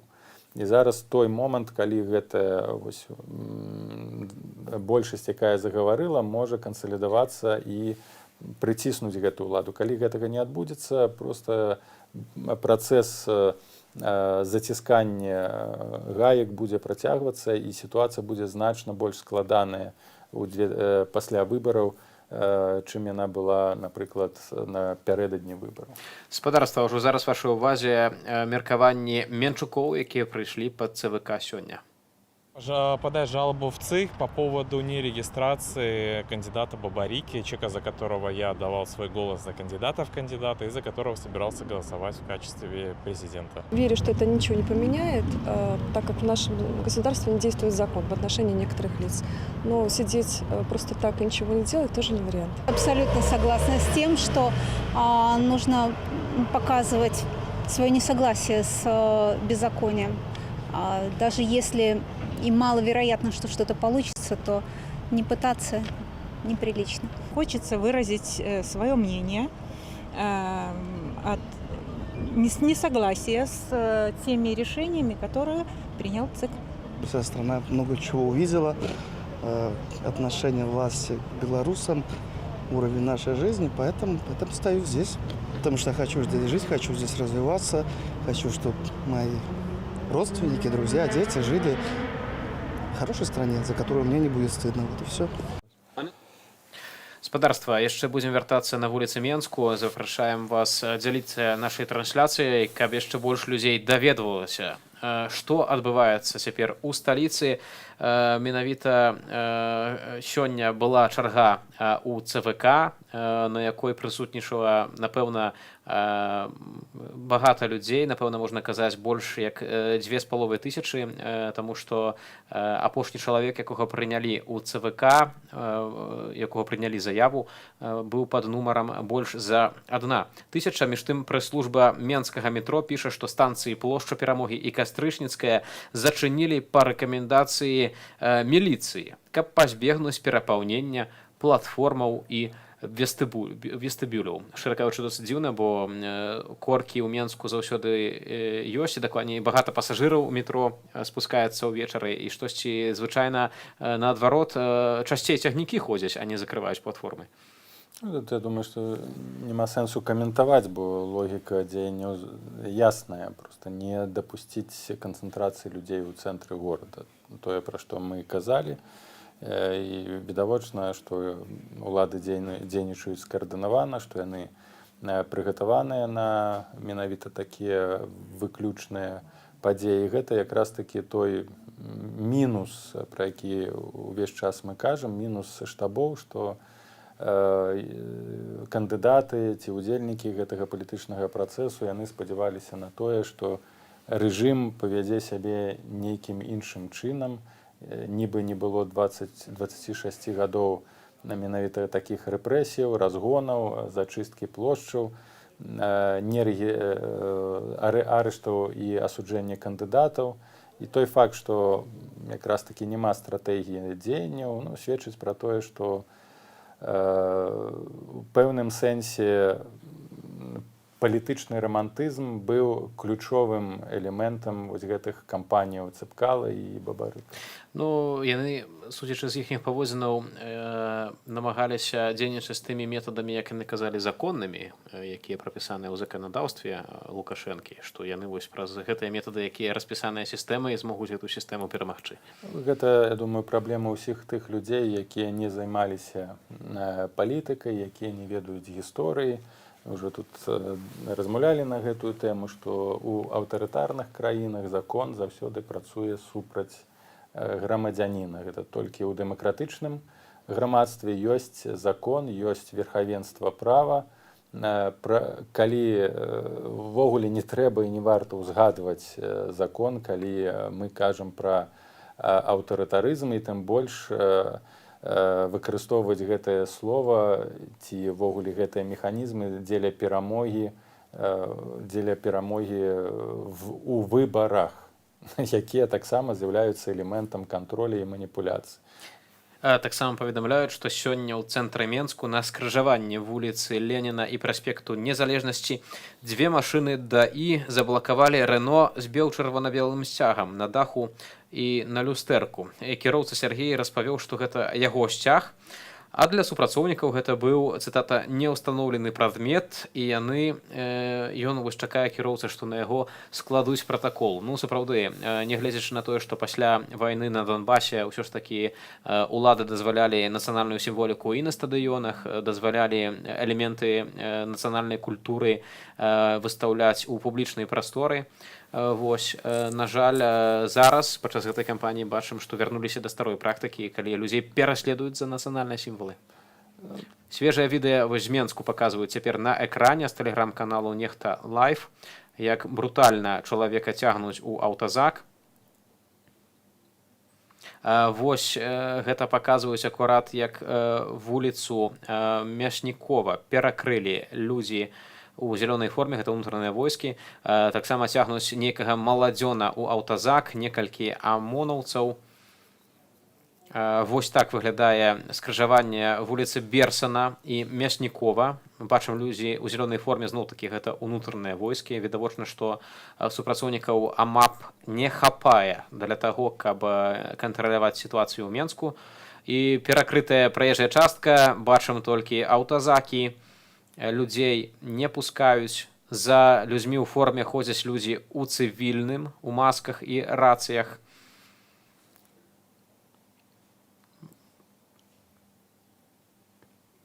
Вось яшчэ аднаго мужчыну вельмі брутальна цягнуць у аўтазак, зацягваюць за рукі, за ногі. Такая вось форма у АМОНа чорная, а вось гэтая форма зялёная, гэта форма не міліцыі, а форма вайсковая, відавочна, унутраныя войскі. Людзі падыходзяць да ланцуга, не разумеюць, што адбываецца, чаму іх не пускаюць, і стаіць таксама аўтазак. Вось так, спадарства, выглядае ў гэтыя хвіліны цэнтр Менску. Відэа з тэлеграм-канала Нехта. Таксама захвочваем дзяліцца нашай трансляцыяй, каб яшчэ больш беларусаў бачылі тое бязмежжа, беззаконне, якое творыцца на вуліцах нашай сталіцы у гэты дзень. Нагадаю, што сёння штаб Віктара Бабарыкі заклікаў людзей прыходзіць да ЦВК, каб складаць свае скаргі на нерэгістрацыю кандыдатам палітвязня Віктара Бабарыкі. І пасля таго, як ЦВК скончыў сваю працу, міліцыянты пачалі хапаць людзей з чаргі, якая выстраілася натуральным чынам на плошчы Незалежнасці.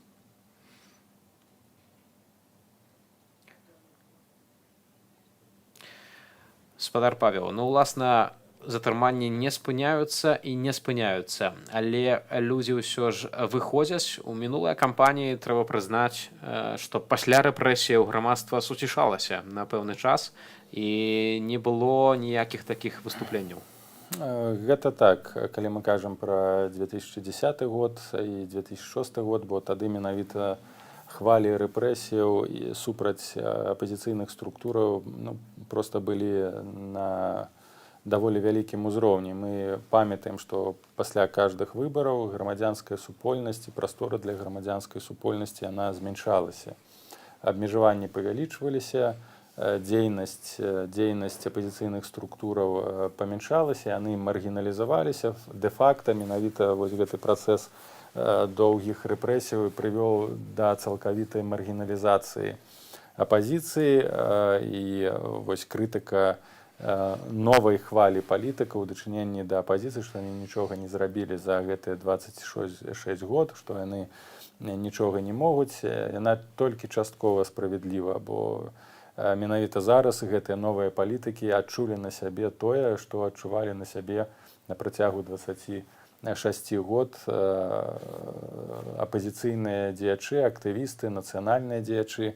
І гэта яшчэ раз паказвае тое, што неважна, ці ты выкарыстоўваеш сцяг бел-чырвона-белы, ці ты ідзеш з тапкам, ці ты ідзеш з заклікам новай цыфравой Беларусі, калі гэтыя заклікі і сімвалы накіраваныя супраць улады, яны аўтаматычна становяцца варожымі. Калі гэтыя сімвалы накіраваныя на тое, каб мабілізаваць грамадства на дзейнасць супраць улады, яны будуць лічыцца варожымі для сістэмы. Нават белая картка простая, дзе нічога не будзе напісана, але стане сімвалам нейкай супольнай салідарнасці, аб'яднанасці, стане чырвоным сцяжком для той же самай улады. Таму тут сімвал мае выключна значэнне, любой сімвал мае выключна такое фармальнае значэнне, у сэнсе пакуль ён не з'яўляецца пагрозай для ўладаў, яны за яго чапляць не будуць. Таксама вось спадарства ўжо неўзабаве зноў перанясемся на вуліцы Менску, не пераключайцеся, ўжо неўзабаве будзе жывая трансляцыя з цэнтру сталіцы пра тое, што там адбываецца. Між тым, спадар Павел, вы казалі, што вельмі неабходная цяпер кансалідацыя грамадства дзеля таго, каб быў нейкі вынік, і кансалідацыя перадусім лідараў. То бок тут гаворка відавочна і пра старую апазіцыю, якую вось новыя прэтэндэнты на ад якой новыя прэтэндэнты на кандыдацтва так трошкі адмяжоўваліся. І гаворка таксама, каб усе вось сілы, якім хоць неяк давяраюць людзі, якіх людзі хоць неяк слухаюць, каб яны былі супольныя і каб яны таксама давалі абсалютна зразумелыя ясныя пасылы, каб узялі адказнасць, што рабіць беларускай нацыі ў такі цяжкі час. Менавіта адказнасць і салідарнасць усіх лідараў і нацыянальнай патрыятычнай апазіцыі, і тых, хто зараз, скажем так, працаваў на штабы альтэрнатыўных кандыдатаў. Толькі выключна агульная салідарнасць, мабілізацыя ўсеагульная, ясныя пасылы могуць прывесці да пэўных зрухаў, могуць натхніць грамадзянаў. Патрэбны лідар, патрэбны ясны сігнал, бо кожны пратэст, кожная рэвалюцыя аб'ядноўваецца вакол трох асноўных сегментаў. Гэта лідар як сімвал пратэсту, і гэтым лідарам можа стаць той же, як сімвал пратэсту, той же Бабарыка. Гэта кансалідацыя ўсіх вакол гэтага лідара альбо ідэі, ўсіх апазіцыйных структураў, ўсіх альтэрнатыўных структураў. Ну і гэта давер да грамадзянаў, што яны гатовыя выйсці на вуліцу. Гэта ні ў коім разе не павінна быць страха таго, што людзі не пойдуць. Калі з самага пачатку было вядома, што людзі не будуць абараняць свае галасы, свой выбар, то ввогуле траціць сэнс і усялякую логіку тая актыўнасць, якая пачалася на пачатку выбарчай кампаніі. То бок кожны грамадзянін ўсё ж такі адказны за лёс сваёй краіны у пэўнай меры, і таксама адказны за лёс сваіх дзяцей. Менавіта ад яго дзеянняў і залежыць, як будуць жыць наступныя пакаленні.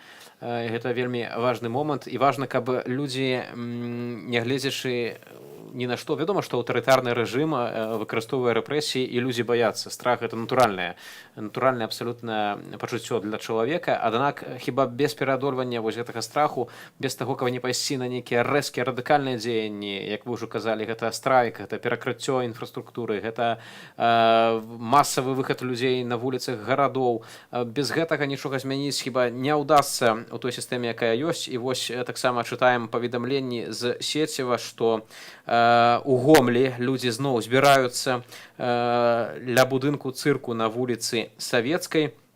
У Менску ўвесь праспект ад незалежнасці ад станцыі метро Маскоўская да Акадэміі навук гудзіць, і рух у цэнтры перакрыты, піша тэлеграм-канал Баста. Там жа чытаем інфармацыю, што людзі збіраюцца ў Пінску ля крамы Алмі на вуліцы Цэнтральнай.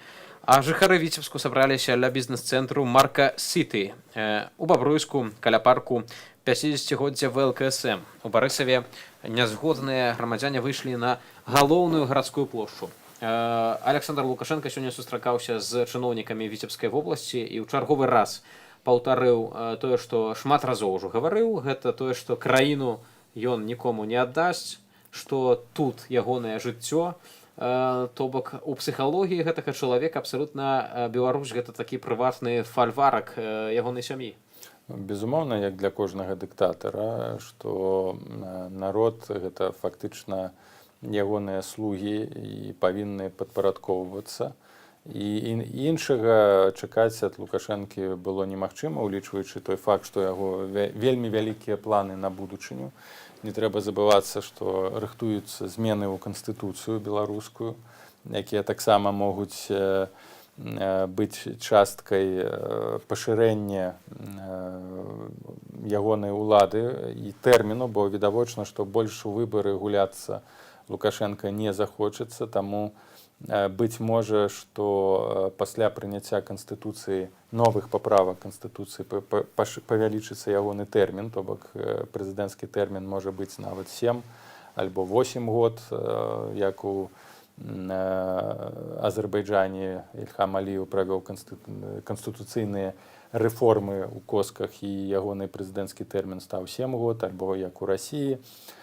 Потым выпрацаваць механізм перадачы ўлады, бо наступнай ягонай марай з'яўляецца перадача ўлады свайму сыну. Напэўна, гэта будзе Мікалай, улічваючы, як яго прамуюць і рыхтуюць. То бок беларусы стаяць перад выбарам. Альбо зараз кансалідавацца, аб'яднацца і кінуць сур'ёзны выклік сістэмы, альбо жыць яшчэ пры Мікалаю Лукашенка. Падаецца, ўжо ўсе зразумелі, што вось дэкларацыі Лукашэнкі аб тым, што сінімі пальцамі трымацца за ўладу ён не будзе, аб тым, што ён не жадае такой цяжкой ношы прэзідэнцтва свайму сыну, гэта ўсё пустое. Памятаем, што Лукашенко, калі абвінавачваў Віктара Бабарыку, называўшы яго буржуем і тулустым катом, казаў, што ён хоча, каб Бабарыка дайшоў да выбарчай гонкі, ён хоча, каб ён быў кандыдатам у прэзідэнты, каб ён распавёў народу, вось, маўляў, адкуль ён скраў гэтыя грошы. І Лукашенко это заяўляў, а Бабарыку знялі з выбараў. То бок абсалютна гэта чалавек, які не адказны за тое, што ён гаворыць, і ён адзін дзень адно кажа, другі наступнае, і людзям няма чаго таксама спадзявацца на нейкія тут саступкі з яго боку. Безумоўна, бо трэба ж разумець, што асноўная каштоўнасць для яго гэта ўлада. Як для любога дыктатара. Улада гэта жыццё, бо, напэўна, калі ён страціць уладу, то можа неўзабаве страціць жыццё, бо кожны дыктатар запрацаваў сабе столькі ворагаў, перад якімі ён не расплоціцца наступнымі сваімі сотнямі жыццяў. Такі філасофскі ракурс. І тым больш чакаць нейкіх пазітыўных сігналаў ці таго, што Лукашенко стрымае свае словы адносна Бабарыка ці іншых кандыдатаў, гэта не сур'ёзна, бо ён дзейнічае выключна ў сваіх інтарэсах. Калі які заўгодна кандыдат ці палітык пагражае ягоным цякучым бягучым інтарэсам, ён, гэты кандыдат ці палітык, будзе сядзець. Вось таксама навіны. Бізнесмен турэцкі Седат Ігдзеджы падаў у суд на Валерыя Цапкалу за звесткі, якія яго не славяць яго гонар і годнасць. Як гаворыцца ў заяве, падчас стрыму, які прайшоў 7 ліпеня, Цапкала, адказваючы на пытанне, паведаміў звесткі, якія, цытата, не адпавядаюць рэчаіснасці, не славяць гонар і годнасць і дзелавую рэпутацыю грамадзяніна Рэспублікі Беларусь Седада Ігдзеджы. Азначым, што вось гэты бізнесовец увесь час падкрэслівае, што ён таксама грамадзянін Рэспублікі Беларусь, і маем вось некаторых такіх бізнесоўцаў, якім дазваляюць рабіць нармальны такі нядрэнны прыбытковы бізнес у краіне, у той час як айчынныя бізнесоўцы ўвесь час сутыкаюцца з перашкодамі, сутыкаюцца з нейкімі перашкодамі з боку падаткавай ці службаў. Вось апошні прыклад — гэта крама Сымбальбай, Трамвай, бізнес, які меў краму фізычную ў цэнтры Менску, быў вымушаны закрыцца. Вы кажаце, спадар Павел, што калі сёлета сітуацыя не зменіцца, калі Лукашенко застанецца пры ўладзе, то гайкі яшчэ больш будуць закручаныя, і гэта ж таксама датычыць адаб'ецца на эканамічным жыцці грамадзян. Безумоўна, перш за ўсё на бізнес-сектары будуць жорсткія зачысткі, бо менавіта ініцыятыўныя грамадзяне ў бізнесе, яны і фарміруюць пачаткі гэтай грамадзянскай супольнасці. Дзяржава будзе станавіцца ўсё больш і больш карпаратыўнай, то бок выключна той бізнес, які падтрымлівае сістэму, які з'яўляецца звязаны з сям'ёй Лукашенка альбо з ягоным атачэннем, яны будуць мець усе прэферэнцыі. Напэўна, бізнес тых людзей, якія нейкім чынам праявілі нелаяльнасць, выказваліся супраць дзейснай улады, ён будзе, як кажуць, аджымацца. Пачнецца пераразмеркаванне асноўных эканамічных рэсурсаў і знову паміж гэтай палітычнай карпорацыяй. Нейкім чынам можа адбыцца той працэс, які адбыўся пры Пуціне пасля ягонага прыходу ва ўладу, калі ўсе асноўныя дзяржаўныя рэсурсы і прыватныя рэсурсы былі пераразмеркаваныя паміж ключовымі пуцінскімі фігурамі, ягоным атачэннем.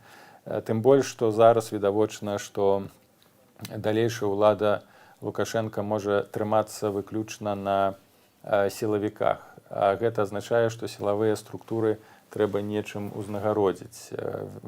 Вышэйшае сілавое кіраўніцтва, магчыма, ім таксама будзе дадзена зялёнае святло, каб удзельнічаць у нейкіх бізнес-схемах, дзеля таго, каб яшчэ больш і удзячыць з аднаго боку, аддзячыць, а з іншага боку яшчэ больш прывязаць да сістэмы і спалучыць і паказаць, што ваш далейшы лёс залежыць ад трываласці гэтай сістэмы, як у свой час было зроблена ў Венесуэле на пачатку Уга Чавесам, а потым і Мадура. Таму менавіта мы бачым, што войска, нягледзячы нават на гэтыя супярэчнасці, канфрантацыі, нават грамадзянскую вайну, гэты генералітэт, ён працягвае падтрымліваць Мадура. Менавіта па такому сцэнару, як і ў Расіі, будзе развівацца далей эканамічныя адносіны ўнутры Беларусі. Наконт Расіі Лукашенка сёлета заяўляў, што, праўда, не называючы саму краіну, але з яго кантэксту гэта вынікала, што яго хоча акурат пасунуць нібыта сёлета Расія, што гэта вось там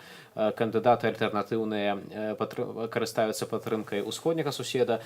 Ну і сапраўды трэба прызнаць, што некаторыя заявы і спадара Віктара Бабарыкі і Валерыя Цапкала вельмі так пужаюць патрыётаў Беларусі наконт таго, што Расія гэта вось нашы людзі і іншыя былі такога кшталту заявы. І ёсць меркаванне, што можа сапраўды Расія неяк інспіруе ці неяк дапамагае, скажам так,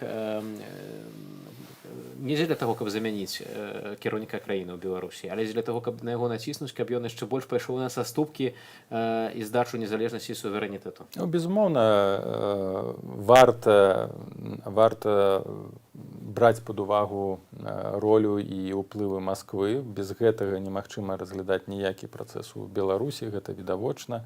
Мы бачылі таксама, наколькі глыбокая была канфрантацыя паміж Менскам і Масквой у мінулым годзе. Мы ўжо ведаем, якія планы былі ёсць у Маскве. У Масквы гэта паглыбленне інтэграцыі і стварэнне рэальнага саюзу з адзіным палітычным кіраўніцтвам, то бок фактычна ліквідацыя незалежнасці нашай краіны. І выбары, напэўна, сталіся для Расіі нечаканым сюрпрызам, бо на пачатку ніхто не спадзяваўся, што адбудзецца менавіта такі электаральны сплеск, улічваючы таксама, што Расія была занятая з праблемамі з каронавірусам і каронакрызісам, што яна зацягнулася ў вайну ва ўкраіне і ў Сірыі, што пакуль што рэсурсаў не хапае. Так аказалася, што разгарнулася даволі цікавая гульня, у якой, безумоўна, 3 вядучыя кандыдаты, улічваючы таксама і Ціхановскага, маглі быць выкарыстаны ў пэўным сэнсе расійскім бокам. Я не кажу пра фінансаванне кампаніі, я не кажу пра нейкія там сувязі ці рэсурсы з боку Масквы ў дачыненні помачы, ў дачыненні да Бабарыка ці да Цэпкала, тым не менш менавіта іх вобразы, іх рыторыка і выклікала сумнеў, што выключаць магчымасці таго, што гэтыя людзі не могуць быць выкарыстаныя Расіяй, нельга. І, безумоўна, той факт, што двойчы Лукашенко ездзіў у Маскву і двойчы неўдана, той факт, што дзіўна сябе захоўваў Газпром, на пачатку асудзіў дзеянні ў дачыненні Белгазпромбанку ўладаў, а потым ввогуле дыстанцаваўся ад гэтай праблемы і ніяк не адрэагаваў на арышт Бабарыка, які фактычна быў, можна так сказаць, менеджерам гэтай структуры, сведчыць пра тое, што была пэўная гульня, што з аднаго боку Расія не зацікаўлена ў цалкавітай дэстабілізацыі Беларусі, нават у змене сістэмы, бо нават прарасійскі кандыдат, які мог бы прыйсці, ён усё ж такі да канца не гарантаваў бы такой стабільнага пераходу, захавання аўтарытарызму. А калі б у Беларусі пачаліся дэмакратычныя змены, гэта магло б таксама перакрэсліць планы Масквы адносна інтэграцыі. Таму важна было стварыць такія псіхалагічныя, палітычныя, інфармацыйныя умовы, якія б змусілі Лукашенка да нейкіх саступкаў. Варта заўважыць, вельмі цікавая рэч, што на працягу ўсіх гэтых 2 месяцаў расійскія афіцыяльныя СМІ, гэтыя аналітычныя праграмы нават не звярталі ўвагу на тое, што адбывалася ў Беларусі. Ніводных крытычных аналізаў таго ж Салаўёва ці іншых прапагандыстаў расійскіх не былі прысвечаны цалкам Беларусі. Нібы ввогуле не існуе праблемы такой. Нібы ввогуле няма сур'ёзных нейкіх сутыкненняў ці напружанасці ў Беларусі. А прыгадаем 2010 год, наколькі расійскія СМІ імкнуліся інтэнсіўна ўплываць. То бок відавочна, што Масква ацэньвае сітуацыю, яна аналізуе яе даволі добра. Напэўна, ёсць нейкі план, нейкая стратэгія ў дачыненні да Лукашенка, і пры гэтым варта таксама падкрэсліць той факт, што расійскія неафіцыйныя сродкі масавай інфармацыі, не чыноўнікі ніяк не выказваюцца ні падтрымкай, ні нейкімі іншымі паводзінамі за кандыдатаў, якія былі, за прэтэндэнтаў, якія былі арыштаваны, таго ж Бабарыка. То бок сігналы у падтрымкі з іх боку маглі проста нівеліраваць, прынамсі дыскрэдытаваць маглі б у вачах значнай колькасці беларусаў гэтых кандыдатаў. Таму Масква проста, напэўна, гуляе ў сваю гульню, але без адчыненага ўмешання. Спадарства, на вашых экранах вы бачыце відэа, як сёння мінчукі стаялі ў чаргу да ЦВК. На заклік штабу Віктара Бабарыкі яны прынеслі свае скаргі на нерэгістрацыю палітвязня кандыдатам у прэзідэнты. Пасля таго, як ЦВК скончыла працу, да чаргі з розных бакоў пад'ехалі аўтазакі. На вуліцы Мяснікова пачаўся сапраўдны хапун, бо аж да вуліцы Мяснікова была чарга, якая акружыла чырвоны касцёл, іншыя будынкі, і вуліца Берсана спусцілася на Мяснікова.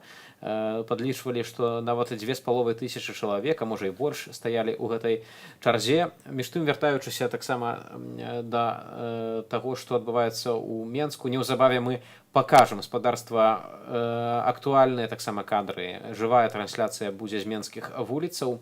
А пакуль, спадар Павел, мы абмяркоўвалі верагодны расійскі ўплыў на тое, што адбываецца ў Беларусі. Памятаем, што ўсё ж такі, напэўна, цяжка знайсці больш прарасійскага кандыдата, чым Александр Лукашенко, які ўсе гэтыя дзесяцігоддзі ўлады здаваў незалежнасць Беларусі, таксама праводзіў па сутнасці палітыку, якая душыла ўсё беларускае нацыянальнае, культурнае, грамадскае, не давала развівацца грамадству, быць беларусам свабоднымі людзьмі. І можа, ўсё ж не трэба палохацца таго, што вось Расія нейкі прарасійскі кандыдат тут нешта выйграе, можа быць, варта проста патрыётам браць адказнасць за краіну ў свае рукі, мы ўсё ж беларусы. Безумоўна, патрыётам трэба і беларускім грамадзянам браць адказнасць за сваю краіну. Ну, дзеля гэтага трэба ўзяць адказнасць. То бок ясна, што трэба, ну, па-першае, ясны пасыл і беларускаму грамадству і усяму свету, што беларускі суверэнітэт, незалежнасць ад штабоў, я кажу, ад асноўных гульцоў, суверэнітэт і незалежнасць не прадаецца. Гэта асноўнае, гэта павінна гучаць ясна. Але, на жаль, як мы бачым, што кандыдаты да гэтага пытання падходзілі даволі размыта, дыстанцаваліся ад некаторых ключовых крытычных момантаў, таго ж лёсу саюзнай дзяржавы, таго ж пытання Крыму і гэтак далей. Напэўна, магчыма, яны баяліся напужаць свой электарат ці насельніцтва, ну, але мяркую, што менавіта гэтыя людзі адказныя за тое, каб будаваць паўнавартасную беларускую нацыю, а не гуляць у гульні. Што тычыцца акна магчымасці, калі мы кажам пра тое, што калі б да ўлады прыйшоў, ну, скажем так, альтэрнатыўны кандыдат, то гэта было б лепш, чым сённяшні кіраўнік. Безумоўна, у некаторым сэнсе гэта было б лепш. Але калі мы да канца не ўпэўнены, якую палітыку будзе праводзіць новы кандыдат, то ў гэтым і крыецца пагроза. Бо невядома, якую каманду ён прывядзе з сабой. І калі гэта будзе акружэнне, скажем так, ну, крамлёўскіх сябраў, то можна паставіць крыж на беларускай незалежнасці. І трэба быць упэўнены ў камандзе, трэба быць упэўнены ў тым, якая будзе знешняя палітыка, унутраная палітыка гэтых кандыдатаў. А якраз такі па гэтых ключовых пытаннях мы нават да сённяшняга дня шмат не атрымалі адказаў. Так, але калі хіба будзе стаяць умоўна плошча на сотні тысячаў чалавек, калі будуць страйкі, і яны будуць праходзіць пад беларускімі нацыянальнымі чырвона-белымі сцягамі, то гэта тыя ўмовы, якія могуць прымусіць нават такіх асобаў ўсё ж такі паводзіць сябе патрыятычна. Могуць прымусіць, калі будзе нацыянальны парламент, калі будзе паўнавартасны нацыянальны рух. Бо беларусы павінны дазрэць як патрыёты сваёй краіны, яны павінны стаць нацыянальна адказнымі. Гэта галоўнае.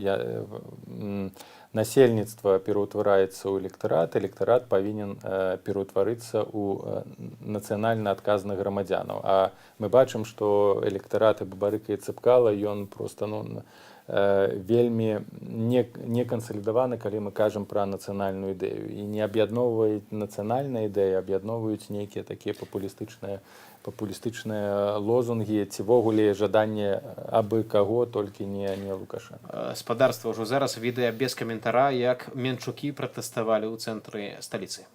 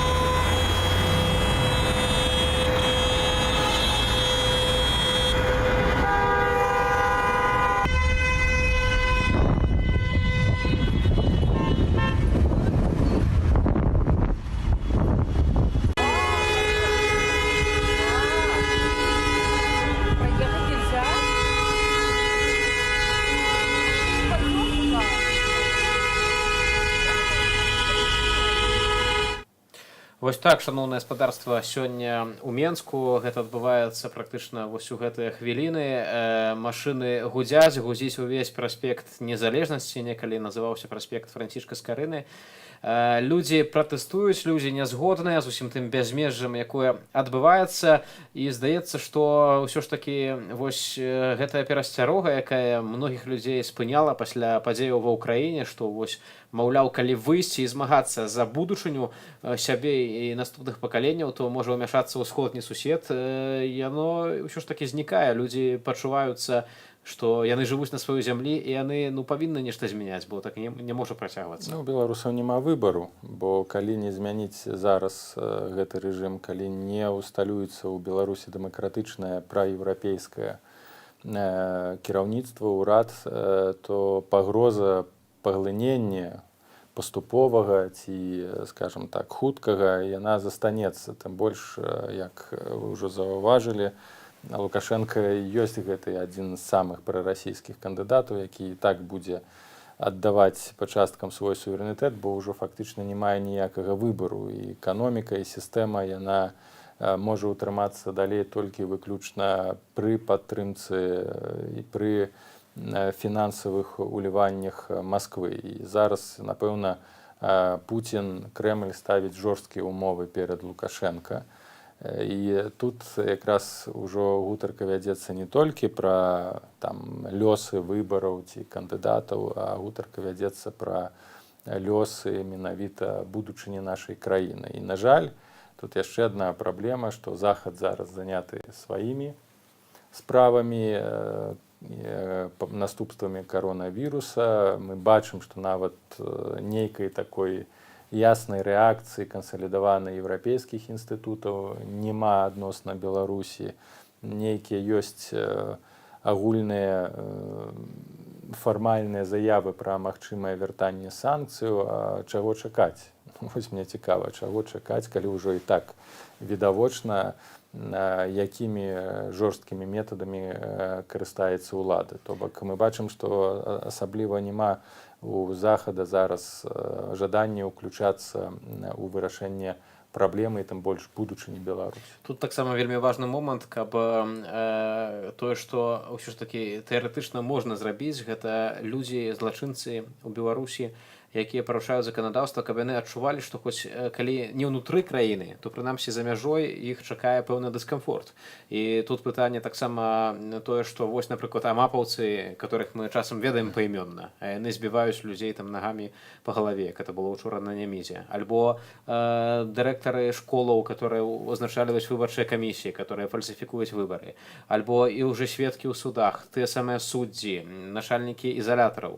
Гэтыя людзі, мы ведаем іхнія імёны і прозвішчы. А потым вось яны маюць адпачынак, яны ляцяць сабе ў Гішпанію ці ў Харватыю, у свабодны свет, і ніхто ім не перашкаджае. Падаецца, што было б вельмі важным менавіта, каб заходнія чыноўнікі зразумелі вось гэтую праблему беларусаў, каб людзі, якія так проста брутальна парушаюць закон, якім па сутнасці чужыя такія каштоўнасці, як свабода, каштоўнасці еўрапейскія, каб яны не мелі магчымасці ў гэтую Еўропу ездзіць. Тут ужо праблема якраз такі еўрапейскіх чыноўнікаў і еўрапейскай палітыкі, бо чорны спіс існаваў. І пашыраны чорны спіс існаваў пасля 2010 году, у які патрапіла звыш 400 чалавек, менавіта і прадстаўнікоў сілавых структураў і адміністрацыі. Гэты спіс вылецеў у паветра пасля 2014 году. Можна было б адмяняць эканамічныя санкцыі, згодны, але ні ў коім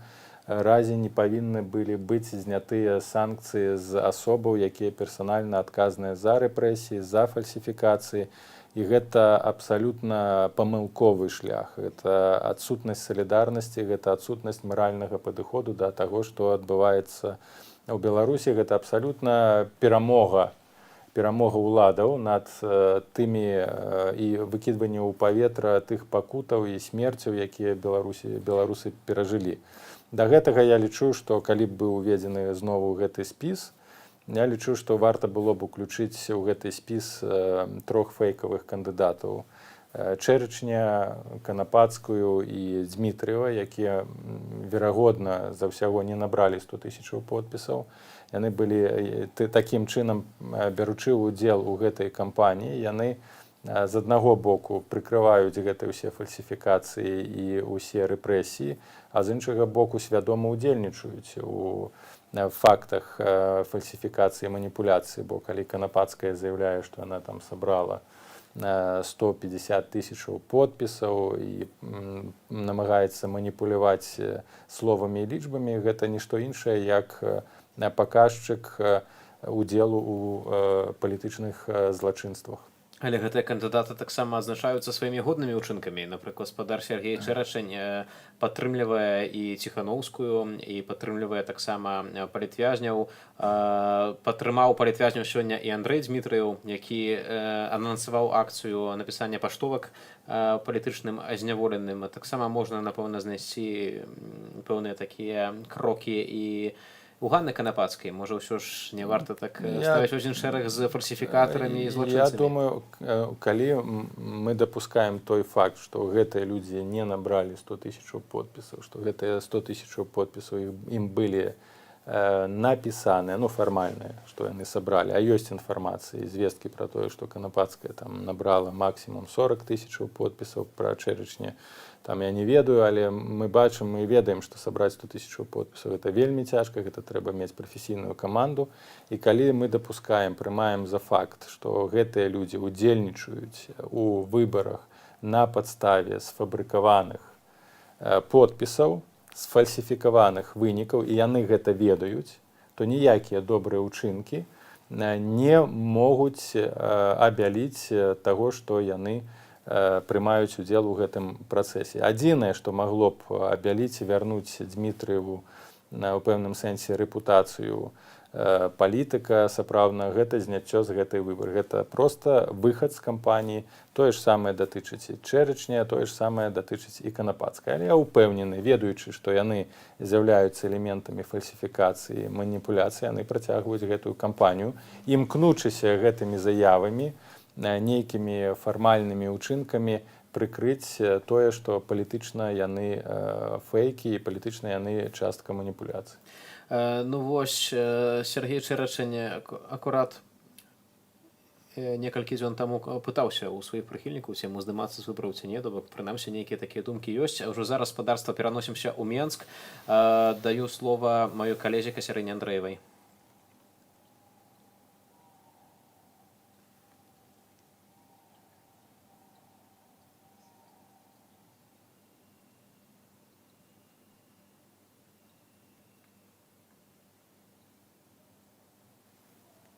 Спрабуем злучыцца са сталіцай. У сталіцы цяпер адбываюцца вельмі такія дзеянні брутальныя з боку сілавікоў.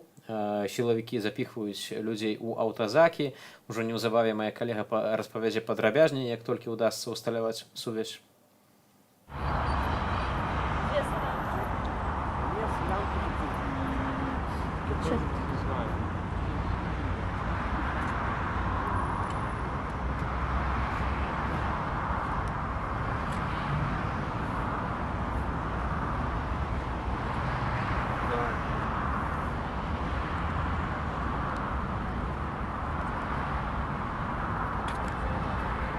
Мы знаходзімся на плошчы Незалежнасці ў Менску, дзе сёння адбывалася акцыя ў выглядзе чаргі да ЦВК. Людзі панеслі падаваць скаргі ў ЦВК на нерэгістрацыю Віктара Бабарыкі.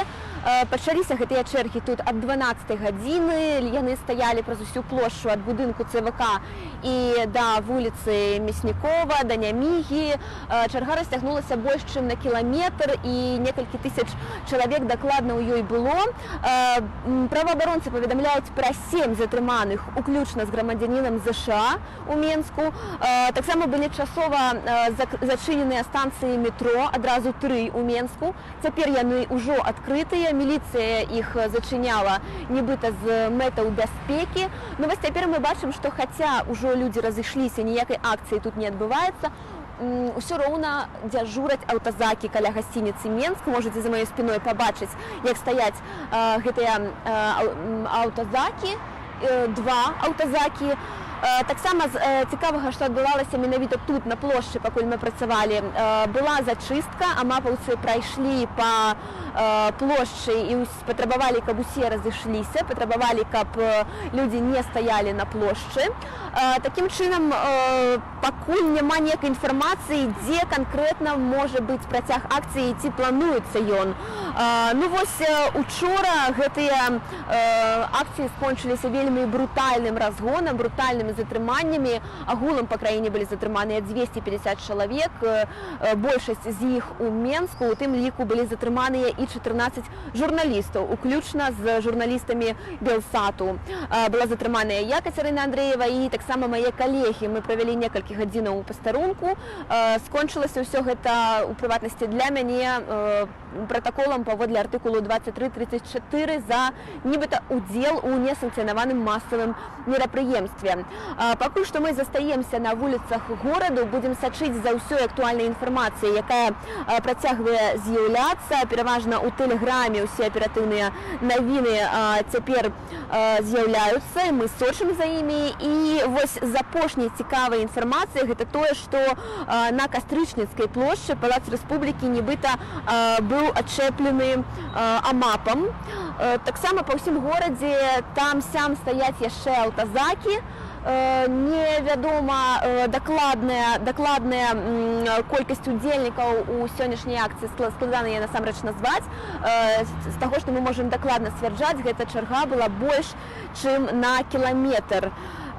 Таксама пра дзеянні ўладаў сёння варта азначыць наступнае. Ніхто людзей не чакаў, пакуль яны стаялі ў чарзе. Аднак да 19 гадзіны роўна міліцыя праехала, папярэдзіла праз гукаўзмацняльнік, што а 19 гадзіне ЦВК спыняе сваю працу, а значыць, што і акцыя, і чарга гэтая пачынае лічыцца несанкцыянаванай. Пасля гэтага распачаліся затрыманні. Вось літаральна тут, каля гасцініцы Менску, аўтазак зацягнулі хлопца на ровары. Дарэчы, ровары гэта таксама цікавая форма выражэння пратэсту ў беларусаў, якая апошні час набыла папулярнасць. Велапрабегі салідарнасці, якія ледзь не кожны дзень апошнія тыдні ладзяцца. І таксама гэтых раварыстаў затрымлівала міліцыя. Раней нават на мінулым тыдні было вядома пра затрыманні раварыстаў. І учора таксама людзей з роварамі зацягвалі ў аўтазак. Мы ўсё гэта бачылі, працуючы тут у жывым эфіры. Мы, як я ўжо сказала, будзем сачыць за сітуацыяй, і калі нешта раптам будзе адбывацца на вуліцах Менска, вы абавязкова пра гэта даведаецеся ў жывым эфіры Белсату, таму заставайцеся з намі. І таксама заклікаю глядзець наш сайт belsat.eu, дзе нашыя калегі публікуюць самую актуальную інфармацыю і навіны. Ну вось я гляджу, што пакуль не паведамляецца пра нейкі рух дзе-небудзь у горадзе. Застаемся на сувязі, застаемся працаваць на вуліцах Менску. Катя, дзякую табе сардэчна. Ну вось, так сёння адбывалася ў сталіцы. Між тым, для зменаў усё ж такі патрэбныя дзеянні больш крытычныя, больш радыкальныя. Літаральна на мінулым тыдні адзін з госцяў Белсат-Зуму распавядаў пра тое, як у 1991 годзе аршанскія рабочыя прымусілі даслухацца іхных патрабаванняў улады. Некалькі тысячаў чалавек проста выйшлі ў цэнтр гораду і потым спантанна перакрылі чыгуначны вузел. У Воршы там ажно 6 кірункаў чыгуначных, і ў тым ліку траса чыгуначная, якая ідзе з Москвы на захад да Парыжу, і зразумела, што гэта мела свой эфект. Ну і пытанне, што ці сёлета будуць здатныя грамадзяне такімі рэзкімі рухамі уласна абараняць свае правы? Я думаю, што, па-першае, кожны беларус павінен сабе задаць гэтае пытанне, ці ён гатовы на такія дзеянні.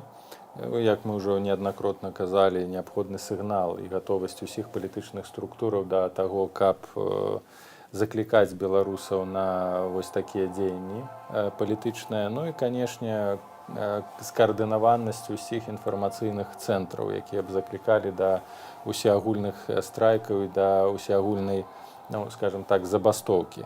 Канешне, нельга параўноўваць сённяшні палітычны рэжым беларускі і канец існавання Савецкага Саюза, бо якраз такі 90-е гады гэта распад аўтарытарнай камуністычнай сістэмы, які пачаўся якраз такі зрэшты зверху, з перабудовы, з галоснасці і паступова падарваў асновы савецкага рэжыму, пачаўся парад суверэнітэтаў, барацьба за незалежнасць асобных краінаў Савецкага Саюзу.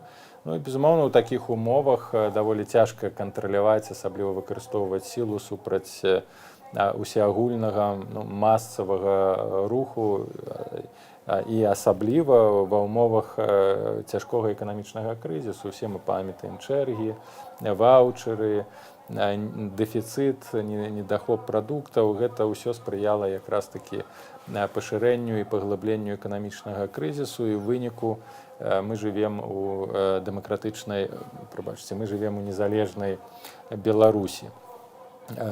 Такі варыянт, такі сцэнар можна паўтарыць. Да, беларускі аўтарытарызм, ён значна мацнейшы, чым тая сістэма, якая існавала ў Савецкім Саюзе напрыканцы 90-х гадоў. Але зварушыць, нанесці моцныя ўдары, якія змусяць улады да саступак, канешне ж, можна. Але для гэтага патрэбна гатовасць простых беларусаў, гатовасць палітычных актораў узяць на сябе палітычную адказнасць і агульная салідарнасць. Таксама, шановне гаспадарства, вось нам паведамляюць з Менску, што ішоў Руслан Рыбкавец-Менчук на праспекце Незалежнасці. На ім была байка, на якой бачыў намаляваны аўтазак, і вось аўтобус каля яго спыніўся, на яго наляцелі міліцыянты, зацягнулі яго ў сіні бус, рэгістрацыйны нумар АС-9322. Ну, вось так гэта і выглядала. Бачым, што нават такія, здавалася, бяскрыўныя рэчы, як проста саколка, майка на чалавеку, ўсё ж выклікае такую алергічную такую рэакцыю сілавікоў. Тут рэакцыя не на сілавікоў, а на, прабачце, не на сімвалі, а менавіта на людзей, бо гэта азначае, што асоба, якая карыстаецца гэтымі сімвалямі, яна больш актыўная, яна больш свядомая, яна небяспечная, і менавіта гэту асобу трэба ізаляваць, супраць яго гэтай асобы трэба выкарыстаць усе магчымыя сродкі запужвання дзеля таго, каб гэта потым перадалося у іншыя грамадскія камуркі, ячэйкі. Гэта тое, як працуе сістэма, перш за ўсё ізалюе найбольш актыўных людзей, якія б маглі за сабой павесці іншых. Гаспадарства, давайте яшчэ раз паглядзім, што адбывалася напярэдадні ў Менску, калі выйшлі 1000 людзей. Паводле міліцыі Менскай было 2000 удзельнікаў, дэманстрантаў. Паводле іншых назіранняў нават да 10 000, бо людзі збіраліся ў розны час з 19 гадзіны да першай ночы ў розных месцах сталіцы. Вашай увазе відэа без каментара.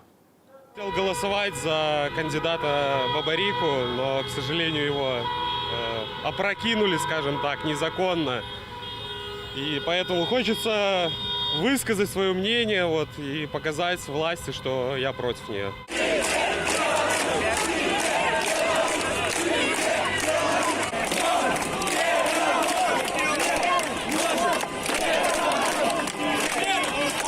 Когда задавливается человеческое достоинство, когда люди перестают выражаться, а в принципе жизнь практически невозможна. То есть мы считаем, что так жить больше нельзя. То есть, нас серьезно достало, и причем это не первый год, нас достало уже очень давно. Конечно, я не хочу там сидеть в автозаке или на сутки попасть, я не знаю, сложновато просто сидеть дома из-за того, что ты боишься.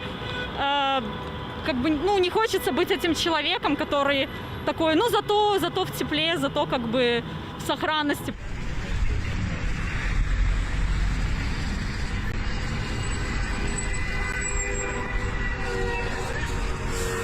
Естественно, немножко есть адреналинчик, но все-таки хочется уже чего-то нового, знаете. Я не хочу, чтобы мой сын, который у меня подрастает, рос в стране, в которой торжествует не здравый смысл и логика, а непонятно что, чья-то прихоть и чья-то непонятная воля. Поэтому не хочется, чтобы сын решал эти проблемы и чтобы он как бы шел протестовать, когда подрастет. То есть лучше менять это сейчас.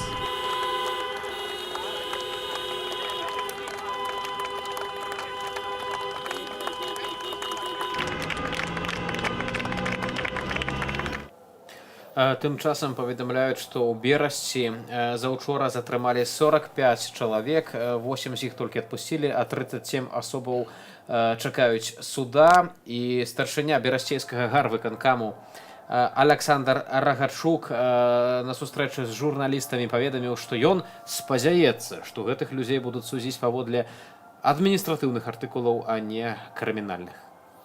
Безумоўна, ад суддзя можа толькі адно выпусціць гэтых людзей, калі гэта сумленныя людзі, а такія дэкларацыі яны фактычна нічога не значаць. Ну вось, але тым не менш нейкая, здаецца, слабіна ёсць сярод чыноўнікаў. Вось там размаўляў гэты Рагачук таксама і з актывістамі. Увогуле ў Берасці такая своеасаблівая атмасфера апошнія 2 гады была вельмі актыўная грамадзянская супольнасць. Кожны тыдзень у нядзелі, нягледзячы на арышты, рэпрэсіі, выходзілі сотні людзей. Гэтае славутае кармленне галубоў. І вось і цяпер гэта працягваецца, нягледзячы на арышт блогераў Пятрухіна і Кабанова, адных з лідараў таго пратэсту. Я думаю, тут яшчэ ёсць і псіхалагічны фактар, бо чыноўнікі такога сярэдняга звена, яны разумеюць, якая сітуацыя даволі напружаная у грамадстве, і што вось гэтая злосць народа, гэтая агрэсія, калі яна не выплеснецца да тых, хто знаходзіцца ва ўладзе, бо яны значна больш у бяспецы, то яна можа хаатычна ці спантанна выплеснуцца на прадстаўнікоў вось гэтых сярэдняга ўзроўню. І чыноўнікаў, і сілавікоў, і суддзяў, а асабліва на прадстаўнікоў выбарчых камісіяў. То бок гэта могуць быць зусім розныя акцыі, дзеянні проста злых грамадзянаў, якія адчуваюць сябе сфрустраванымі, расчараванымі, якія жадаюць проста адпомсціць. Спадарства, мы запыталі ў Віцебску на вуліцах, дзе уласна ў Віцебск сёння прыехаў кіраўнік краіны, сустракаўся з актывам в обласці, і мы запыталі ў грамадзянаў, што б яны сказалі Лукашэнку. Літаральна неўзабаве гэта ўжо мы пакажам. Тым часам заходжу вось на Facebook афіцыйныя старонкі МУС Беларусі і чытаю такі досыць дзіўны допіс, прачытаю яго ў арыгінале. «Милиция с народом.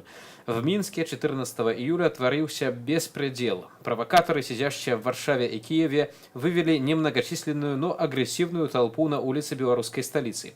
Все телеграм-каналы и соцсети облетело видео, где разъяренная свора набросилась на милиционера и стала избивать его руками и ногами. Были и другие случаи нападений, но пусть с этим разбираются компетентные органы.